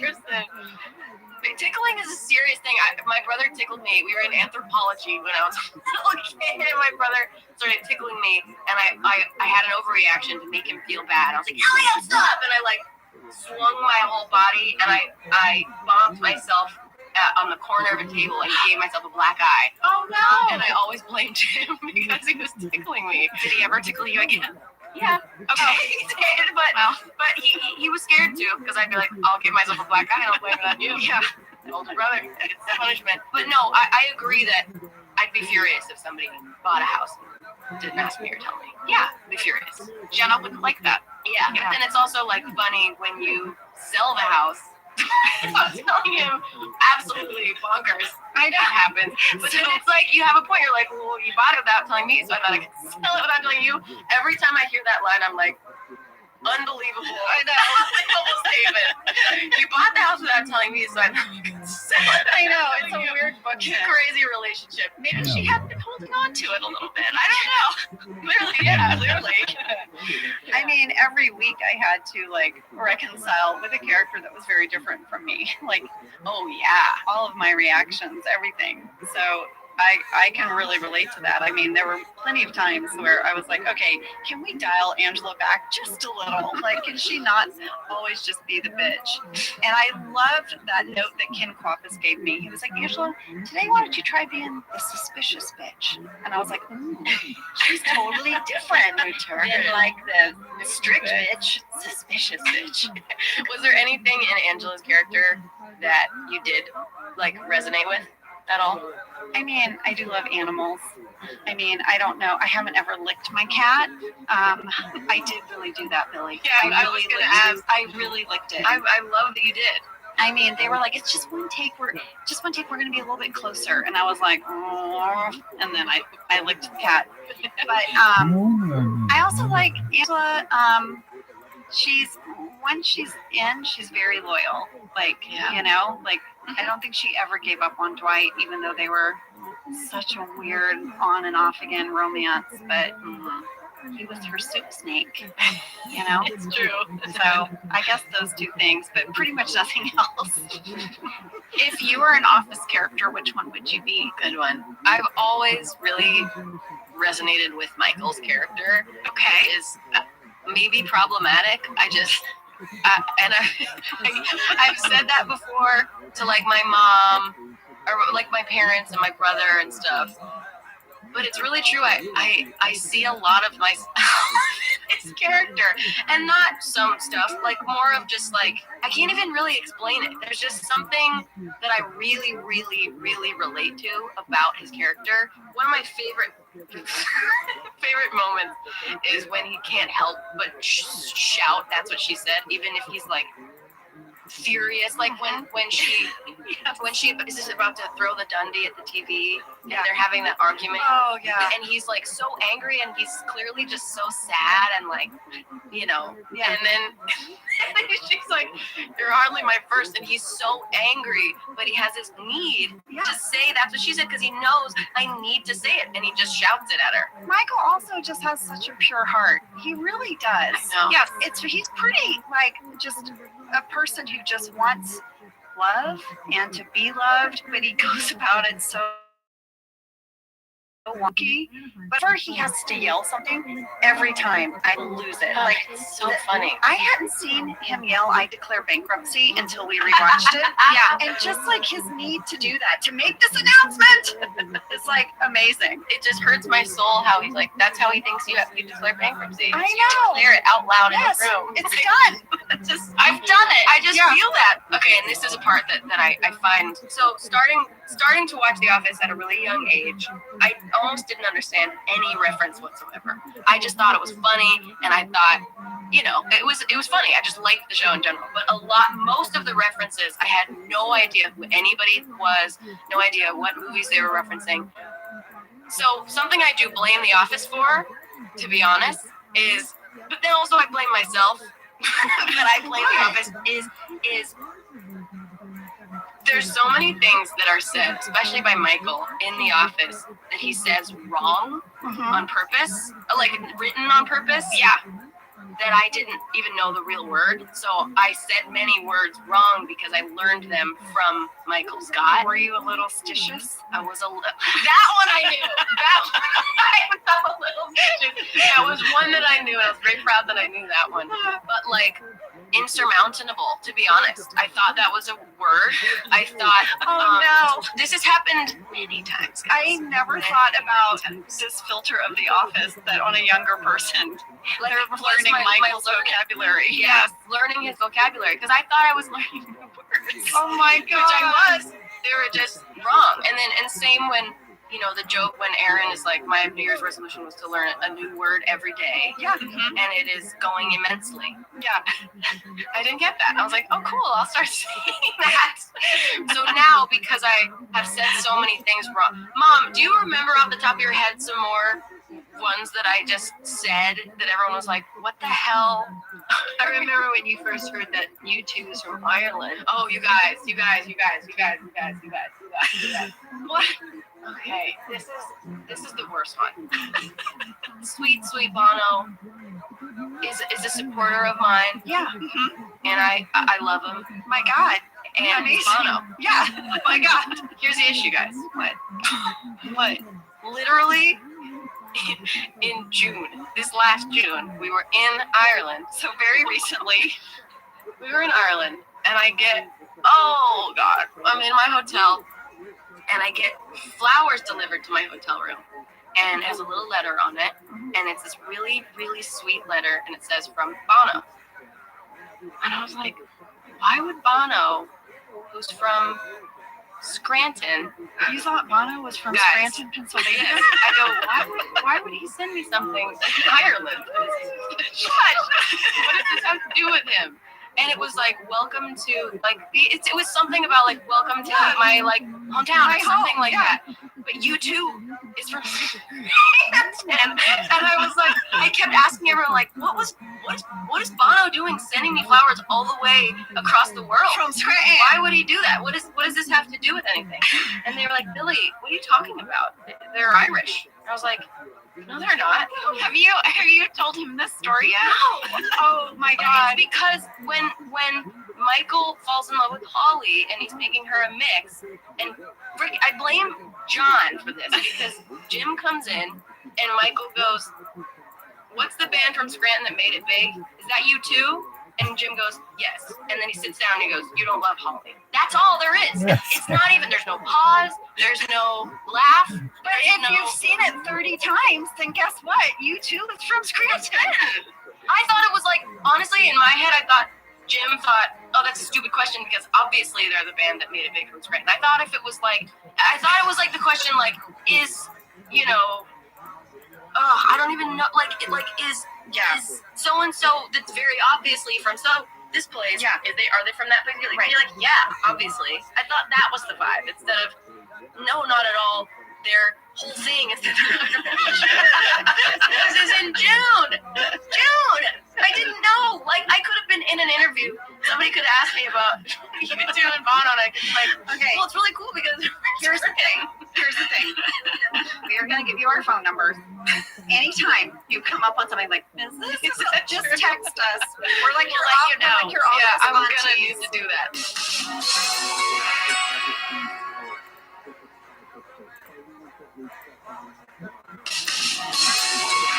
How much do you watch The Office? Because I read in an interview that it's like all the time. Okay, so I play it. It's playing only on my phone. I don't watch it on anything else. It's playing on my phone at all times. When I'm doing anything, when I'm like in the shower, I have it sitting outside the shower. I can't have any silence, guys. It's like right outside the shower. It's like when I'm getting dressed, when I'm eating food, when I put on makeup, when I do my hair, when I like, it's like truly playing always just in my, like, I'll be I was like rearranging my closet a couple months ago, or maybe longer ago, and it was just in my pocket. I couldn't even see it. It was just in my pocket, and the audio was playing. And it's like I listened to it like it's a podcast. Like also because I've seen it so many times, I have it all memorized. Like all the lines memorized and all the visuals memorized, so I can picture it. I'm not missing. You don't even need to look at it. I don't even need to look at it. This makes something your mom said to me when we met, when you got here, make perfect sense. Maggie said to me, I feel like I know you guys because I hear your voices all the time. And I thought, well, all the time? Yeah, all the time. And, you know, I don't live at home anymore, but when I lived at home, it was, I mean, it's just, you can just hear it. And I also have like weird needs. Again, I have like a need to like, if I'm eating, I have to have The Office playing or something playing, preferably The Office, and silent. Otherwise, like nobody. If you talk to me, I'm not there. So I'm not there. And so, but when I was living at home, I'd be like going into my parents' kitchen where my parents were and being like, shh. Turning on The Office and being like, don't talk to me. I'm watching The Office. I'm eating my waffles. Leave me alone. Maggie, we love you. We love you guys. Parents are amazing. Okay. Oh, actually, Jenna, I'm curious. So you're Michael Scott, right, Billy? Which Office character are you? Me? Who am I most like? Yeah. Ooh. So I'm most like Pam. Mm-hmm. Like there was so much of me that was Pam, and so much of my early life as a struggling actress that I brought to Pam. I mean, I literally know what it feels like to sit at a reception desk and wish that I had an artistic career because I was a receptionist. So I know that longing and I know that feeling of wanting something to change, but feeling like I'm in a place where nothing ever changes. So I definitely could relate to that. But I am an action person. So I am not a wait for it to come to me person. And I feel like Pam, it was harder for her to get herself started or take movement, you know? So I'm just much more ambitious than Pam. I always say it would not have taken me like 3 years to kiss the cutie in The Office. Right, we're not waiting that long for that. Like that's happening much sooner. Would have happened at the Dundies, probably, if I were in charge. Like for reals though, you know, not the falling onto his lips kiss. Yeah. But I also think I have a tiny bit of Ryan in me. I have a lot of falling. She loves Ryan now in this rewatch. Ryan, this rewatch. Which version of him? There's serious talk about versions. So many versions. Yeah, those are different. Those are like it's like he's playing different characters. I think my favorite is Ryan the Temp. So I like early Ryan, but I guess it's just I have a lot of entrepreneurial ideas that go nowhere. You know, gadgets that I've invented in my mind and things that, you know, never get made and whatever. We've discussed on the podcast before that with my high school best friend, we invented something called the Tan Baster. It is, it's a way to put on sun tanning lotion without getting your hands dirty. It's called the Tan Baster. You know the thing that you wash dishes with that like fills with dish soap and then has a sponge on the end? So it's very similar, but with suntan lotion. And then you can also get the middle of your back with it. You know what I'm saying? The Tan Baster. About this thing. Bless your heart. The Tan Baster. Someday I need you. Yeah, I need you on HGTV. I don't know. I mean, I think I should call my friend and we should get it going. Welcome to Celebrity Shark Tank. Today we have Jenna Fisher. Can you imagine? It was so humiliating. You should do it. You're really passionate about it. You're so passionate, man. You just described it for so long. But what do you think? What's your honest opinion? I don't know. It's not happening, isn't it? Don't send me on Shark Tank just to be humiliated. There's lots of other inventions that do well that are stupider. I know. Oh my God. That's your. It's not a bad idea. It's really not. I mean, I totally get it. Like, you know, you get your hands all gross when I get it. Especially at the beach, and then you've got sand on your hands. You need to let it go. I think you need to let it go. One day, maybe I'll have time. You know what? Tans are going to come back into fashion, and when they do, I don't think tans are in fashion anymore. No, it's for the suntan lotion. It's the SPF, the sunscreen. I'm sorry. Yes. Sunscreen. All of these years, you have told me about this. I thought it's like a spray tan in a tube. No, lady. It's And I thought applying sunscreen. this is such an uneven tan. It looks like from a sponge. Well, that would be true if that's what it was for. Are you behind it now that you understand it? Sunscreen. I want you to go for this now. Applying sunscreen. I want What you about to your do it. face? It doesn't work on the face. No Well, there's squeegee the for the flaw. face? Well, we already have those deodorant sticks That's true. that we can put on our face. The problem is that the rubbing in is where you distribute it evenly, and so that you actually get all the little cracks and crevices. Okay, all right. You know what? When we're testing that in our focus groups, we're gonna think about that. We're gonna make sure that we get a sponge that can apply So evenly. Ryan, because of your ideas, thank Yes. you for bringing us back. Sorry, just had to come back. Oh my god, Ryan, because of your ideas. What about you? I think I'm a little maybe a Phyllis Angela combo platter. Maybe a little bit. I'm a little bit Angela, and then Phyllis has a little sauce. She hooked up with Bob Vance in the bathroom. She does. I have a little bit of Phyllis that. is a freak. A little bit. I might have a little bit of that combo in me. What do you think, Jen? I think you are way more Phyllis than Angela. There's almost no Angela in Angela, except for maybe Love of Animals.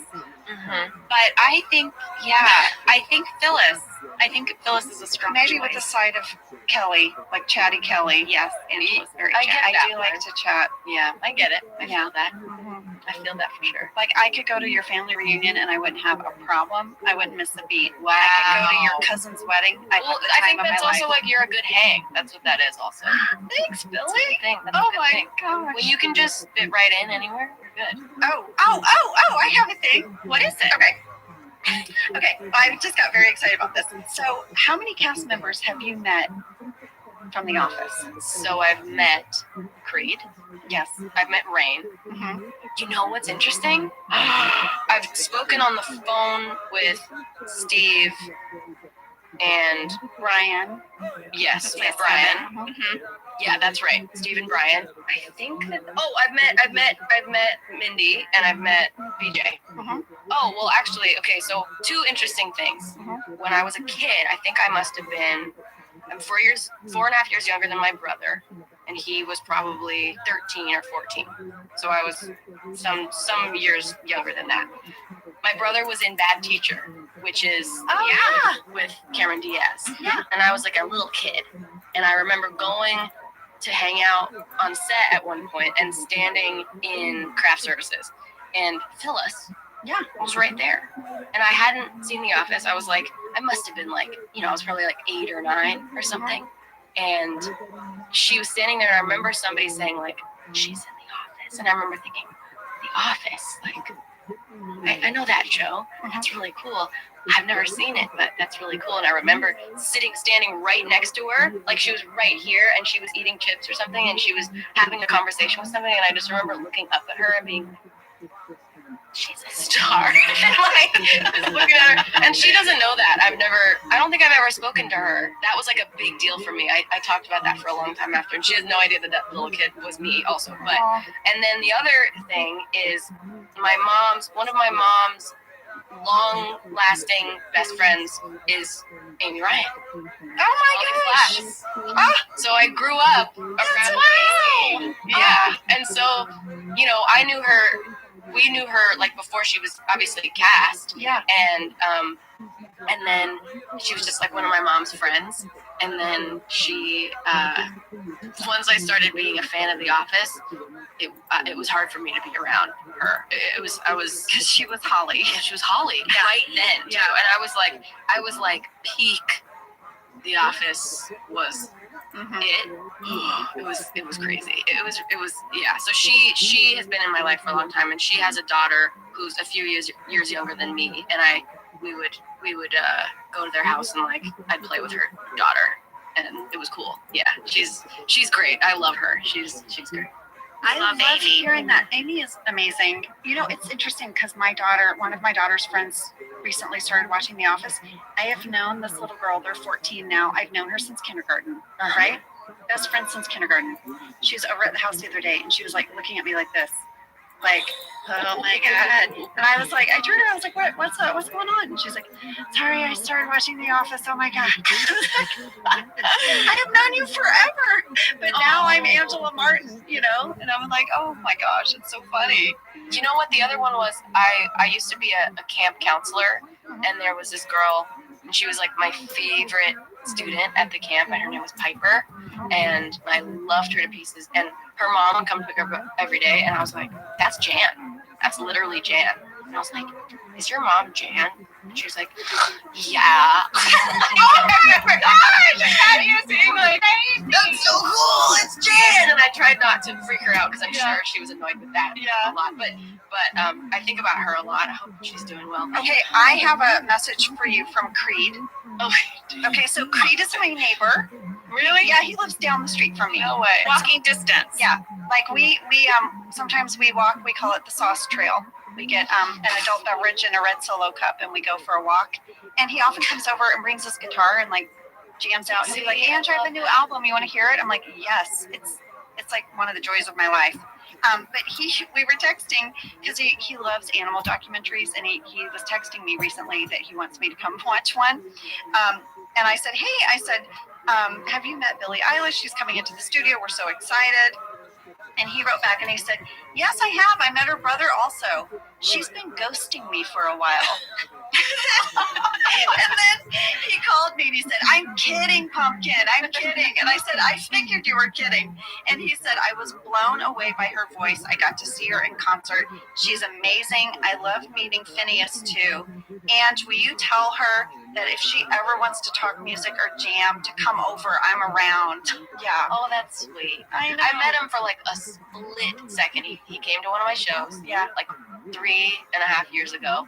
And I was meeting a million people, and I was like, oh, great! And I went over and I hugged him. It was really cool. But you know what's funny about, like, I love that his just all of his musical talent just comes throughout the show. Yeah. And what I think is really cool is, you know, when he's singing Spinning and Reeling with Love at the Christmas party, when everybody's doing karaoke, I love that that's in there because it's his song, but you don't know that, and you think he's just, honestly, because here's one more thing, is that I watched that thinking this is probably a super famous song everybody knows, and he's doing a karaoke to it, and I always thought the song was really cool, and I find a lot of the music that I love through other things and like hearing it in the background of something and looking up the lyrics. And so I remember after a while being like, every time I watch that scene, I'm always like, that song is really cool. I love whatever song this is. What song is this?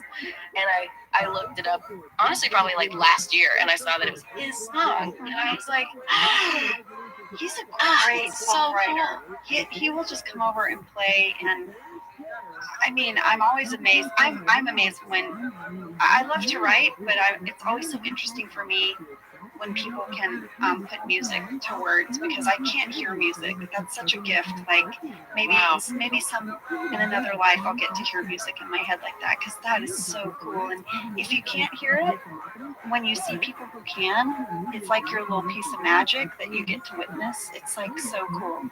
So yeah, I'm the same way. My son is a musician. He's a drummer and plays guitar, and from the time he was very little, he would be like 3 years old. We'd be driving somewhere, and from the back seat, he would say with his